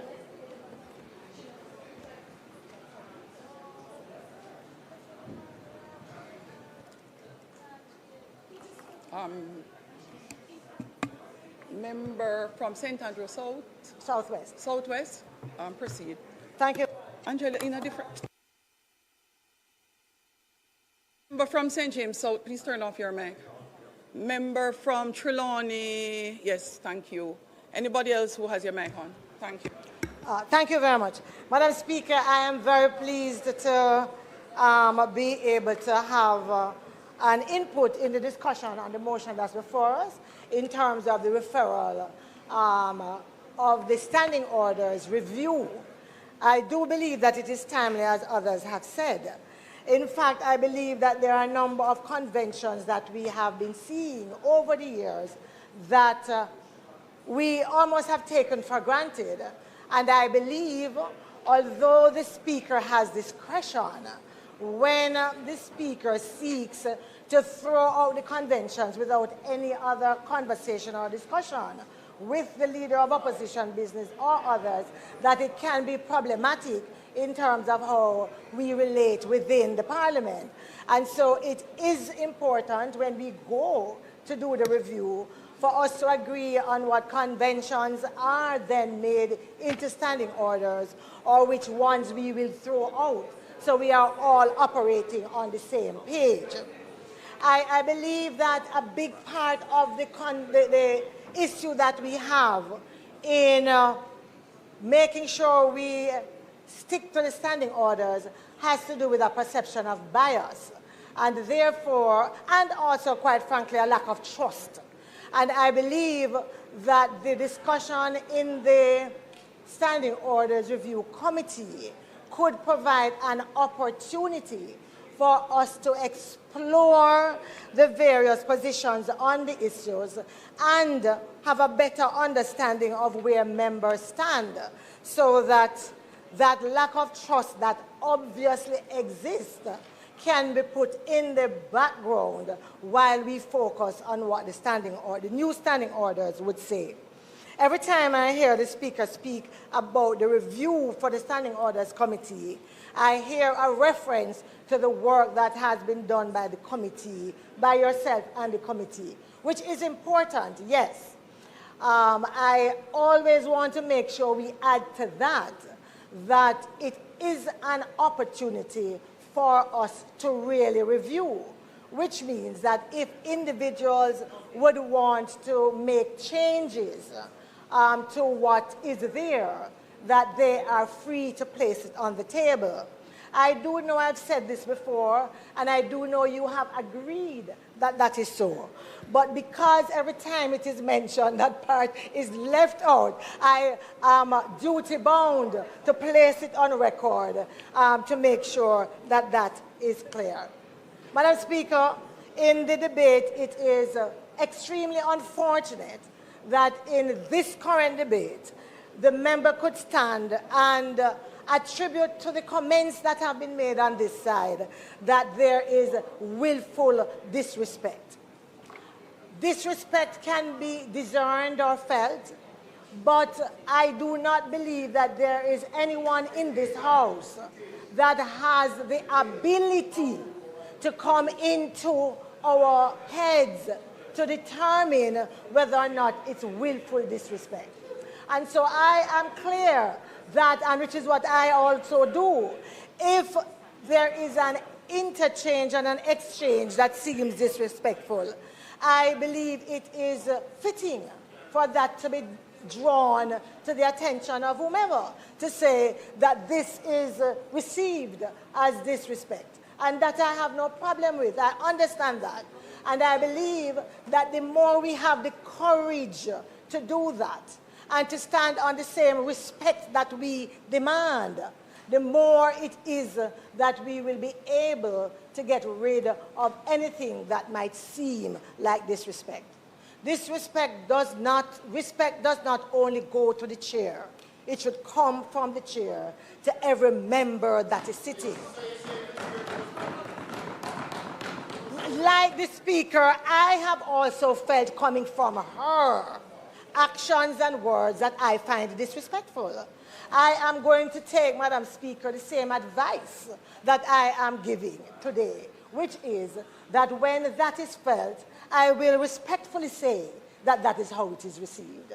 So that if there is clarity to be made, it can be made so that we can move on in a different atmosphere.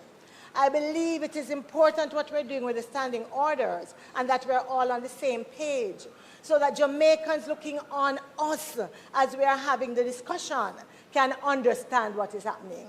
I believe that the mic system that has been introduced is one of the worst things that could have been introduced, because I believe that because persons are not heard unless the speaker so approves, what it means is that when comments are made, they are often either not properly heard, misinterpreted, and in fact, the Madam Speaker says that she has good hearing, but I don't want to depend on Madam Speaker's hearing.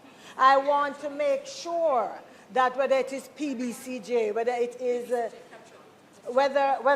is Hansard, I want to make sure that others are able to capture what is being said by all.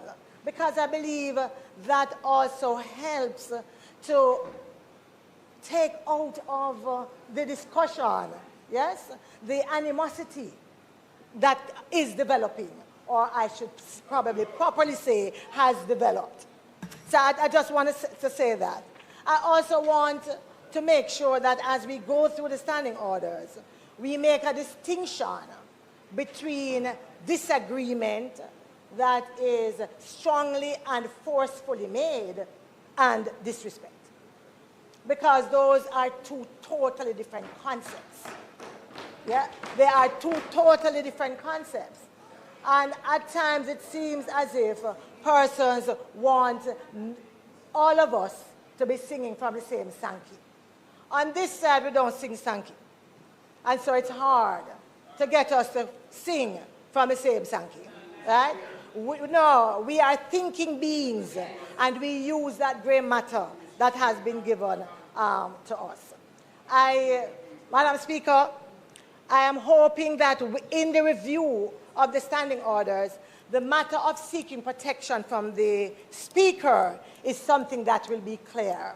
There are times when you hear that you have to ask the Speaker for protection. But there are other times when the Speaker jumps and protects.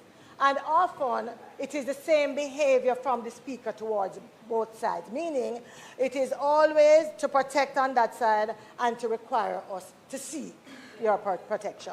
And so I'm hoping that it is one of the issues that will be addressed in the standing orders review so that we are clear on how that is to operate and that the Speaker will be consistent in applying the standing orders as well.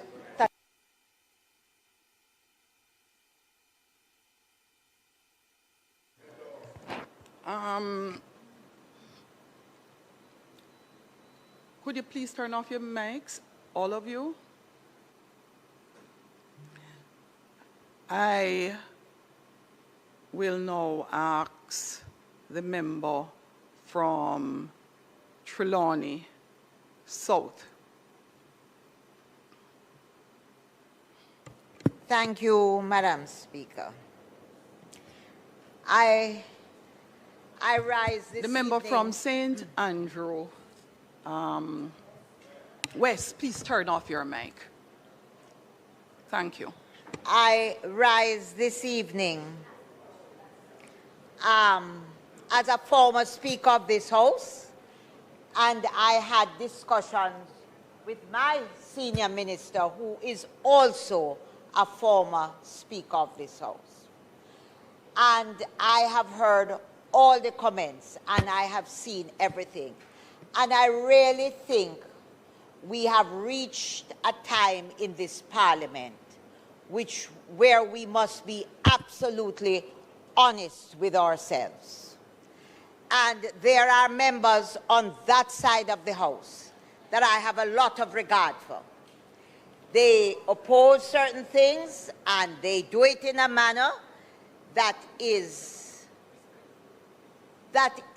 how the parliaments of this country have always operated. And one of the overriding things that I know as a Speaker, please, one of the overriding principles is that the Speaker's ruling must always be respected. Always. No Speaker is perfect. You might not always get it right, but the Speaker's ruling is always to be respected. And in all the years that I've been here, when I sat as the Speaker, I had a lot of disagreements with me. But never has this Parliament on either side ever gone into what I have seen. And I make bold to say that this is a new breed of parliamentarians, because never before have we had this type of behavior. I have been the Speaker. I have been opposed. We have had differences, but nobody has behaved in the way members of this new Parliament has behaved to any Speaker. And I'm going to say very frankly, it brings back to my mind the comment that was made originally before the Speaker was chosen. A member of the People's National Party had put out a notice They did not want the present speaker or myself to be the speaker. I'm not the speaker. But the speaker is the speaker that has been chosen. She is the speaker. She is the Prime Minister's wife. Hold on. And I congratulate your member who spoke this evening. She spoke about behavior and the way we treat our women. I want to say it is not a good look for us to treat a female who is a speaker. And I'm going to go further. I'm going to make very bold, because many people have said things and many people have gone wrong, many people have gone right. But you know, the older members of Parliament, I look and I see the present leader of opposition business, who was also the leader of opposition business when I was a speaker. And you just watch his profile. Never before have we had the type of behavior. And I'm calling it as I see it. The member, hold on, the member on that side from South St. James, I am saying particularly to her, I have never seen anybody behave to any speaker the way she has done. And hold on, I want to say that the member, I am not to call names, that spoke just before me. No, I'm not calling your name, but I'm saying to you, although you have had difficulties, and although you have said things, and although I have never heard you behave the way that the member from South St. James as a female has brought into this Parliament. I'm calling her out because she's young, she's new, she's female, and we have a female speaker. And if you do anything with the revision, it doesn't matter what you do about the standing orders. The standing orders, if you revise it 1,000,000 times over, the Speaker's ruling must always be respected. And that is why the member who spoke before me came into this Parliament and made an apology for certain incidents. You have never done it, and your behavior has brought a new high to this thing. I am speaking on my feet, and I'm saying to you now that maybe many people will not say it openly. I stand this afternoon because I feel strongly about it. And I feel that the Speaker, in her position as the Prime Minister's wife and as a female, yes, I say it as it is because that's part of the objection. But let me tell you something. Never before has anybody been as disrespectful. And I could go on and on. And nobody, no other member that is old has behaved the way you have behaved. I say to you, no other member of the opposition, and you should not speak to me across the aisle. I'm addressing the Parliament. And I am saying to you, I am not inciting anybody. I don't care if you don't like it, because I don't like the attack. I do not like the attack. It is obvious. Member, I do not like and I do not think it is right. And I say it with absolutely no malice. I say it this afternoon because I heard your own member speak about gender. And let me tell you, there are so many females that have joined this Parliament that are excellent, oppose, and do not behave that way. It is a new trend. For God's sake, let us stop it. And while we review the standing orders, just let us remember that if you review it 1,000,000 times over, the Speaker's views and ruling must always be respected. And I really am... Member from St. James South. Member from St. James South. Member from St. James South. You had your mic on earlier. Do you want to contribute? Next is the member from St. Andrew West. St. Andrew West.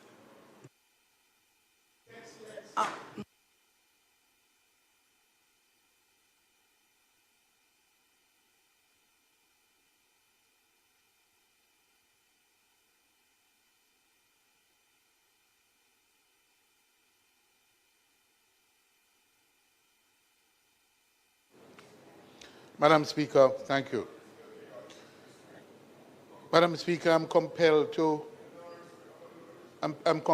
join the conversation, the debate on this motion this afternoon, because as one of the members that have currently one of the longest serving members in this House, I've been through many, many different speakers, many, many styles, many, many approaches to the orderly administration of the House.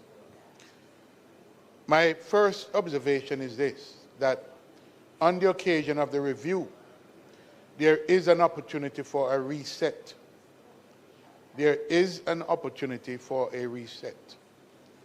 A reset in how members deal with each other, how the Speaker relates to members and members relate to the speaker, and for a number of other issues to be addressed. First of all, Madam Speaker, I believe I've also had the opportunity to observe other speakership and other parliaments operate, not least the parliament to which we have patterned ourselves or certainly from which the roots from which we have come. And one of the things that is very clear is that apart from the formal rules of the House, the standing order being central, there are courtesies, there are conventions, and there are guardrails that are in place to ensure that the House operates in a very measured and balanced way. We have lost, it seems to me, and my observation is that these courtesies and these conventions and guardrails are all wearing thin if they have not already disappeared. And therefore, what it leaves us is just the bare bones of the standing orders, which themselves are from time to time subject to interpretation. And as the speaker before me said, the former speaker, and who spoke before me, said that there are times as speaker, there are times when you don't always get the interpretation correct. Likewise, members who have read the standing orders, understand them, may at times not get it correct either. But, Madam Speaker, the animus, I must observe as well that the animus that I see, the personal animus of one member to another, and that includes ministers making threats, veiled and otherwise, to members of the House. These, well, you don't brook stick in the ears. But let me say this. These things have a cumulative effect, and they're corrosive of the rules that are critical if we are going to have a measured debate and balance in this House. And I start by saying the review presents an opportunity for reset, and I hope we take advantage of this opportunity, because we are going down a road that is not a good road. It is not a good road. And the reasons why are many, and they're complex. Some of them are obvious, others are not so obvious.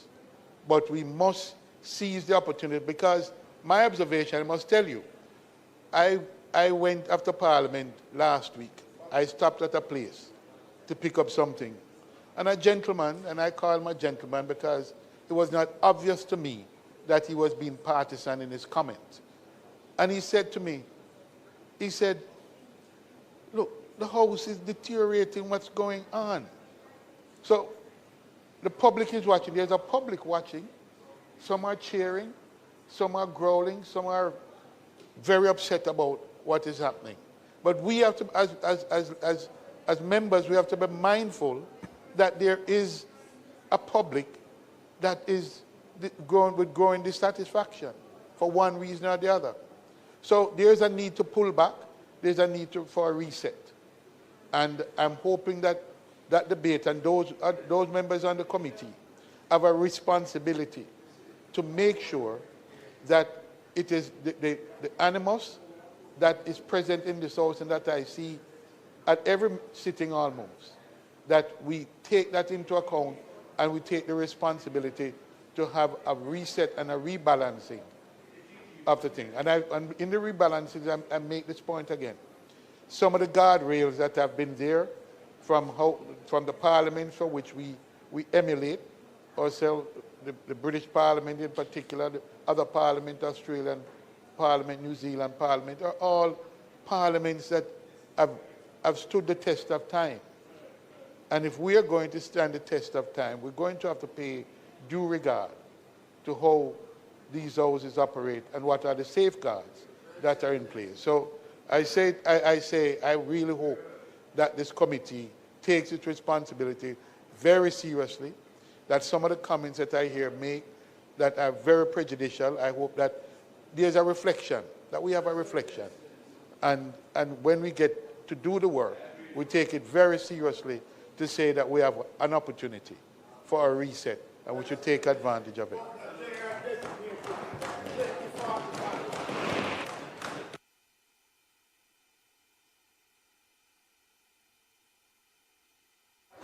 I saw Member Dawes, member from St. Catherine Southeast. Thanks.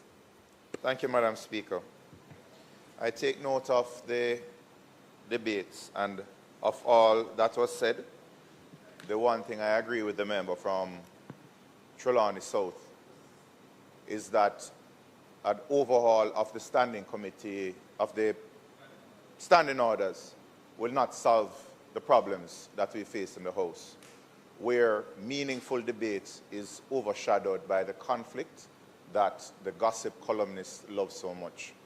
However, I depart from her thinking in describing the new breed of politicians in almost a derogatory way. I consider myself a new breed of politician, but I tend to think of a different mindset in thinking why I consider myself a new breed. Not that we tend to be disruptive. What the House and the Speaker and Jamaicans looking on should understand is that we are all students of Thoreau, and where one does not have power and those in control of the power do not offer justice, then the only alternative is civil disobedience. And I state this clearly. History has shown it throughout every independence movement. In the Westminster tradition of government, the government or ruling party extends courtesies to the opposition, not as charity, but as insurance. To understand that one day the majority will become the minority. Unfortunately, the government members of this House give the impression that they will be in government forever. And too many on that side of the House behave that way. But let me explain to you today and just end by saying, in the next general election, there is a possibility that the lucky among you will be sitting here and the unlucky will be sitting outside of the House. Thank you very much, member from St. Catherine Southeast. The member from Portland Eastern. Yes, you are next, and then House Leader will close. And when I say, and then House Leader will close, and finally House Leader will close, I do not want to be misrepresented either here or on social media. The word final, as Hansard indicated when I last spoke, and I said the final question came from, and then Minister, the Deputy Prime Minister would speak. Hansard verified, I said final. And final means last. Go ahead now, my dear friend from Portland Eastern. Thank you, Madam Speaker. I too am compelled to make a contribution in relation to the standing orders. There has been many things said by members who have participated, but I just wish to say that there are young people who are watching. There are young people who will find their place and a sense of identity from this very room. There are young members in this parliament that have brought a new dynamic to the parliament in a positive light. I will only say to my colleagues on both sides that, you know, when it comes to mentorship, when it comes to doing the right thing, when it comes to a sense of integrity, which is doing the right thing when nobody is watching, the political pageantry is preventing us from advancing the business of Jamaica. Yes, in relation to race, culture, gender, all of these things are significant because we are reflections of out of many one. I have raised in private that there is serious dislike for how women are treated in this parliament, including from the elder to the younger. If we bring race into it, if we bring politics, all of this is something that is detracting from the best contributions that can come from each and every one of us. The standing orders, nonetheless, is something, even as it is being amended, revamped, reviewed, with a view to improve the parliament, I'm inviting all members to take time to actually look what is inside the standing orders. This is an indictment on the entire parliament to which I am a part of. It makes us, when young people stop me and say, MP, what is going on? Why are you trying to tell us that we are to respect ourselves when there's no respect? And it's individually and it is collectively. I am only urging members, because this is not to single out any one member or to differentiate from the speaker. We all got a mandate to be here.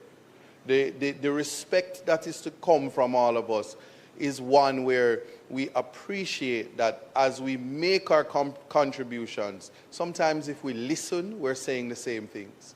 Sometimes if we take a minute to look what is inside the standing orders, maybe we wouldn't be so quick to oppose. Maybe we wouldn't be so quick to think that we have to participate and say something. And it can be most embarrassing when at the end of it,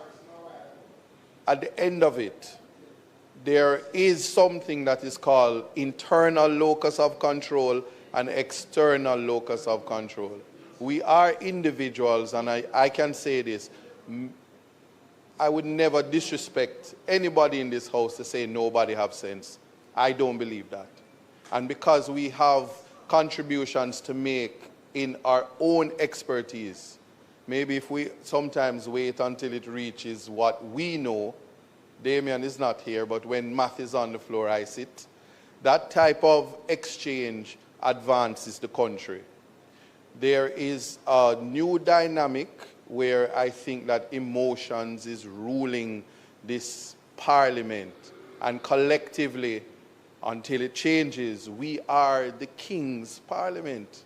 Collectively, both sides, opposition, government.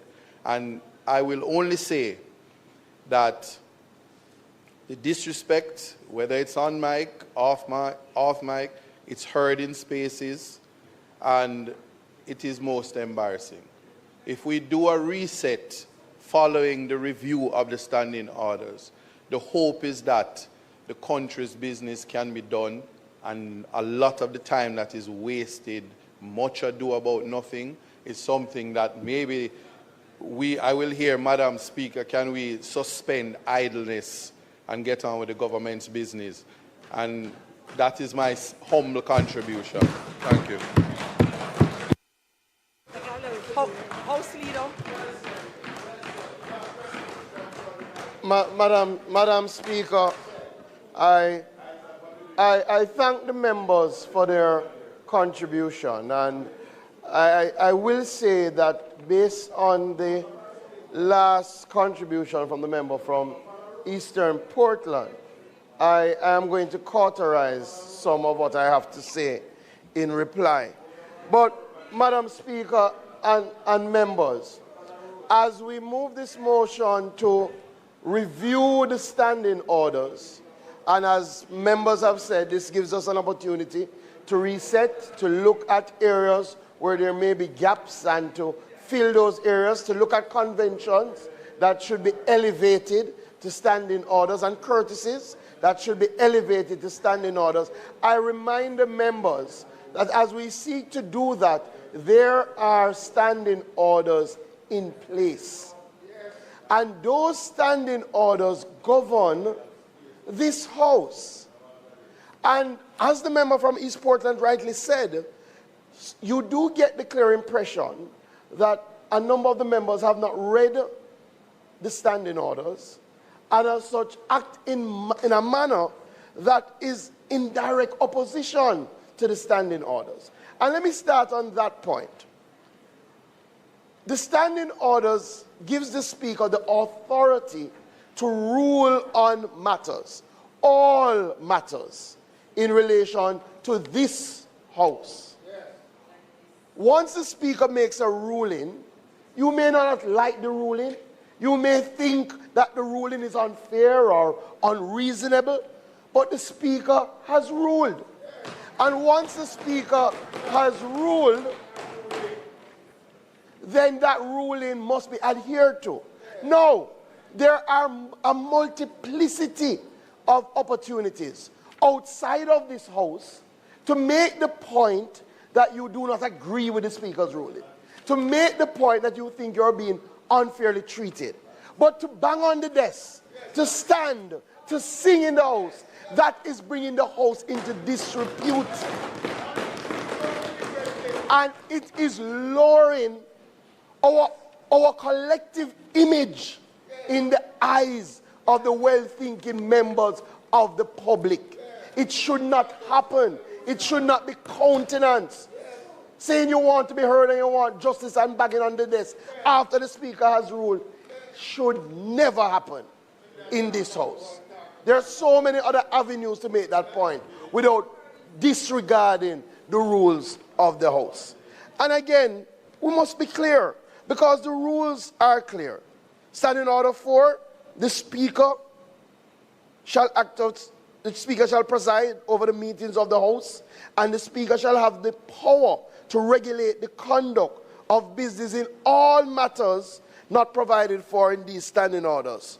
41, the Speaker in the House is responsible for the observance of the rules of order in the House, and their decision upon any point of order shall not be open to appeal and shall not be reviewed by the House, except upon a substantive motion made after notice.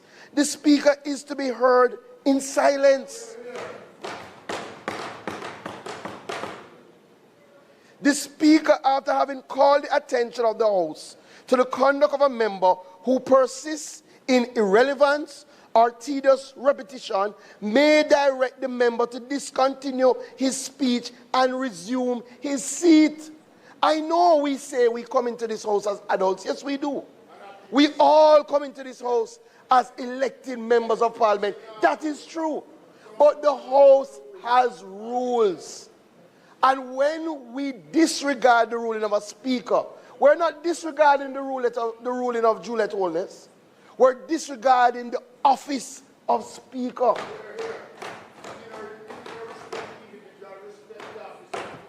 And it has to happen. And the member from South Trelawney said it. Regardless of any review that we do, the rules, we will have a set of rules. So those rules must be respected. The other thing that I find unfortunate is that when the Speaker makes a point, it is then colored to suggest motive. And it was done today again. The Speaker, not knowing what the member wanted to ask, not having any idea what the member wanted to intervene on, made a ruling that in keeping with the standing orders, there is no intervention on announcements. Yes, there may have been courtesies in the past. Yes, there may have been conventions in the past. But the Speaker has said it is not provided for in the rule book, and that is a fact. And as I read, once it is not provided for, the only authority is the Speaker. Now, once the Speaker says it will not happen today, it will not be countenanced, we move on. That's what we do as adults. We don't show to Jamaica that if it's not going in your favor, then you can oppose and object and try and throw off the house. That is not the right message that we're sending to children who watch this parliament. Outside of that, the leader of opposition did something that I did not like. He gave the impression that it is because of what the question was that the question was not allowed, when the Speaker had no clue what the question was. So the Speaker's ruling had nothing to do with the Integrity Commission report, nothing at all. And we must mash down any attempt to link the two matters. The Integrity Commission report, based on the Integrity Commission, who indicated that they send the report to the House yesterday. The Speaker has said in writing that once the reports come in, they will be tabled as soon as possible. I don't think anybody can think it unusual that we're here today and the report doesn't come and it only came yesterday. But more than that, that was not a part of the Speaker's consideration. And we must be very clear that we don't attempt to mislead, that we don't attempt to manipulate the story that is being told, and that we don't further try to ascribe motive and link unconnected things for our own political gain. It should not happen, and it does not help any of us. Finally, you know, the member from St. Catherine Southeast. Maybe I shouldn't even countenance it with a response. But I just made the point again. We all decided to run for office. We all were elected. And we are elected to sit in this house. Once you come in here, you have to follow the rules. If you don't want to follow the rules, you resign your position. But once you come in this house, follow the rules of the house. You don't get up in this house and then say, civil disobedience. That is not the message. No matter how cool it may appear. Because we are disregarding the same laws that we are trying to enforce. That we are trying to build an orderly society. And all of us in here know better. And some of us pander to the public to try and get likes. And it does not help us. All of us could be doing other things. All of us on both sides of the house chose this path. And I genuinely believe that the vast majority of us chose this path for the right reason.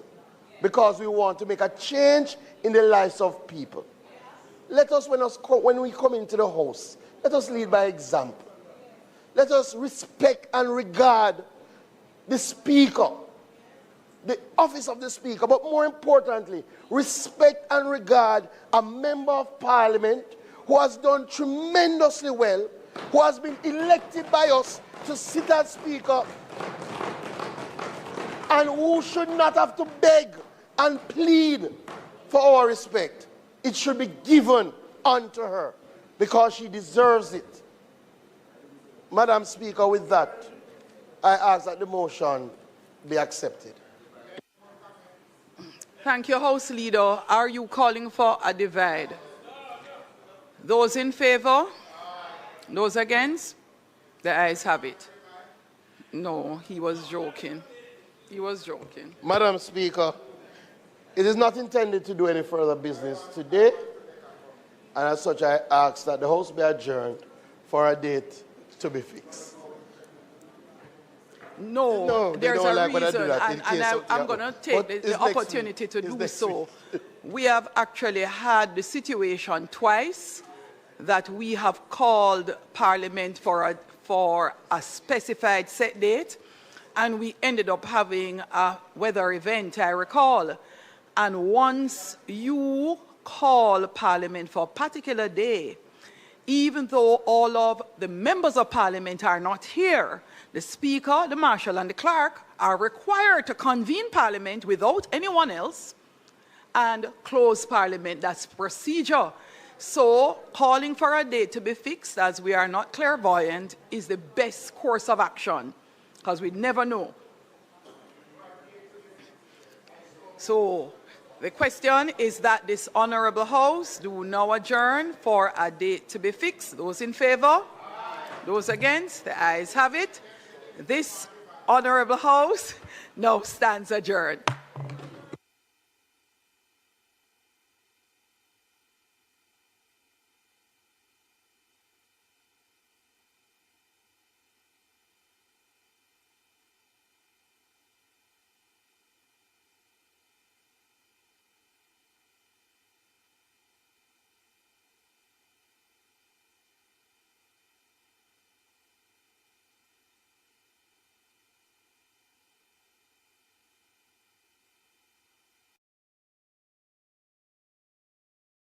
Colleagues, over the last year and a half, our President, Donald Trump, has turned the White House into a 24/7 corruption operation.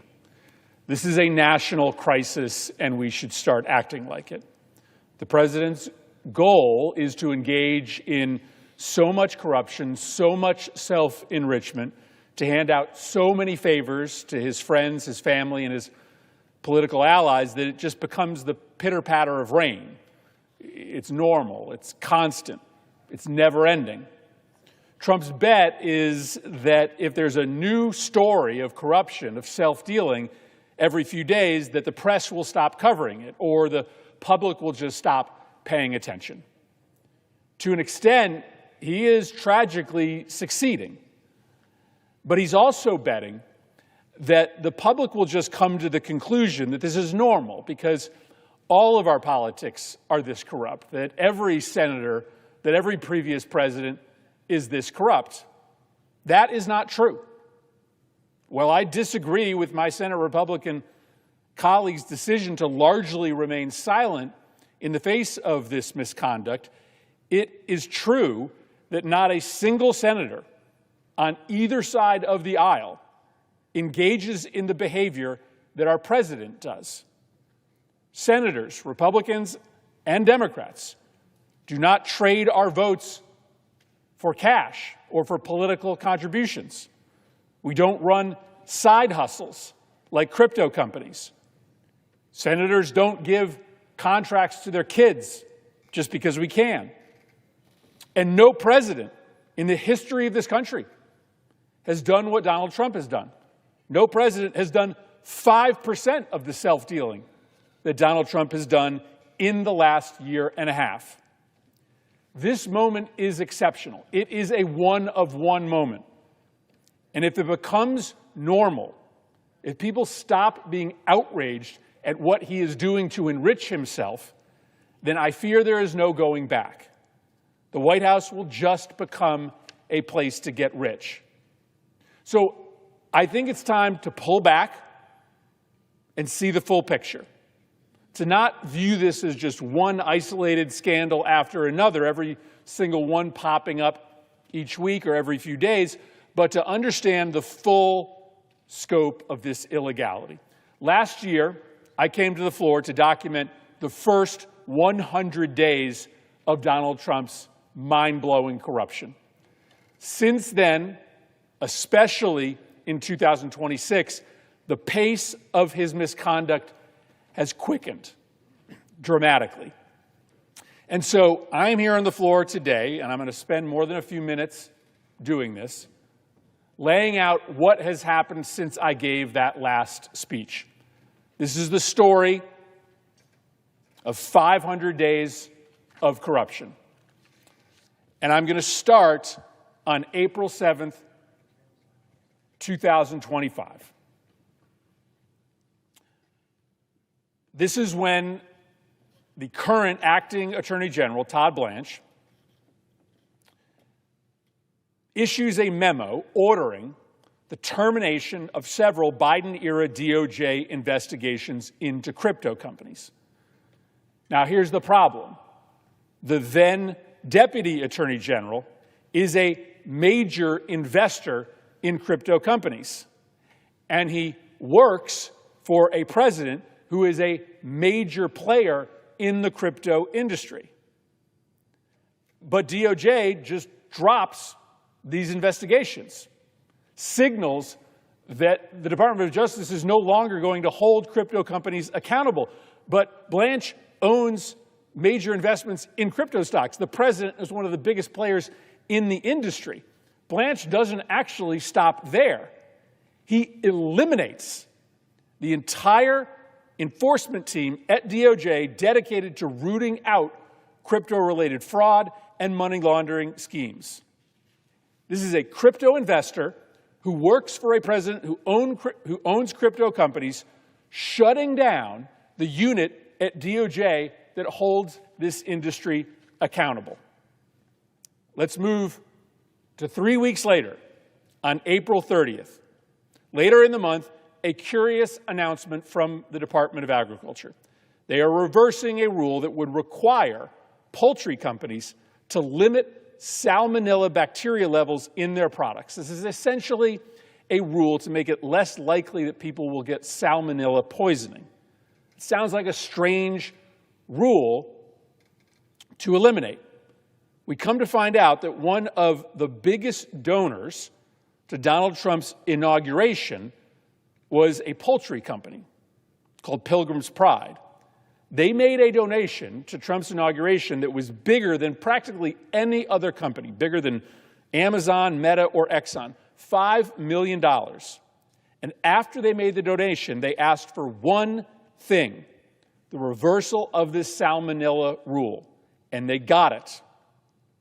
This is pay for play. You make a donation to the president or the president's political operation, you ask for a favor, and you get it. And we will see as we wind through these 500 days, this happens over and over again. In May 2005, the pardon racket starts. Every member of the Senate should be outraged at this. You all know what is happening. The president is pardoning people based on their ability to pay, either him and his political operation, or pay people who are close to the president. On May 27th, Donald Trump pardons a man called Paul Walzak. This is a really bad guy. He stole millions of dollars from the nurses and healthcare aides at the nursing home he owned. And he used the cash that he stole from his employees to buy a $2 million yacht. He got convicted. He went to jail for fraud. But his mother paid $1 million to buy a face-to-face meeting with Donald Trump. And 3 weeks after that paid audience, her son was given a full and unconditional pardon that went so far as to relieve him of any duty to pay back the $4.4 million that he stole from his employees. This is a new pay for pardons scheme that begins in May. In June of 2025, It's revealed that top administration officials are cashing in on government contracts that benefit their own investment portfolio.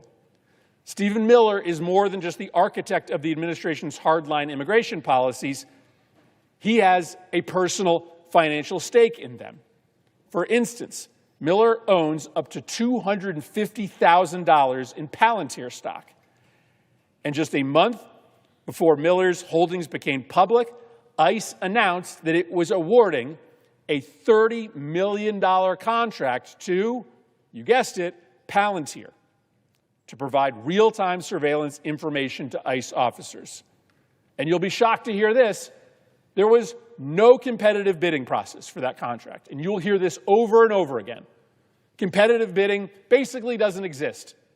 If the president or somebody close to the president wants a contract directed to a friend or to a company in which they invest. Miller overseeing ICE. ICE gives a no-bid contract to Palantir. The investors in Palantir, which include Stephen Miller, get rich. Let's move to September of 2025. In September, we start to learn the danger of Donald Trump's crypto corruption. I covered this in the first 100 days of corruption. This is maybe the most corrupt thing that Trump is doing. He and his family own a crypto company that issues several crypto coins. There's no disclosure on who is buying those coins. The president promotes them. He invites people to official events who purchase the coin.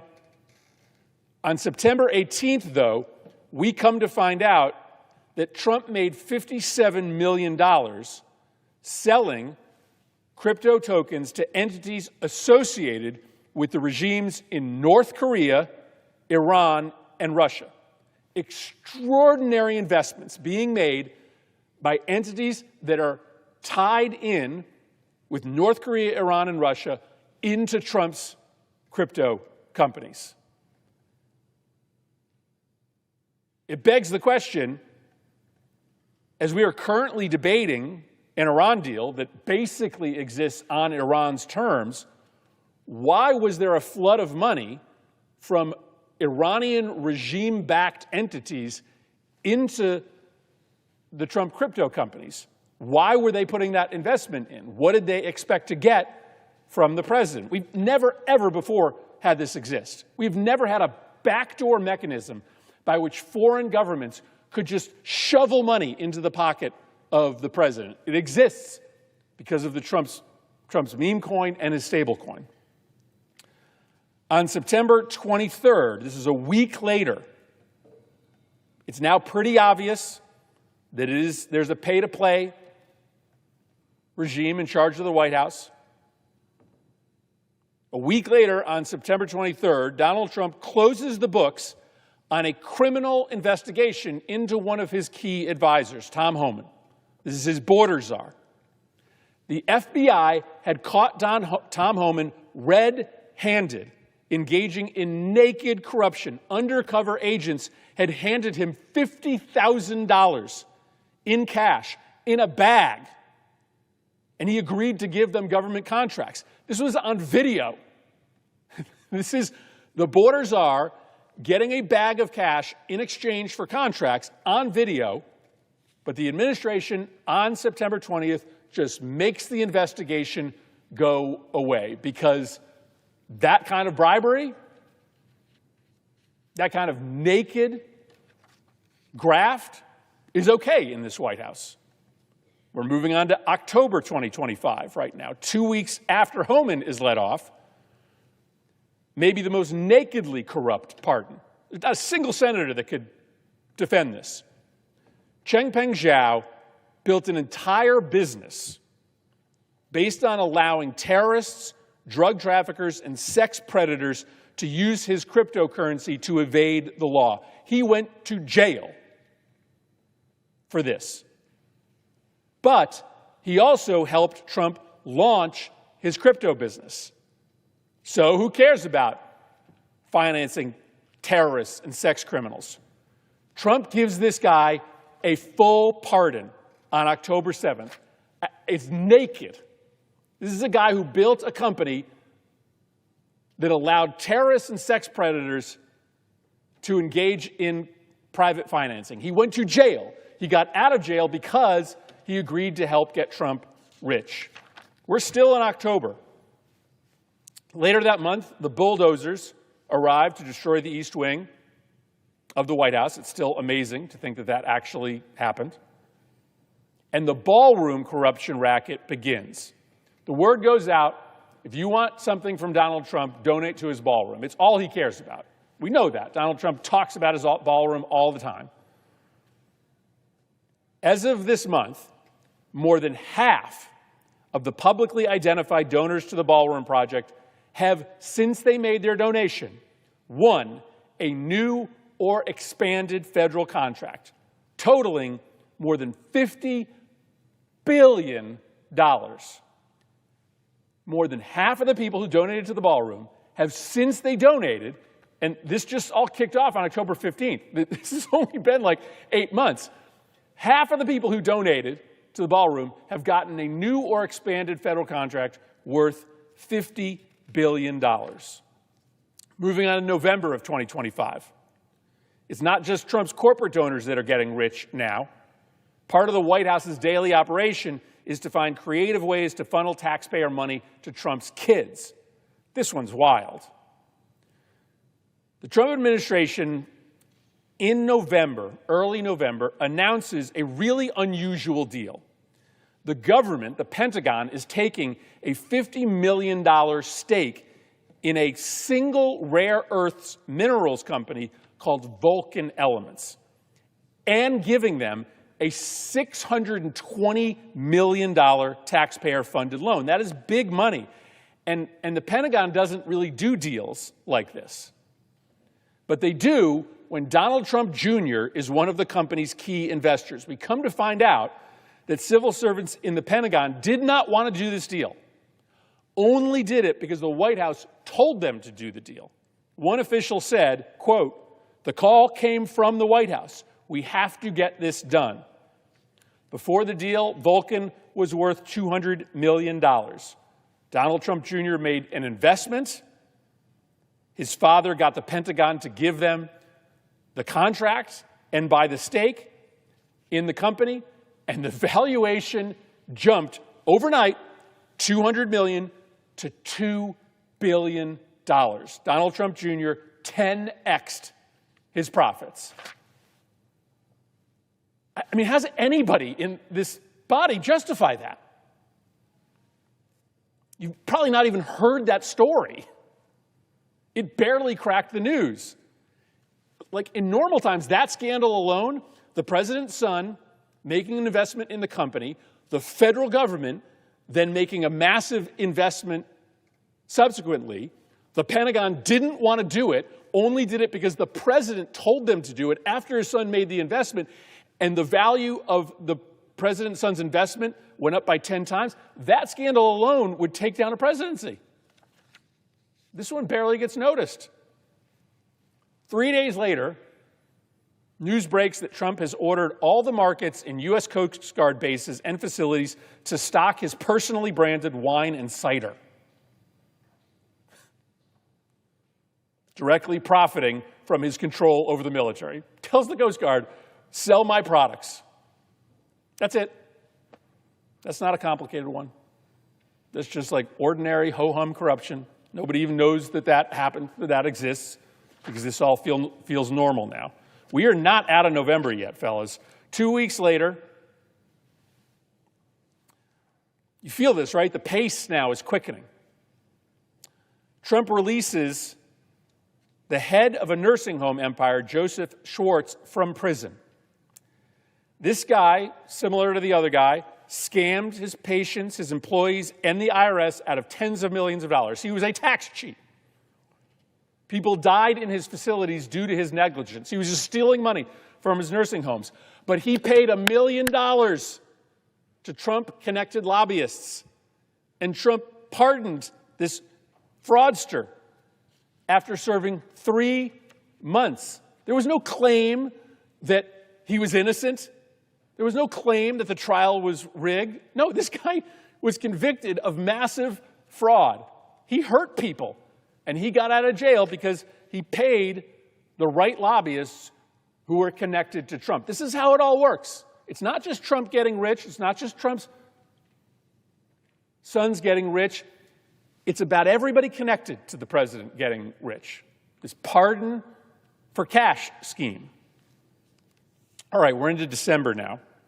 2 weeks later, out of the blue, the Trump administration revokes a Biden-era rule, this is back to nursing homes, to ensure that nursing homes have sufficient staffing to meet the basic standards of care. We have a lot of evidence that understaffed nursing homes have higher mortality rates, but this rule is now rescinded.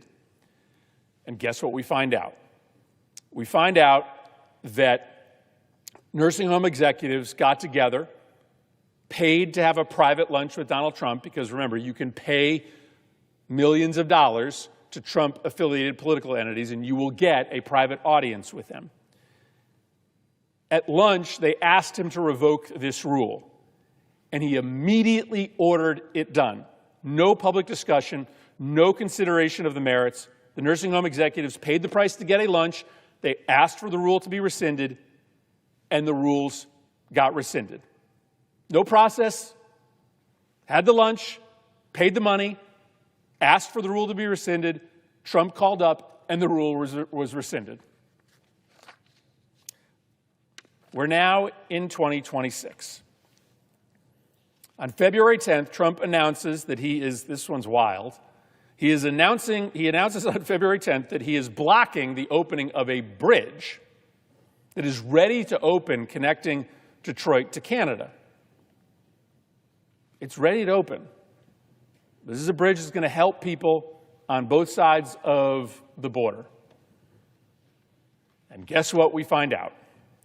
The owner of an existing bridge, whose profits would be harmed by the competitor bridge, donated $1 million to get a meeting, this time with Secretary of Commerce Howard Lutnick.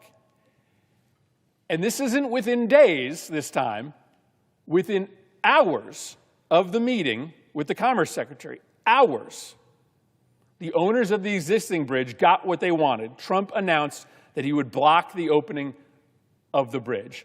$1 million, a meeting, and a donor gets what they want within hours. The next month, we start to see that Trump's inner circle knows that they can get in on the action. Very few people are closer to President Trump than Corey Lewandowski.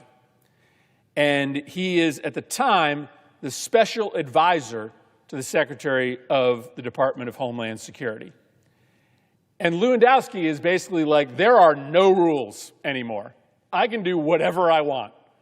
And so he literally starts to engage in mob-style extortion threats to contractors. He demands direct payments from companies that want DHS contracts for his protection. If you pay me money, I will protect your contracts. And there's plenty of evidence here from the companies themselves who tell the story of when they refuse to pay Lewandowski for protection, mob-style protection. Suddenly, their contracts from DHS dry up. A DHS employee confirmed that he received direct instructions to not give a company that didn't pay Lewandowski any more contracts. In April, another scheme to help Donald Trump's kids. For almost 100 years, it has been illegal to ship handguns through the mail because it's a lot easier for violent criminals to illegally access guns if they can just get those weapons shipped to their front door. But Donald Trump Jr. bought a huge stake in a company that was going to corner the market on the mail-order sale of guns. And so Trump's DOJ got to work and declared that this 100-year-old law is magically, all of a sudden, unconstitutional, clearing the way for another company, owned or invested in by Donald Trump Jr. to make big bucks by mailing guns.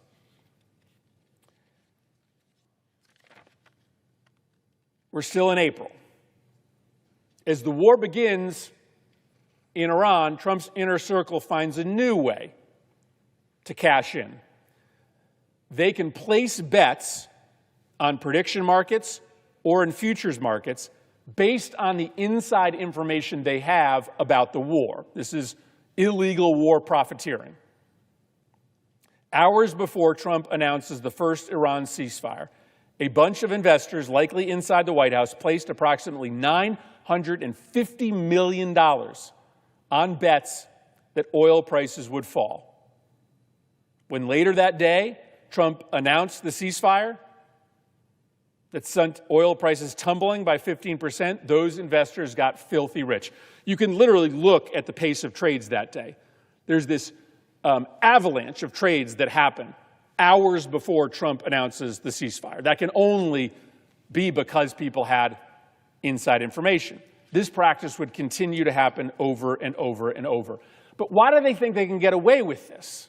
Why does anybody think that they can get away with this? So much of this is illegal, right? You would say to yourself, nobody would engage in that kind of naked illegal practice. Nobody would award contracts to the kids knowing that that doesn't pass legal muster. On April 10th, you figure out why they think they're going to get away with it. On April 10th, Donald Trump makes an explicit promise that everybody engaged in this corruption will get away with it. Here is his quote on April 10th, as the pace of this corruption increases. Quote, "I will pardon everyone within 200 feet of the White House." So now you understand why people think they can get away with it. This is reported on April 27th, so we're still in April.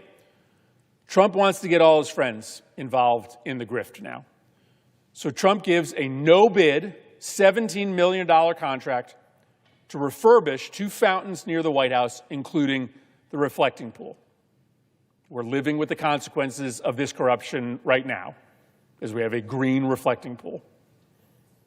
This is a completely unqualified contractor who is already in over his head because he's involved in the ballroom, and he gets a new $17 million contract. Does it really cost $17 million to clean up fountains? The answer from the National Park Service itself is no. In fact, the National Park Service was planning to bid that contract out for 1/5 what Trump gave it to his friend for. But it was a no-bid contract. It just went to Donald Trump's friend. The value was wildly inflated. And so now Trump's buddy has an extra $14 million, more than the actual cost of the project. It's your money. This money doesn't grow on trees. This is taxpayer money. It's supposed to cost $3 million. He gave the contract for $17 million. We're still in April. Big Tobacco has wanted for years to break into the $6 billion flavored vape and e-cigarette market. But the FDA, of course, has had regulations to say that you can't sort of run back this old playbook of the tobacco companies marketing to kids. So we haven't allowed them to market these flavored vape products, these bubblegum flavored vape products. I have 2 teenagers. I know exactly what's going on. They are marketing these products to kids, and they weren't allowed to do it. But the tobacco lobbyists did the thing that we've talked about over and over again. They made a $5 million donation, and if you make a $5 million donation, you get a lunch with the president or a dinner with the president. So they get this lunch with the president, and they say to the president, just like the nursing home's executive said, I want the vape rule to be rescinded. Surrounded by these big tobacco representatives, President Trump, like at the moment, calls the FDA commissioner and tells them to rescind the regulations. He calls up Dr. Oz. Like, all this is happening immediately. Tells him to rescind the regulations. The FDA commissioner resigns. in protest. He said in good conscience he couldn't do this. He couldn't be part of this kind of corruption. But on Friday, the FDA announced that it was bypassing all traditional rulemaking to adopt the exact policy that the tobacco executives asked for the weekend before. Less than a week. Less than a week. No rulemaking. FDA commissioner resigns. We're now on to May. Not all the stories of the corruption in this White House require deep journalistic dives into obscure public records. Sometimes you can just log on to YouTube, where you can find the Secretary of Transportation, Sean Duffy's family road trip reality show. Who is bankrolling this stunt? Who's paying for the gas, the hotels, the cameras, filming his vacation? Not Duffy. It's Toyota, it's Boeing, it's United Airlines. It's all the companies that Secretary Duffy is responsible for regulating. Gas prices are going up, transportation costs are going up, and the Secretary of Transportation is riding in snowmobiles in Montana paid for by the companies he regulates. Decades ago, that scandal alone, companies you regulate paying for your vacations, would have resulted in a cabinet member resigning in disgrace. My Republican colleagues know this. This didn't used to be acceptable. But in Trump's White House, everyone has their hand out for a payday. It's encouraged. And then finally in May, we discover another monster corruption scheme. The market bets based on inside information have not, in fact, been limited to Trump's staff and friends. The entire time that Trump has been in office, we discover, he has not been putting his money into a blind trust. He has been personally signing off on thousands and thousands of individual trades. No previous president has done this. Here's an example of how it works. Early in the year, Trump buys $1 million of Dell stock. A couple days later, from the White House podium, he boosts the company, Dell, that he just bought stock in. A couple months later, he gives Dell a $10 billion defense contract with the Pentagon. That happens over and over again. The president buys stock, he publicly boosts the company, he gives government work. I know all this feels exhausting, 500 days of corruption, but we've never, ever seen this before. I only listed like half of the publicly disclosed incidents of corruption. And we just can't pretend that this is normal. I'm giving a half an hour to this because this is a serious, serious crisis. The pay-to-play schemes, the pardons for donors, the contracts for friends, the favors for Trump's children, the use of inside information to make money. This is not a disconnected series of scandals. This is a system. Government is supposed to serve us. It is supposed to lower costs. It's supposed to protect our families, strengthen our schools, make life better for people. But Donald Trump believes that government exists to serve him, to make him richer, to protect his friends, to reward his donors. This is why he doesn't have time for you. He doesn't have time to solve real problems because he's making money for himself and his friends. And he's betting that the corruption will be so constant that we stop hearing it, that the outrage will just turn into exhaustion, and the exhaustion will just turn into acceptance. We can't let that happen, because once corruption becomes normal, it becomes permanent. The White House is not a business opportunity. The presidency is not a license to steal from the American people. The government of the United States doesn't exist to make Donald Trump rich. It belongs to the American people. And after 500 days of corruption, Democrats and Republicans in this body, along with the American people, should start acting like it. I yield the floor. One may wonder, why did the Senate Republican majority not proceed to eliminate the filibuster. Well, here's the reason why. Mostly, my Republican colleagues do their policy through tax bills. Tax bills can be done through reconciliation, and reconciliation is a simple majority mechanism. So, therefore, they largely don't need to dump the filibuster because they can do their policy by simple majority already. You saw that this year with the so-called Big Beautiful Bill that we called the Big Ugly Betrayal, done solely on a party line. And if I recall right, although this is a 53-47 Senate, I think we ended up with a 50-50 vote broken by the vice president. So it passed by the narrowest of margins, but it was done entirely on simple majority by one party. Meanwhile, Democrats tend to like policy ideas, and policy ideas require a supermajority. So if you are a Republican leader, you can pursue your objectives by simple majority through a tax bill. And then when you're in the minority, you can block the Democrats' policy bills using this supermajority requirement. So it's essentially heads, we win, tails, you lose. That's a pretty good arrangement. Who would want to mess with that? Now, Trump didn't understand that. I'm sure if he was asked, he couldn't explain it. But that's why it doesn't make no sense for Republicans to get rid of the filibuster, because it's inherently advantageous for them, given the difference in how Democrats and Republicans pursue bills.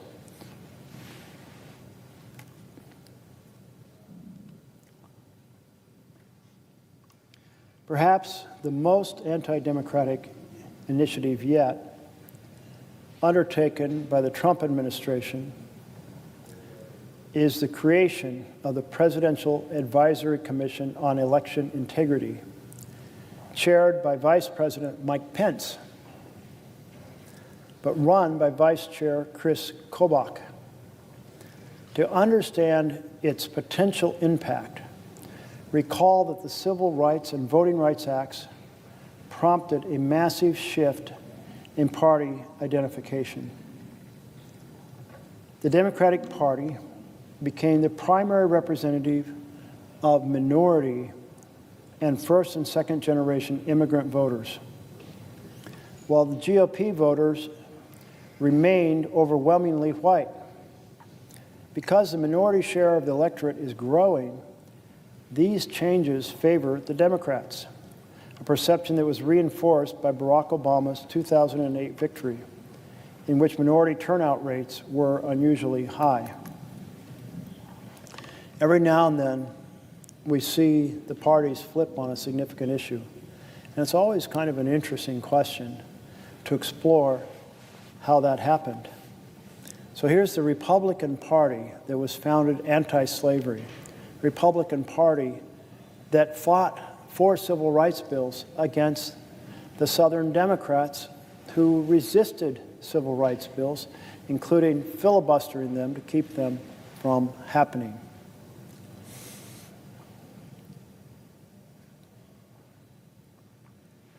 So you would think that in that situation, once civil rights were actually conveyed by the Voting Rights Act, it might be the Republican Party that quickly absorbed the new voters, since the Republican Party had been the premier champion for civil rights.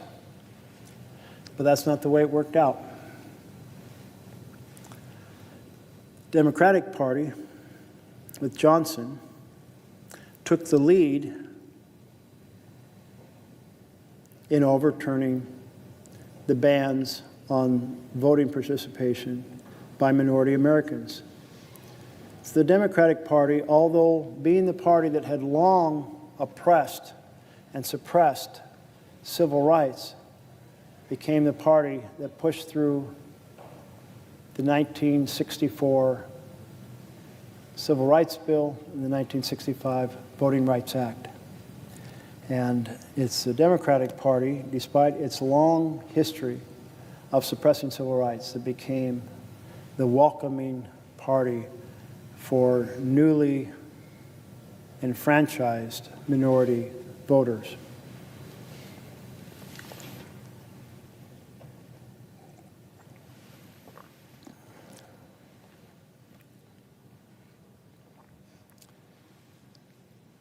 Another interesting flip in my mind is on international trade. When I came to the Senate, it was primarily Republicans that wanted the Trans-Pacific Partnership. In fact, very important trading strategy for very powerful companies. And it was mostly Democrats who opposed it. Not purely, but that was certainly the weight. But then Trump, when he ran for president the first time, he started advocating against the TPP and started advocating for bringing factories back to America, including using tariffs to make American factories more competitive. And so the Republican Party, after his election, became the party that was driving against the TPP, and it was more the Democrats who still had folks who were supporting it. Anyway, another flip worthy of thinking about as over time special events take place that change the direction. The first special event was the passage of 64 and 65 bills led by Democrats that converted the anti-civil rights party into the pro-civil rights party. And the flip on the Trans-Pacific Partnership being driven by the Trump's effort as a Republican candidate to become an opponent of the TPP rather than the traditional position of the Republicans to be for it. Perceiving a threat. Some Republican leaders came up with a response that evoked memories of the Jim Crow South. Make it harder for low-income minority citizens to vote because poor minority voters were overwhelmingly Democratic.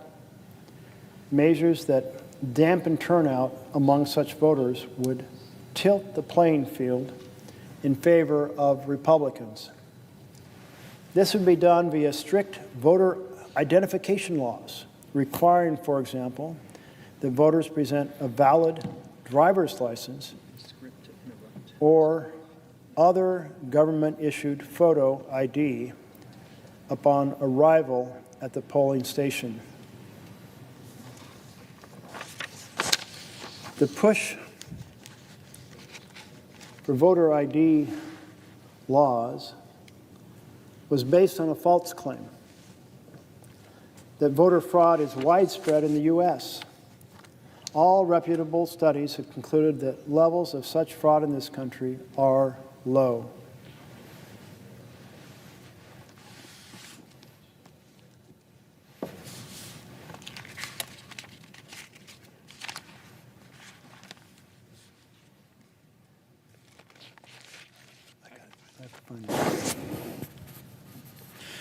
Will the senator yield for a question? I see the senator from Arizona on the floor, and yes, I will yield for a question. Well, Senator Merkley, I appreciate everything you're doing to highlight the many ways that this president has been undermining the Constitution and the rule of law. We've now experienced about 9.5 months of this presidency. And I'm going to ask you a question about one thing in particular, and it's about the U.S. military and the leadership of the U.S. military. But I want to kind of set the stage here a little bit. The United States has the most lethal military in the history of the world. The president presiding right now has experienced that as a U.S. Navy SEAL.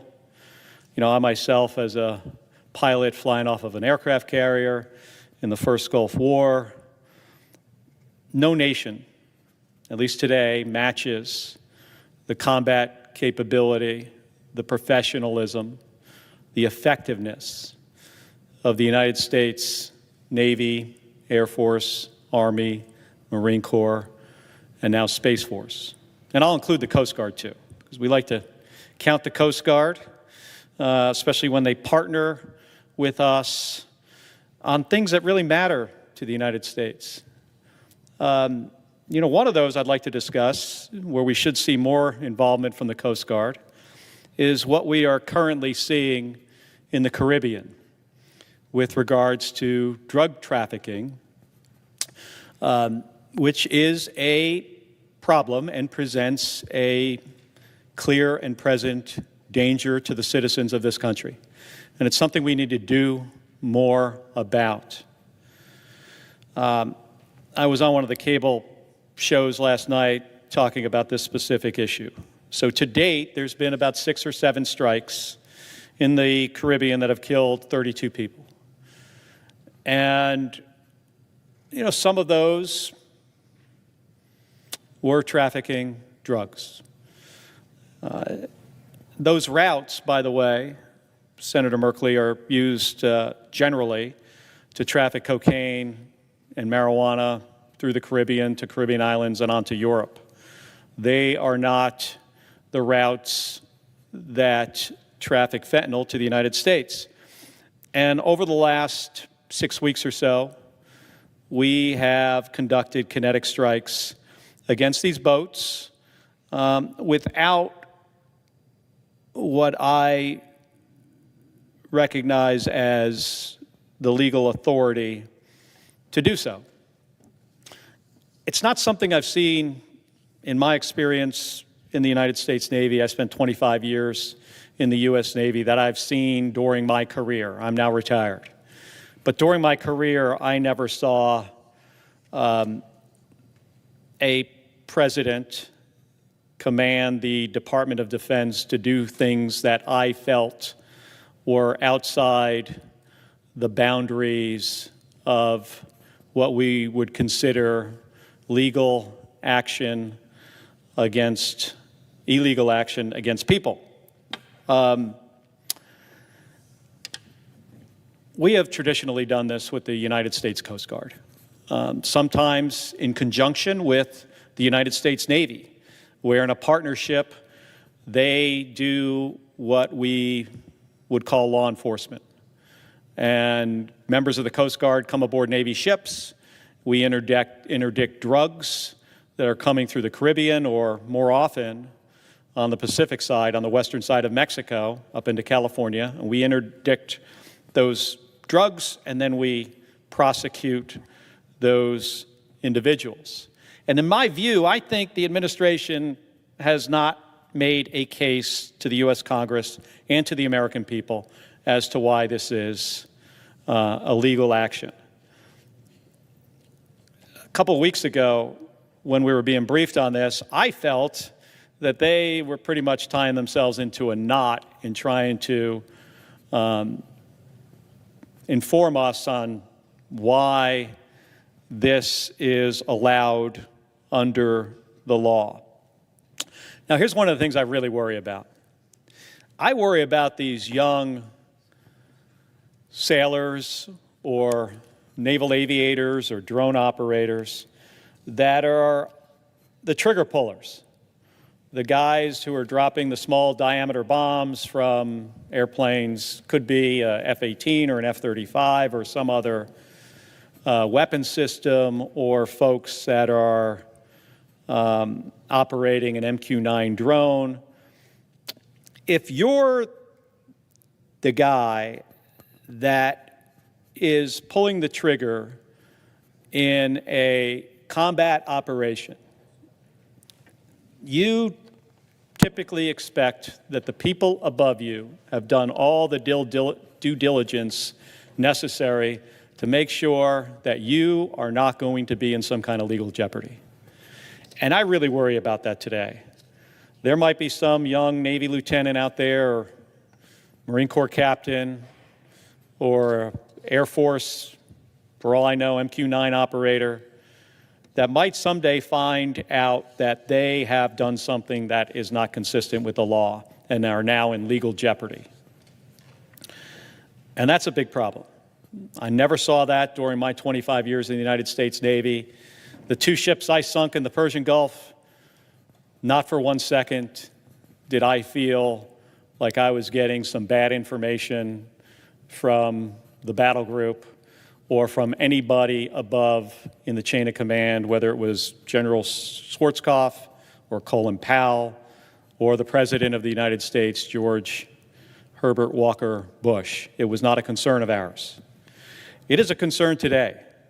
And I can tell you, as I watch this from my vantage point on the Intelligence Committee and on the Armed Services Committee, there are members of our military that are now in some sort of potential future legal jeopardy. And it's because we have a president that I believe doesn't do his homework, doesn't follow norms, and possibly is making decisions that are not legal.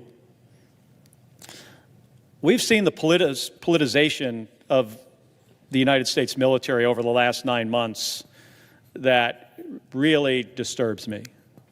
The speech in Quantico, where the Secretary of Defense dragged in hundreds of our senior leadership from all over the world, admirals and generals and senior enlisted staff who have very important jobs, who are working every single day to make sure that our nation and our allies are safe and secure, and have to make some really complicated decisions every day about the posture of our force, how to equip them, make sure they are ready to fight. And the Secretary of Defense, for some reason, decides that he needed to give a TED Talk about gym clothes and PT and other stuff that has no bearing on whether or not we are a capable military. And I don't know why he feels this way, but in my experience, from the time I first put on the uniform in 1986 to the time I took it off in 2011 and then beyond, since I've been retired from the United States Navy, our effectiveness has never been diminished. Our innovation and our professionalism and our ability to train well is something that really makes us stand out. And I've got experience with some of our allies, but I also have a little bit of experience with our adversaries. While I was at NASA flying the space shuttle over a decade, my first flight in 2001 to my last in 2011, every one of my missions, I had a lot of interactions with Russian cosmonauts. And most of these Russian cosmonauts, not all of them, but most of them were members of the Russian Air Force, pilots, some of them test pilots. I flew with these guys. They weren't the best pilots in the world, I have to admit. I was shocked the first time I flew with a guy who I will not share his last name. His first name was Vladimir. But I was really shocked that this guy, who was a MiG-25 pilot, could not fly formation in an airplane. Something so fundamental and basic to a military pilot, that they did not train enough to be capable enough to do something that was so fundamental to be an effective fighter pilot. And then after, that was early in my NASA career. Later, as I started flying in space with these guys, I realized that Russians, and the Russian military in particular, because that's where my experience were was with these military guys, they were motivated by different things. It explains a lot of what I see out of Russia today. Now, as Americans, whether you're in the United States Navy, whether you're a naval aviator, in the Air Force, Army, Marine Corps, Space Force, even in U.S. industry and in organizations in the United States, and I don't think this is unique to us, but everybody doesn't share this value. Americans are usually and most motivated by mission success. We care about the mission first. We care about the mission before ourselves. We care about the mission more than anything. I think it's true for American companies, too, that they've got a set of goals and they have a plan and they're going to execute the plan. Not true of our Russian adversaries. Took me a while to learn this, but I found that they were motivated primarily by a couple things. One was the appearance that they were in charge. That mattered to them more than anything else. That I look like I'm in charge of whatever this operation is, not mission success. The second thing would be, who could I blame if things go wrong? Where to place the blame? And the third thing, which was really interesting, was what can I steal from my employer? That to me, was three principles I saw in my Russian cosmonaut colleagues. They talked about the stealing. I wasn't so sure they were actually stealing anything from the Russian Space Agency or not. But they talked about it as something that's fundamental to their system and their economy. And I bring this up because I often feel that we're unique as a service, as a fighting force in the world. Our allies, some of them are really, really good. But there is nothing that I have found in my experience in my career, I'm 61 years old, that is as professional as U.S. service members and as motivated by mission and doing the right thing and making moral and ethical choices. And that's all at risk. You know, in Senator Merkley's state in Portland, they're sending armed, uniformed soldiers to do what we traditionally feel is police work, intimidating the population, using tear gas against U.S. citizens for no reason. And by the way, National Guard and active duty service members, they're not trained for this mission. In my 25 years in the Navy, I never once did anything that you would consider to be close to police work. And I would know I'm the son of two cops. So I would get a sense for what that was. Never happened. And unless you're a military policeman, it doesn't happen for infantrymen, for special ops, for submariners, and certainly not for active duty infantry. So at this time in our history, I am, really worried about legal jeopardy that our young service members are being put in. But I'm also, worried about does this fundamentally change the nature of the United States military, which has been, in my view, a force for good around the world, where we come to the defense of our allies. We do it in a way that garners a tremendous amount of respect, I think, even from our adversaries. And I think that that is all at risk. So I wanted to ask Senator Merkley, you've been here, 16 years now in the United States Senate. You've got tremendous experience at this. And my understanding is you've got a very close relationship with the people you represent in Oregon. How worried are you about the changes that could happen to the United States military? And also I'm interested in, what are you hearing from your constituents about this? They've been the focus and have been highlighted by this administration, not just this year, but in Donald Trump's first presidency as well. So with that, I yield back to the senator from Oregon. Thank you so much to my colleague from Arizona for your question.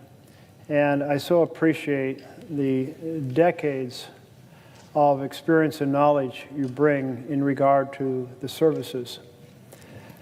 I have only a small chapter in my life of 2 years working for Secretary Weinberger as a presidential fellow, but I didn't wear the uniform. I was a civilian working on a host of different programs, transited every 4 months or so, and they were great assignments.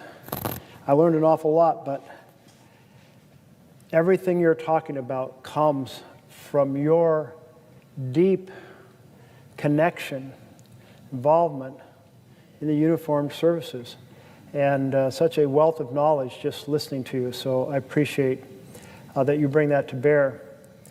In terms of my concern about the military, is I felt from my much more limited world, mostly in the Pentagon, was that folks worked incredibly hard not to be partisan.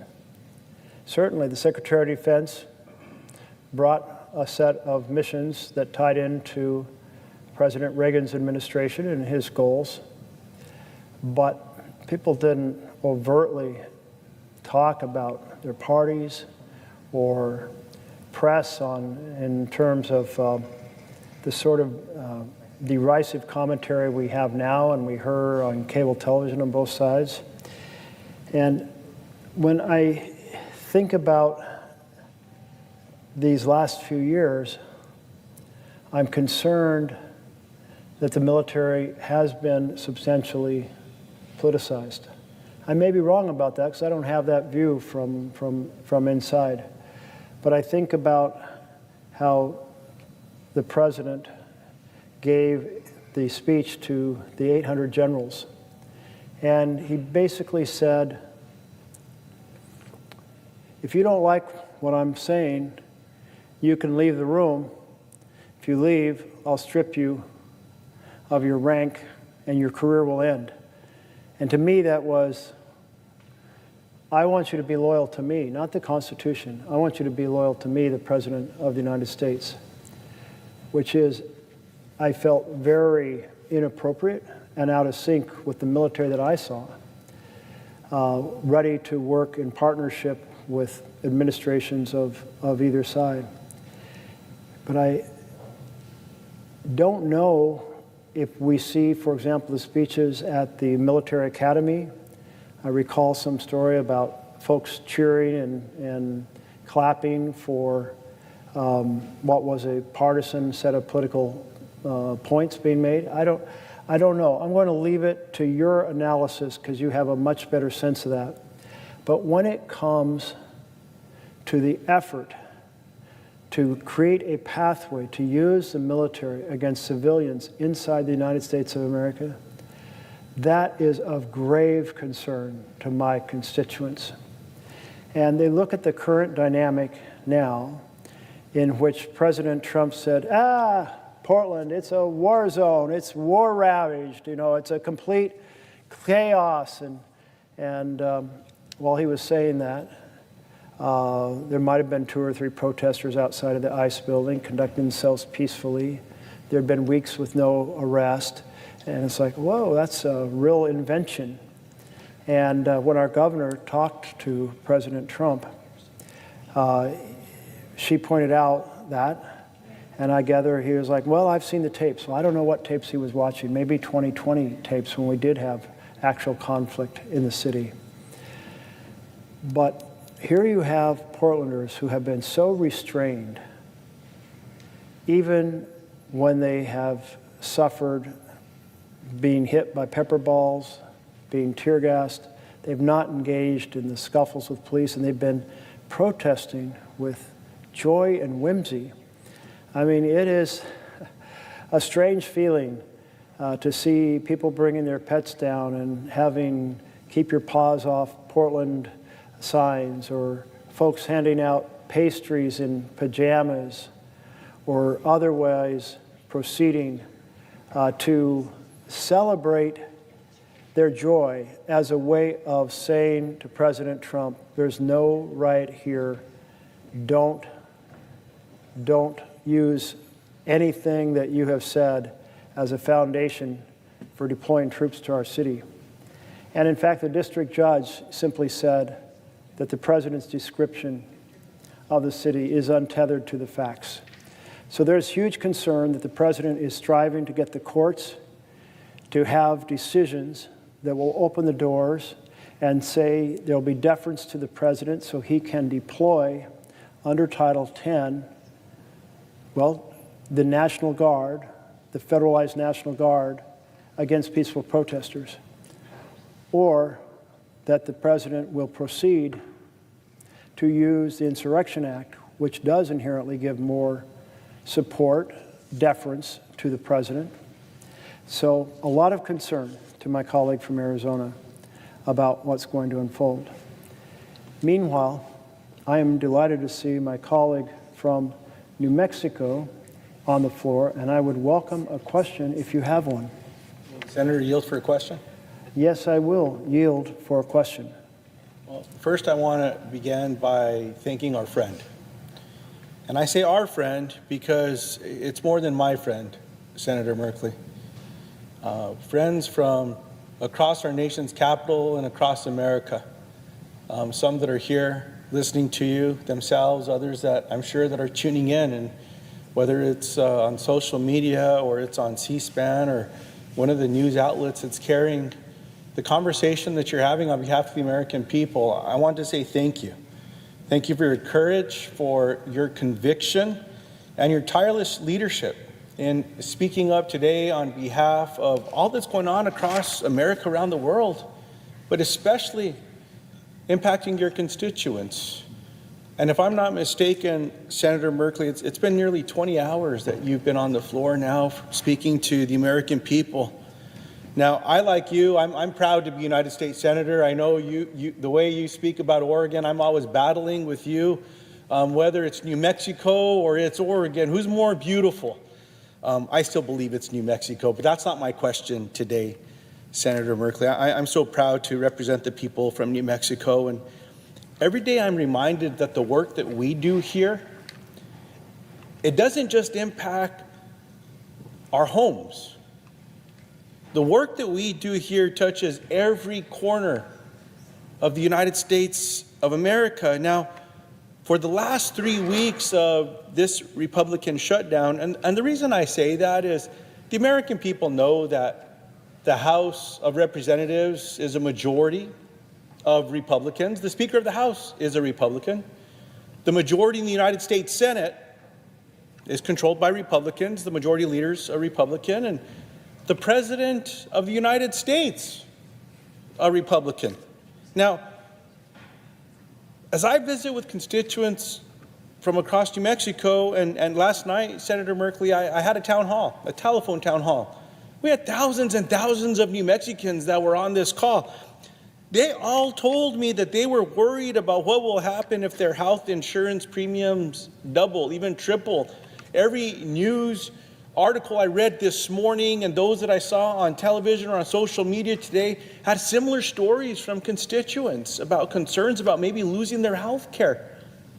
Now, Senator, you know as well as so many people across New Mexico and a few across America that 3 years ago, I survived a stroke.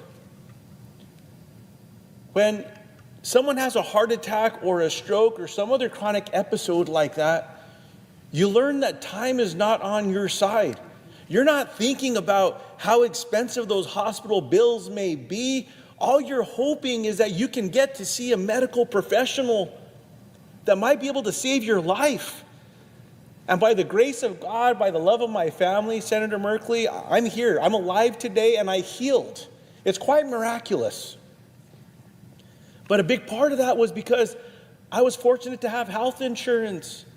I was fortunate to get to a facility quick enough. On the way there, a local paramedic and an EMT from Santa Fe County Fire Department, they helped to prepare me before I got to the emergency room. They helped save my life. Well, right now across the country, it's not just the concern of health insurance premiums doubling or tripling where millions of people could lose coverage. Under this thing called the Big Beautiful Bill, my Republican colleagues here said, well, we're going to have the largest cut in Medicaid funding since the program's been created. In addition to that, how about my Republican colleagues saying, well, let's also go after food programs, and the largest cut to food programs across America were included in that bill. The reason I bring up Medicaid is in New Mexico, we had a Republican governor that actually embraced Medicaid expansion. And so New Mexico became one of the states that had the most uninsured people per capita to one of the most insured. Because of that expansion, people were able to get care and help. Well, those rural health clinics that also provide care to so many of our Medicaid beneficiaries in New Mexico, all of a sudden when federal Medicaid dollars go away, they might close. So I'm going to go back to my stroke. Time is not on our side.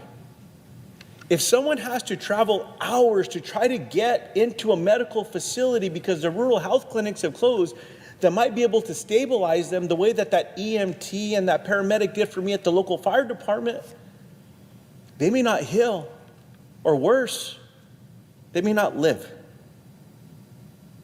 Now I'm going to get back to one of the conversations we're having right now.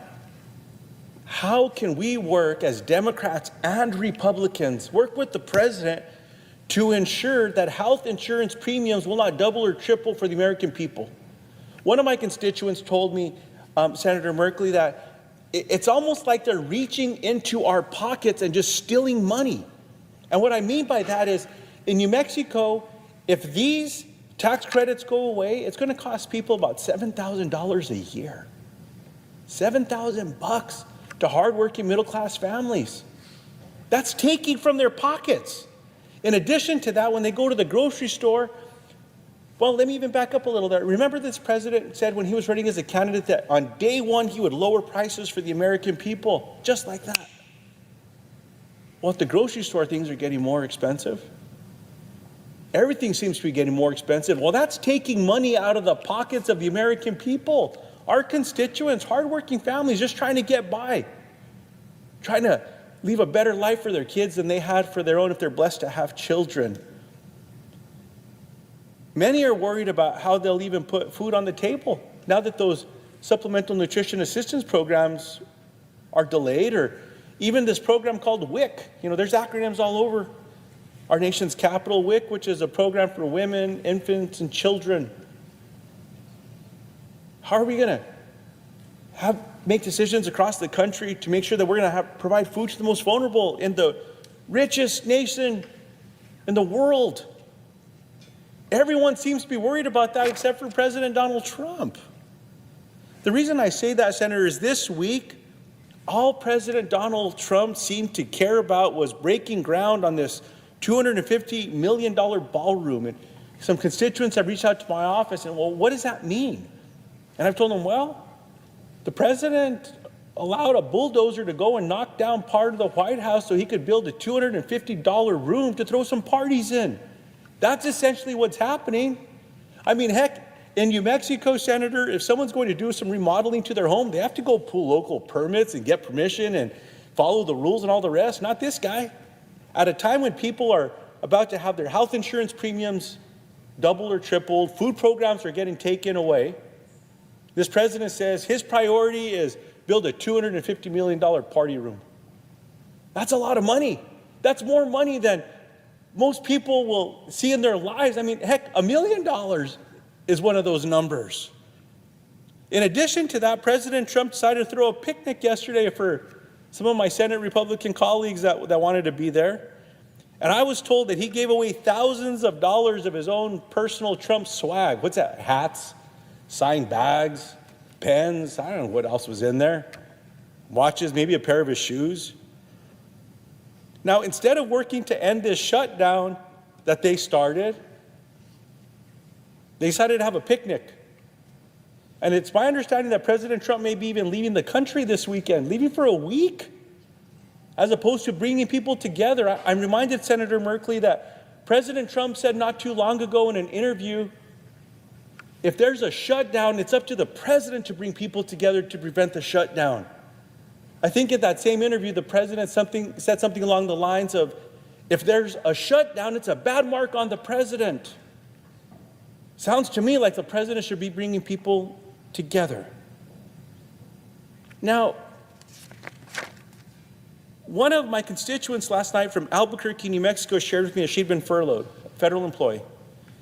She told me she didn't know how she was going to pay this month's bills without a paycheck. She felt that President Trump was doing nothing to end the shutdown, and she didn't know how she could continue handling all the stress of not being paid, because that's something else that we're not talking about here. All the stress, mental health challenges that families are going through. One of my constituents in Las Vegas, New Mexico, has 4 children, a mortgage to pay, and his family lives paycheck to paycheck. He said with all the stress and hurt that is being caused by the Republican shutdown, he doesn't know if people will be able to afford their health care if it's taken away. This week, people across America are watching Donald Trump tear down the east side of the White House, making room for that $250 million ballroom. And then there's a story that I just saw coming in, Senator Merkley, that said President Trump, it looks like he's trying to shake down the Department of Justice to get $230 million for himself. And here's the kicker. The person that would actually have to sign off on giving President Trump $230 million in taxpayer money from the Department of Justice is a guy named Todd Blanche. Anyone that knows who this person is knows that Todd Blanche was President Trump's personal defense attorney. He didn't do so well because he got convicted, but he's the guy that would have to sign off. So I'll sum it up this way, Senator Merkley, and I have a question for you, sir.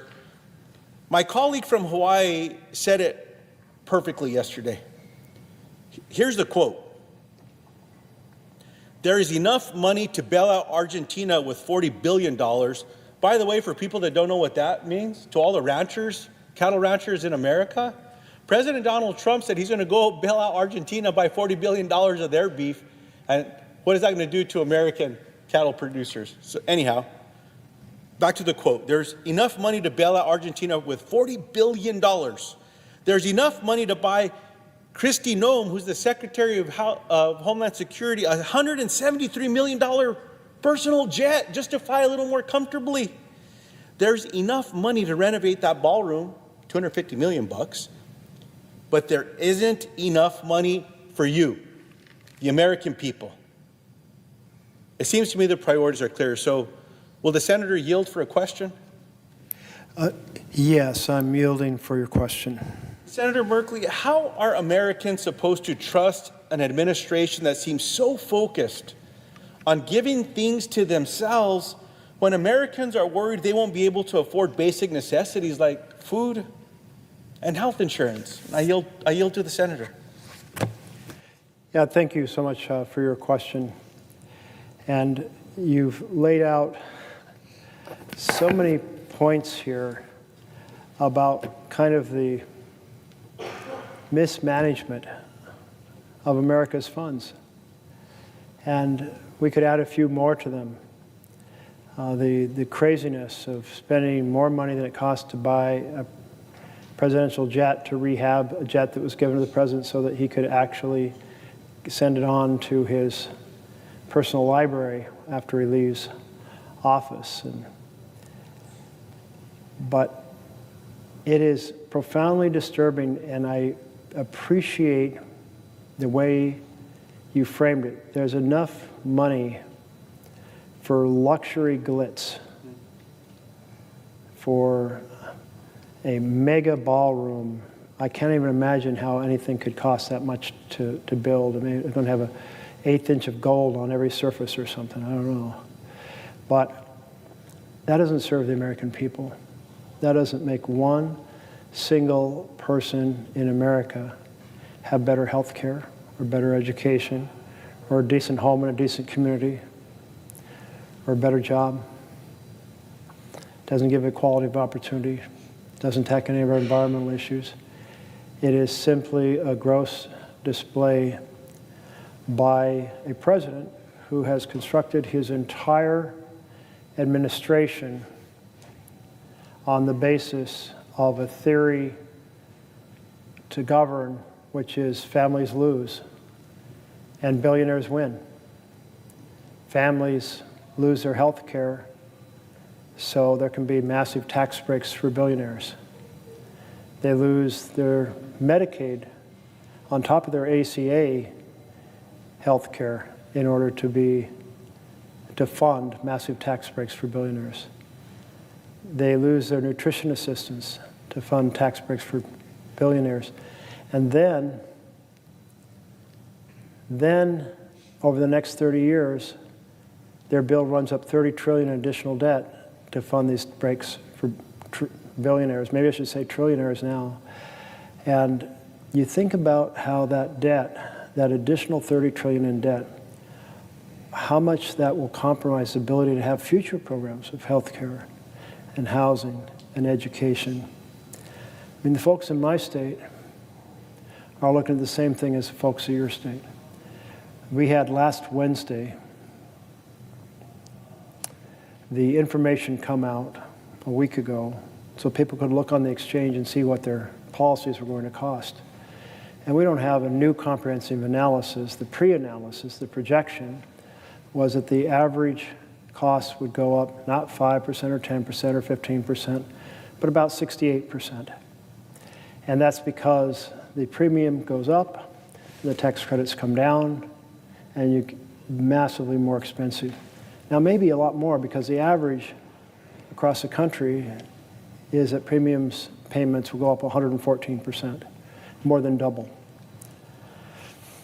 But how do you explain to anyone that you slashed their health care affordability to fund a giveaway of $20 to $40 billion to Argentina, or to fund that new ballroom? I mean, that's insane. I mean, that is, well, just like the rich rubbing our nose in it for ordinary Americans, that you won't be able to afford health care, but wow, we got that new jet, the jet you talked about for Nome. I hadn't heard about that one. We got the new ballroom. We got the tax breaks for the richest people. This government buying for the billionaires, and it ties in to the authoritarian perspective. Because if you're a regular leader of a democracy, you feel you're accountable to the people. And you would never, ever pursue a bill that defunds health care for ordinary families to put more dollars in the pocket of the already richest Americans. But if you're an authoritarian, and the entire time I've been on the floor has been to ring the alarm bells. Ring the alarm bells. Authoritarianism is here now. And I'm told that each time I say this, lots of bells are posted online. So just for my team's fun, ring the alarm bells. I want that to be heard all across America. that we are way off track. This is the wrong way to go. In a democracy, you want to have the foundations for families to thrive because you're accountable to the people, and the people run the operation. But in an authoritarian government, boy, that's not the case at all. Instead, it's like the leaders feel like the people are accountable to them. So if they have to do without, well, too bad. As the phrase goes, let them eat cake. If they don't have bread, oh, let them eat cake. And so there we are.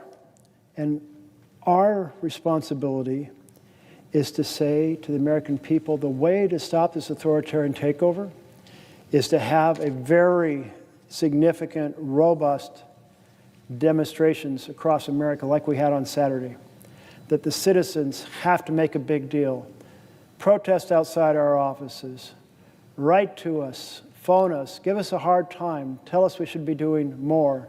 It's that feedback that really caused me to say I need to try to do more to ring the alarm bells about where we're headed, and thus to be up here all night and now through the morning and into the afternoon. I'm getting a little unsteady on my feet,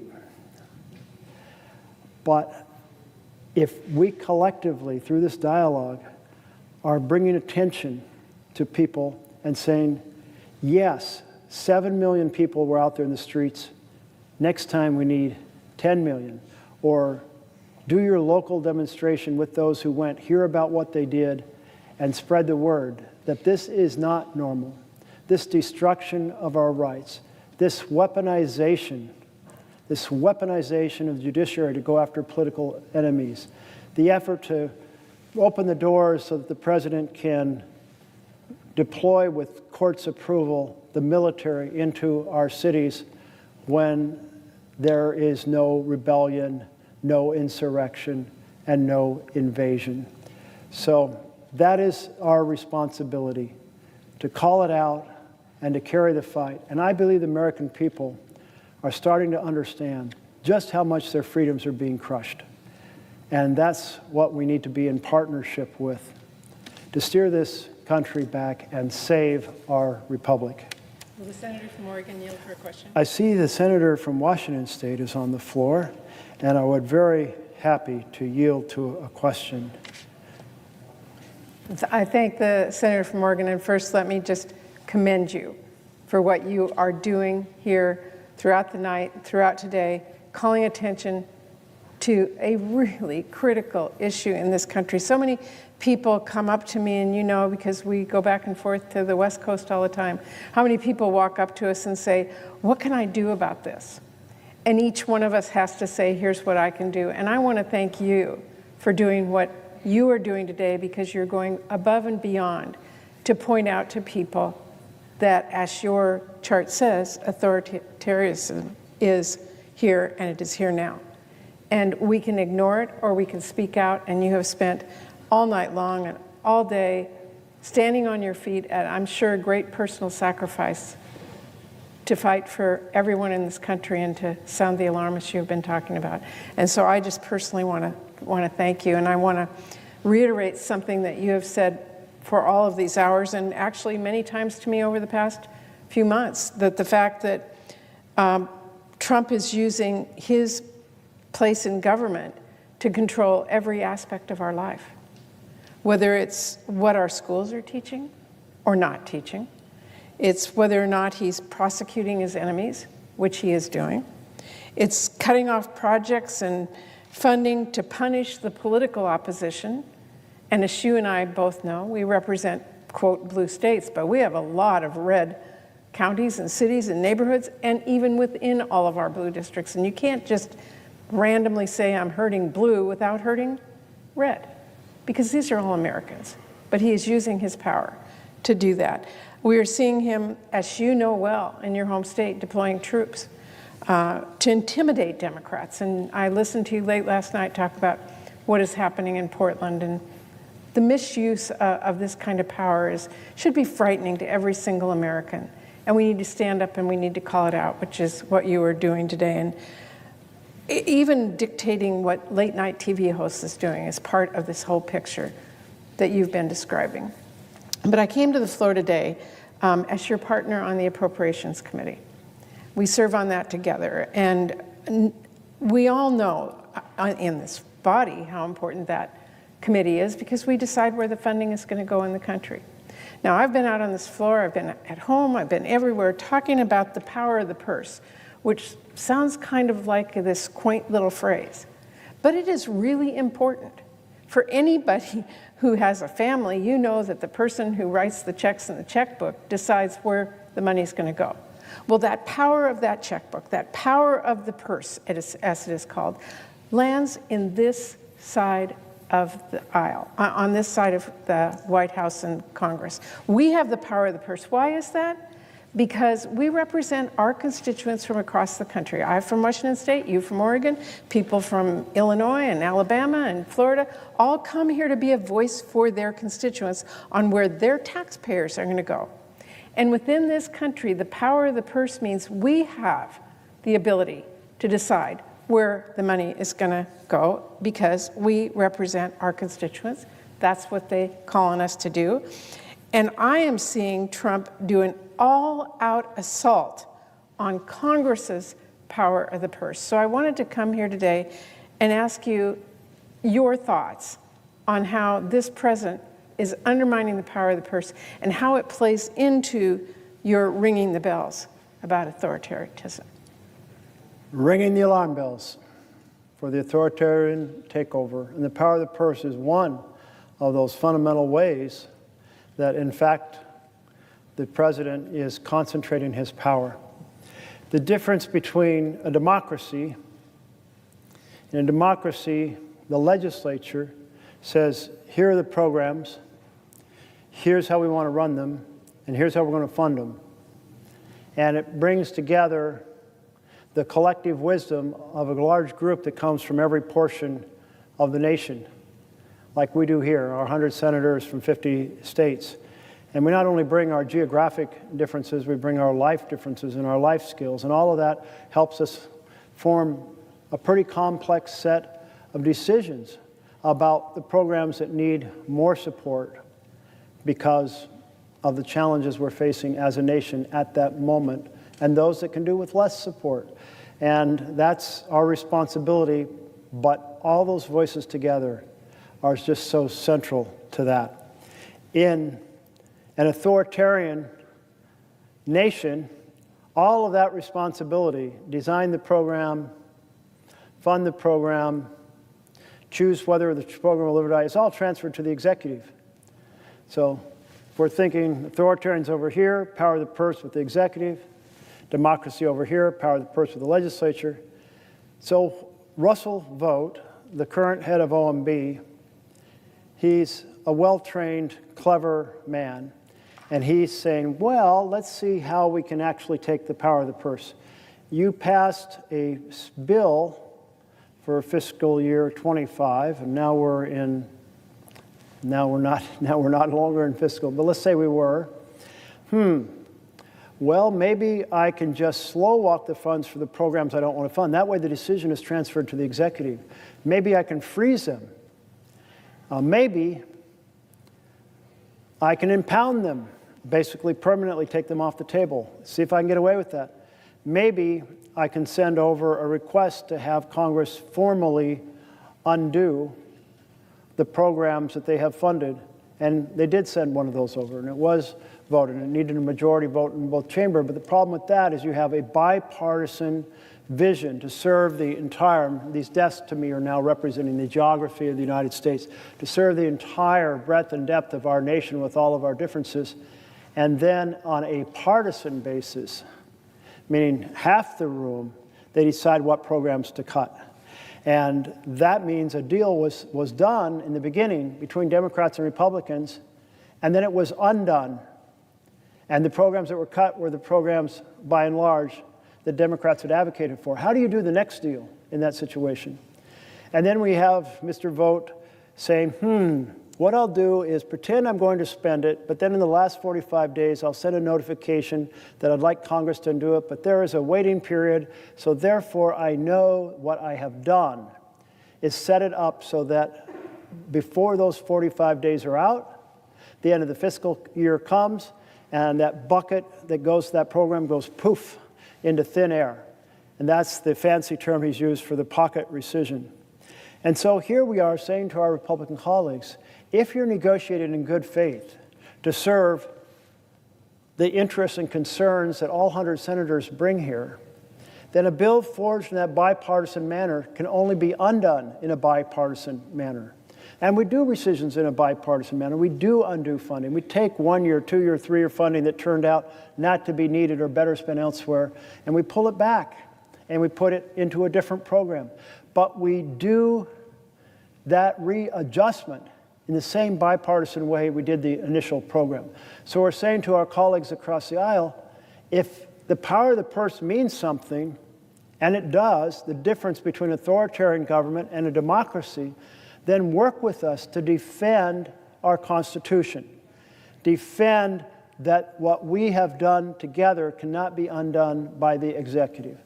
And so far, we have not received a yes, we will defend the Constitution. And what I hear is mainly, yeah, President Trump would never go for that. When you hear that, you know you're trapped in an authoritarian, because the vision of our nation is that we, the Congress, will forge these programs and decide how to fund them, how much, and when it's like, can't do that because the Trump would be upset. Well, that just confirms we are in authoritarianism now, and it's not just the power of the purse, of course. It's attack on due process. It's attack on free press. It's attack on freedom of speech. It is the weaponization of the Department of Justice. It is the ignoring the laws that apply to the executive completely, like firing all the IGs, getting rid of all the referees. In the book that I really spent the night trying to use as a framework in order to say, hey, experts who have studied how democracies die, they don't die with people with guns anymore. They die, people get elected, and then they follow the authoritarian playbook on how to basically undo the checks and balances and amplify the power. And another piece of that we should be very concerned about in the Northwest right now, more Portland, but who knows what happens in Seattle, is trying to carve a path in which Trump has court decisions that say he can put troops into the street whenever he wants. And that is a massively dangerous amplification of authoritarian power. And that's why what we do this year makes such a difference, that we have to protest and say this is not normal. We have to ring the alarm bells. We have to praise the 7 million people who got out there and said no kings in the United States. And that's such a beautiful short way of saying no authoritarianism. We want our republic back, and we're willing to fight to make that happen. And we want our voices to be heard. That's what you're doing, and I thank the senator from Oregon for all he's been doing for so long, for so many years, but especially for the last 20-plus hours that you've been on the floor. Too many hours on the floor, reminding us all of why this is so critical. I note that my colleague from Delaware is on the floor. I would welcome a question if you have one. Will the senator from Oregon yield for a question? I will yield for a question. First, let me say thank you, Senator Merkley, for your tenacity, your energy, your compassion, and your love for this country. I mean, really, that's what this is about. That's why you have been standing on this floor for over 20 hours. And I want to say thank you on behalf of the American people. And I want to say, Mr. President, we are now 21 days into this Republican shutdown and well over 200 days into the Trump administration. Costs for housing are up, food prices are up, energy costs have gone up, and we are about to see our health care costs skyrocket for millions of Americans, all while the president pushes this country to a literal brink of a constitutional crisis. So let's recap. The Department of Defense is trying to censor the press. This administration is offering deals to universities to teach Trump priorities, taking away independence and academic freedom. They tried to push dissenters off airwaves, but this is America. And Senator Merkley, you and I know here the people have the power, and the power of the people matters. Here the voices of our communities hold weight, and that's why I stand with you as you ring the alarms. The people are standing up, they're speaking out, and they're saying enough is enough. What does that look like? It looks like journalists from MSNBC to Fox News handing in their DOD press badges, choosing to stand up for their First Amendment rights rather than bowing to the whims of the Secretary of Defense. It means universities are refusing to play ball, declining the offer. It means Americans use their power of their purses to say, you will not silence someone like Jimmy Kimmel, and he was reinstated. But it doesn't stop there. It's an unprecedented move by federal judges appointed by Democrats and Republicans alike that are speaking out on an impending judicial crisis over the Supreme Court's emergency orders. State governments are joining compacts to protect access to public health for citizens as this administration rips away access to vaccines. Airports across America are refusing to play this administration's propaganda videos. And perhaps most importantly, millions of Americans from across our country have made their voices known and heard. 7 million Americans did what I think was truly a part of the American spirit by using their voices in a peaceful way, assembling, doing it in a way that was both joyful but also patriotic, and demanding that we in Congress also stand up. So we are standing up for our communities, and thank you again, Senator Merkley, for doing so. And we are fighting for families across America who are about to see their health care coverage go up or maybe even be eliminated. In this moment, we don't need a king. The people need a president for all of the people. Not a $20 billion bailout for Argentina, not a new White House gold ballroom when people can't even afford to pay their rent or to buy a home on their own, and not a Justice Department bailout. All while November 1st is fast approaching and tens of millions of Americans face this healthcare crisis. Rising costs or total elimination of their health care or medical debt. Costs are already high, and now this. It's time to do the right thing and to take a stand.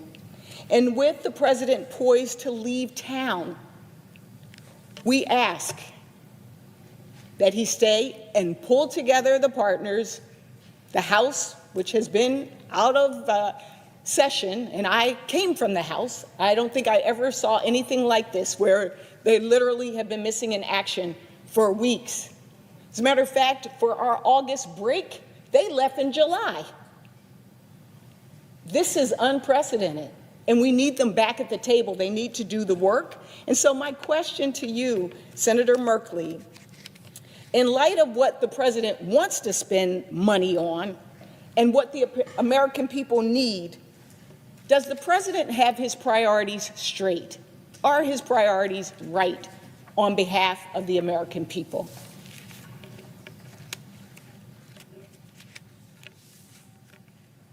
Well, thank you so much to my colleague from Delaware. And the question rather answers itself after listening to all the points you were making, which are right on.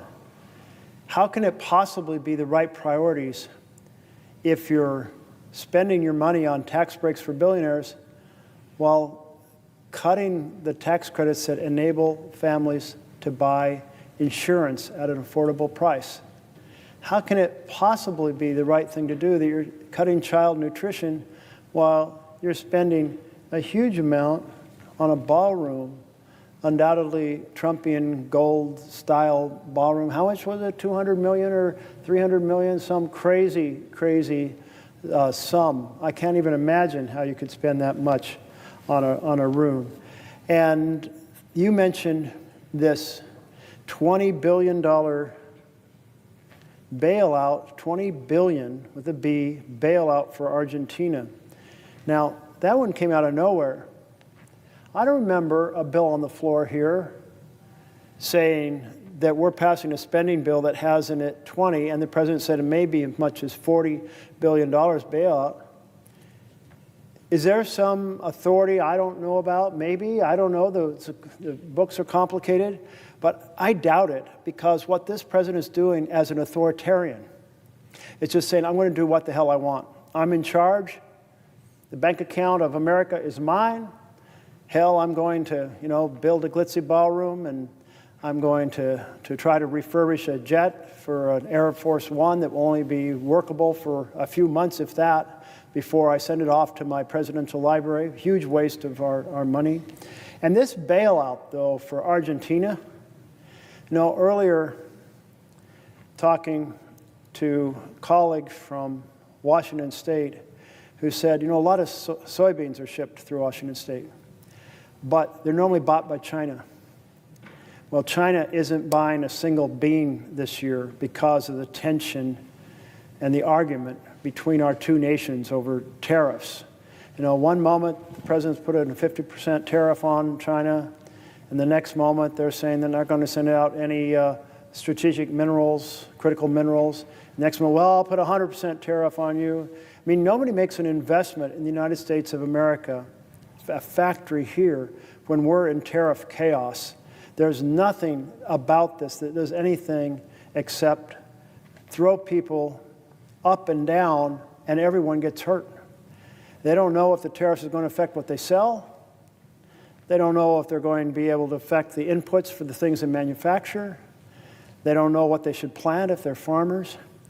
It's a nightmare. And where are all these beans, unsold soybeans, going to go this year? How are they going to be stored? Are they going to be wasted? Are they going to be plowed back into the ground for fertilizer? I don't know. But here's what I do know, that this chaos is terrible for America. And the small business world came and talked to me yesterday, representatives from, and maybe you had them in your office as well, and they said, Main Street is Pain Street. And I did hear that. I'm going to note that Senator Markey may have been the first person I heard that from, but I thought that was a way to describe it. And they certainly said, yes, there's two components of that pain. One is the loss of the credits to buy health care, because small businesses don't have big plans with big insurers. They provide some help, and folks go and buy on the exchange. And they said, second of all, the tariffs. So Main Street is Pain Street. That's not a good future for America. And families with no health insurance, that's a terrible look for America. And by look, I mean, I don't mean the atmospherics of it. I mean, that is the wrong mission in a republic. And the connection I've been drawn between Trump's authoritarian personality and tendencies is that an authoritarian feels that people are accountable to him. So he can do any damn thing he wants and control anything without advice or controls or checks from anyone. And he's hated it every time checks were applied in the past. He's going after some of those folks now who applied those checks in the past. And the leader of a democracy says, I'm accountable to the people. The people need health care, housing, education, a good paying job, investment in infrastructure, equality of opportunity, and let's take on some of those environmental problems. That's what a leader in democracy does.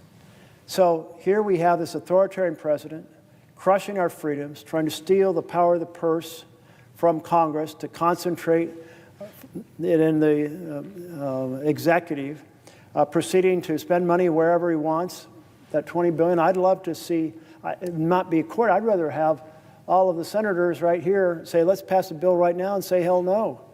You know, a lot of that $20 billion is going to the debt that's been built up in Argentina. And friends of President Trump have reportedly bought that debt at a huge discount. I didn't see how much of a discount. But what that means, if you buy $1 of debt, and you buy, say, let's make it math easy, 25 cents, then you get a 400% return if the money goes to Argentina and they pay off the debt at face value. That's not about making America first.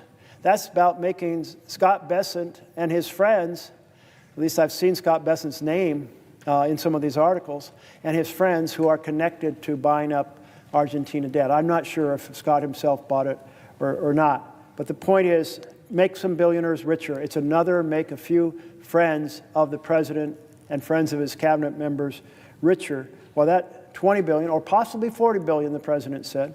Think about that, $20 billion, that's $50 for every single American tossed in a pot to hand out to a strong man in Argentina. $40 billion, $100 a person handed out to a strong man. Every one of us, take $100 out of our pocket. Senator, yield for one more question. I will yield for another question. Thank you. Thank you. As you talked about the small businesses, Senator, I was reminded that as we look at who is actually purchasing this health care in the marketplace, a lot of people don't even know they're on ACA and receiving the tax credit, that half of them are small businesses. I come from Delaware. We are urban, suburban, rural, and coastal. And so we also know that a quarter of farmers and ranchers are getting their health care this way. And then we think about the fact that this issue is disproportionately affecting red states, not just blue states. All Americans are going to be hurt. This is why your ringing the alarm is so important. And I would ask a very simple question. Is there a connection between the healthcare crisis that we are in and an authoritarian regime? Oh, there is absolutely such a powerful connection, because the authoritarian doesn't care about the fundamental programs for the people, because they don't feel they're accountable to the people. So just as our authoritarian president is weaponizing judiciary to go after his opponents, is using the power of the government over licenses and mergers in order to try to control what our broadcasting does, an attack on freedom of speech, trying to compel what our universities teach by threatening the collapse and taking away the research grants and telling them they can't have foreign students that are essential to their revenue stream. All of those authoritarian pieces, the stealing of the purse, but then there's this piece, the philosophy. And the philosophy is the people owe me, the authoritarian, not I'm accountable to them. So therefore, it's totally legit to go for legislation that slashes the programs that are fundamental to families to make the rich richer. And I want to go back to that picture that I had up earlier of the billionaires standing behind President Trump at the inauguration. And at that point, maybe we didn't know for sure, but he had campaigned on helping families, but we didn't see the champions of families behind him. We saw the billionaires behind him. That is exactly what's happened. The philosophy is families lose and billionaires win. And our effort, as those in a democracy, we are fighting for the vision of families thrive and the rich and powerful pay a fair share. My colleague yield for another question. I would yield for a question, yes. And I thank my colleague from Delaware for her great questions. And I want to, before I ask my question, I just want to thank the great senator from Oregon for his strength, his fortitude, his integrity, and just shining a spotlight on this erosion of democracy under Trump in so many different ways. I've been to the floor earlier and we've talked about it. But now I'd like to ask a question about one of the most serious threats that our American people face, which is the health care crisis, a horrible crisis that is going to leave millions without any health care insurance at all. That's going to raise premiums for people from $500 to $1,000 a month, not a year. That will close rural hospitals. That will kick people out of nursing homes where they will have nowhere to go. And I remind my colleagues that this president, instead of negotiating a way out that addresses the crisis with Leader Jeffries and I is going away for 6 days. It's outrageous for him to leave on a foreign trip while the American people are suffering, and we get closer and closer and closer to the time, starting November 1st, when people are going to have to make that awful decision. Do I leave my family with no health care at all because I can't afford it? It's a horrible, horrible decision. And yet Leader Jeffries and I asked the president to meet with us before he left. He refused. The reporting is that Johnson and Thune and he were on the phone and agreed they wouldn't even talk to us. And instead he's going away while people are suffering. He ought not to do that. And what is he spending his time on instead? Eroding our democracy. Doing these faux ads. Screwing up, forcing networks and TV stations and media to bow to his whim, using the Justice Department as an attack dog against his enemies, arresting people, as my good friend from Oregon has pointed out repeatedly, on the streets with people, the arresting people, whoever the hell they are, they have no identification, and the people are arrested without even being told why they're being arrested, and who knows what the heck is going on.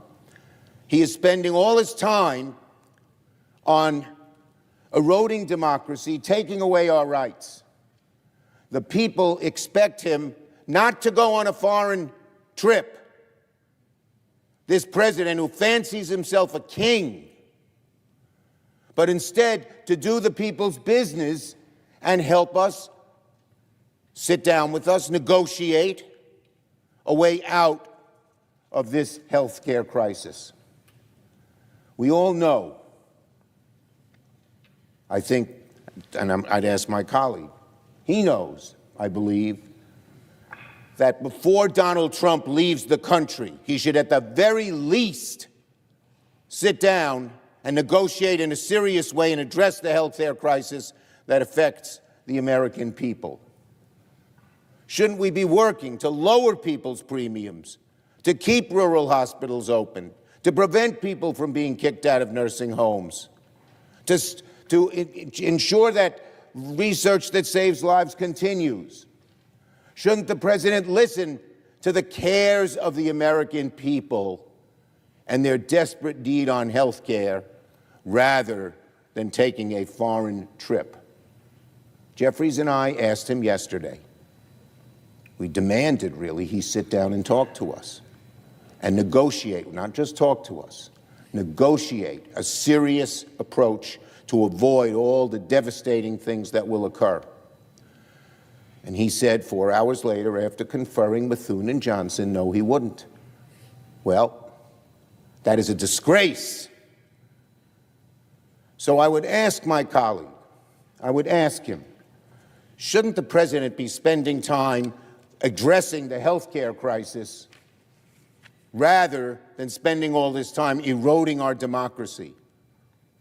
If he negotiated a fair treatment of people with their health care, he'd be doing something good, and when he erodes our democracy, he's doing something evil.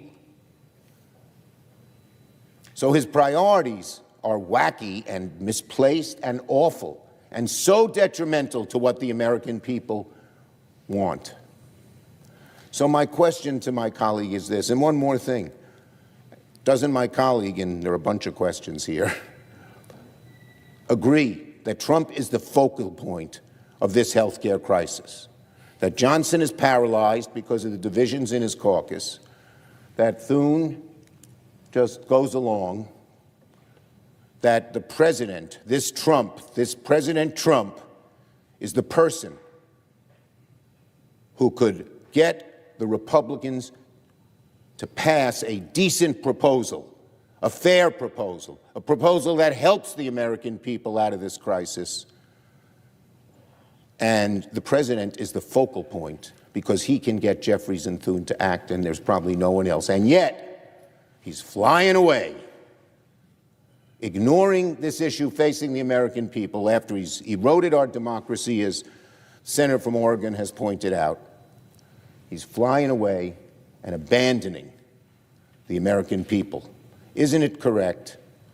Does my friend from Oregon agree that the President's priorities are so detrimental to the American people, are really perverse, in that he seems to enjoy eroding democracy and doesn't even give a damn when the American people are suffering? So I'd ask my colleague to answer that series of questions. My colleague from New York, the minority leader, is absolutely right. The Trump priorities are absolutely perverse. Well, here we are in a structure of the Senate. And what is the Senate about? Coming together and saying, here's where I want to go. Where do you want to go? How can we make those two things work together to make America better? We can't always find the answer, but I'll tell you one thing's for damn sure. You can't find the answer if you can't sit down and have the conversation.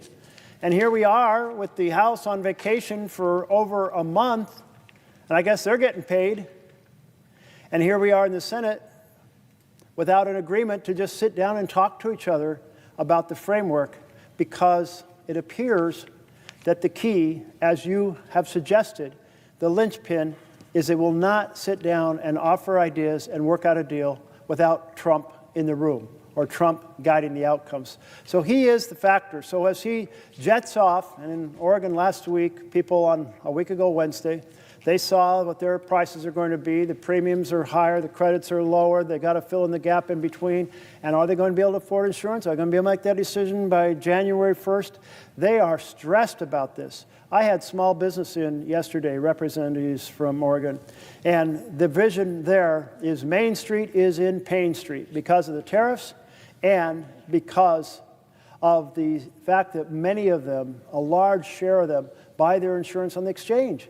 And this man who runs a small company, it's a lighting for events company, and I think he said he had 4 employees. He was able to talk to 3 of them, and the 3 of them said, we're not buying insurance. We can't afford it. We looked at the new prices. We can't afford it. So they're going to go without insurance. We all know the huge calamity. Well, when the Speaker of the House that I saw on the boob tube, on the television, says there's nothing to talk about, I think immediately there's 20 million reasons to talk about.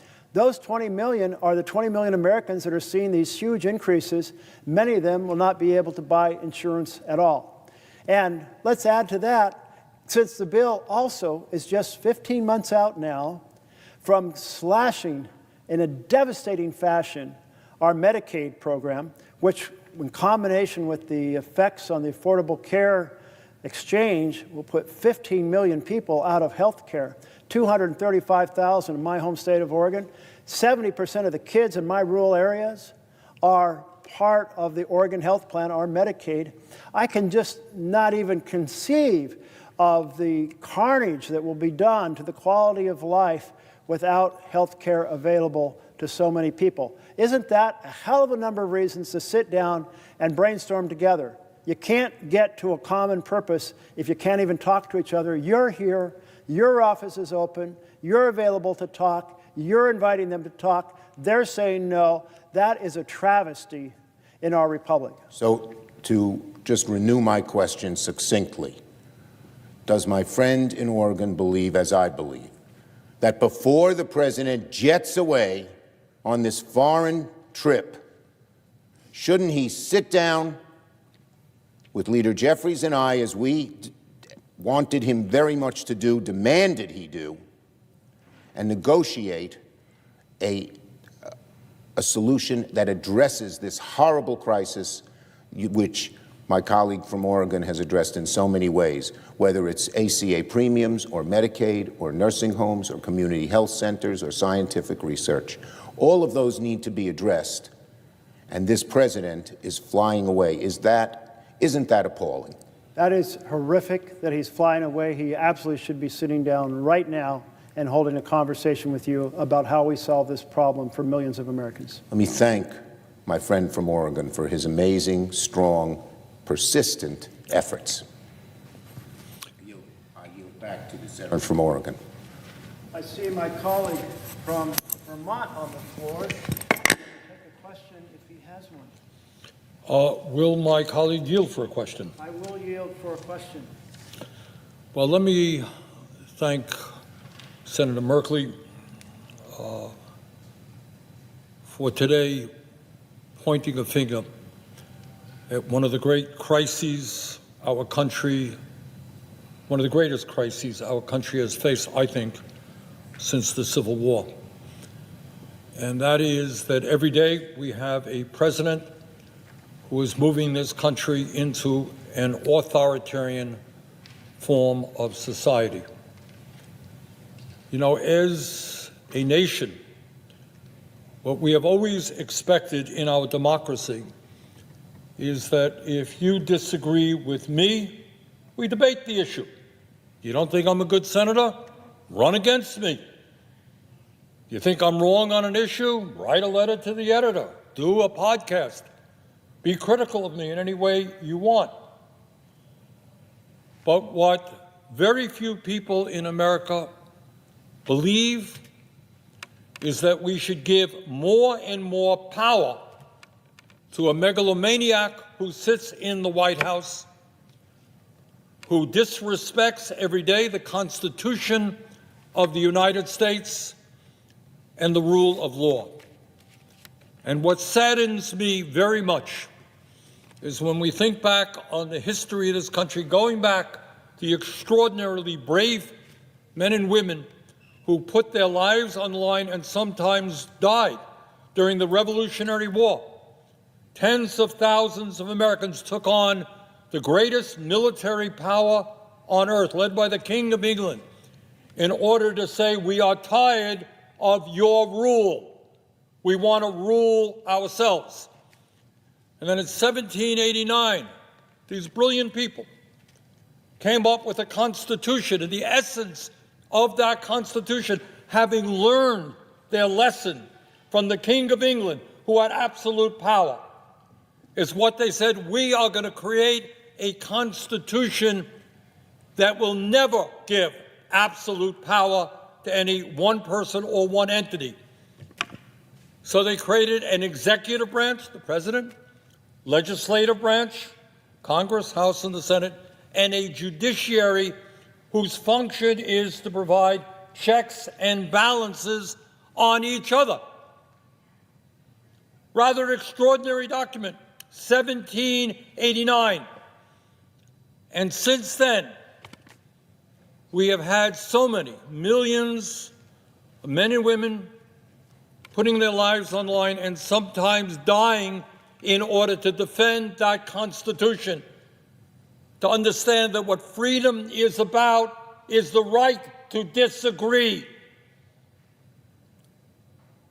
that we do not have to live under the control of one person. And in an unprecedented way, and I know my colleague from Oregon has been talking about this, every day there is another attack on basic American freedoms. The First Amendment, not the second, not the third, First Amendment to the Constitution is freedom of the press. And that was not an accident. They understood that in order to maintain a free society, you had to have the right of people to express their point of view, to write what they wanted to do, to rally people around their point of view. And yet we have, in an unprecedented way, a president who has sued one major media after another, ABC, CBS, Meta defunded PBS, defunded the NPR. This is a president who does not want to be criticized. Well, guess what, Mr. President? In a democracy, you will be criticized. I will be criticized. Senator from Oregon will be criticized. That is what a democracy is about. And if you don't like criticism, get out of the White House. Get out of politics. And we're not going to sit back and allow one media after another, intimidated, frightened that if they stand up tomorrow and run a story critical of the President of the United States, oh my God, they may be sued. And you got an FCC chairman, I think, I say to my friend, during the Jimmy Kimmel episode, was now threatening to rescind licenses of networks if the White House did not like some of the content that was coming out. That's not the America that we love, not the America that we are prepared to defend. But it's not just the media. You got a president who was suing law firms. And what was the crime of these law firms? What did they do that was so terrible? Well, they had clients who went to court against the president. Gee, last that I heard, that's what happens in a country. You know, people go to court. And we don't then try to blackmail and intimidate law firms by saying, we're going to sue you. You better not have clients who are going to attack me. We have a president now who's going to war against universities, trying to break freedom of speech, freedom of dissent on college campuses. You stand up, you protest, hey, we're going to take away money from you. We don't like the content of your courses. We don't like your teachers, your faculty, the president of the university. Your views on Gaza? Sorry, you're not going to get federal funding. We have a president who's usurping the powers of the United States Congress. Every fourth grader understands Congress has the power of the purse. President, if he likes it, signs the bill. But when you sign that appropriations bill, that money goes out. You don't have the right to say, oh, California, New York, Vermont, you voted against me. You ain't going to get the money that was appropriated. That is not what this country is about, and it is not what the Constitution is about. A few minutes ago, Senator Blunt Rochester asked, I thought, a pretty profound question, and that is, what is the relationship between authoritarianism and the healthcare crisis that we're in right now? And as the senator from Oregon has mentioned, when Trump was inaugurated, sitting right beside him, right behind him, were the three wealthiest people in the world. Remember that, the senator from Oregon? It was Mr. Musk, Mr. Bezos, and Mr. Zuckerberg. And right behind them was some 14 or 15 other billionaires. Oh, there's, all right, thank you, Senator. All right, there's Mr. Zuckerberg, Mr. Bezos, Mr. Musk, and a couple of other billionaires there as well. And I was thinking, I was at the inauguration, kind of up front, and as I listened and I saw what was going on, heard Trump's speech, I was thinking about Abraham Lincoln in Gettysburg and one of the pivotal battles of the Civil War to end the abomination of slavery. And Lincoln gets up a few days, I think, after that terrible war, blood still on the ground. And he says to the American people, a few days after that battle, he said, these brave soldiers, in so many words, did not die in vain. Because they died in order to maintain a government of the people, by the people, and for the people, not as Trump would have us, a government of the billionaire class, by the billionaire class, and for the billionaire class. And when Senator Blunt Rochester asked the question, what is the connection between authoritarianism and health care? Well, I'll tell you what the connection is. Right now, under the Trump administration, the billionaire class has never, ever had it so good.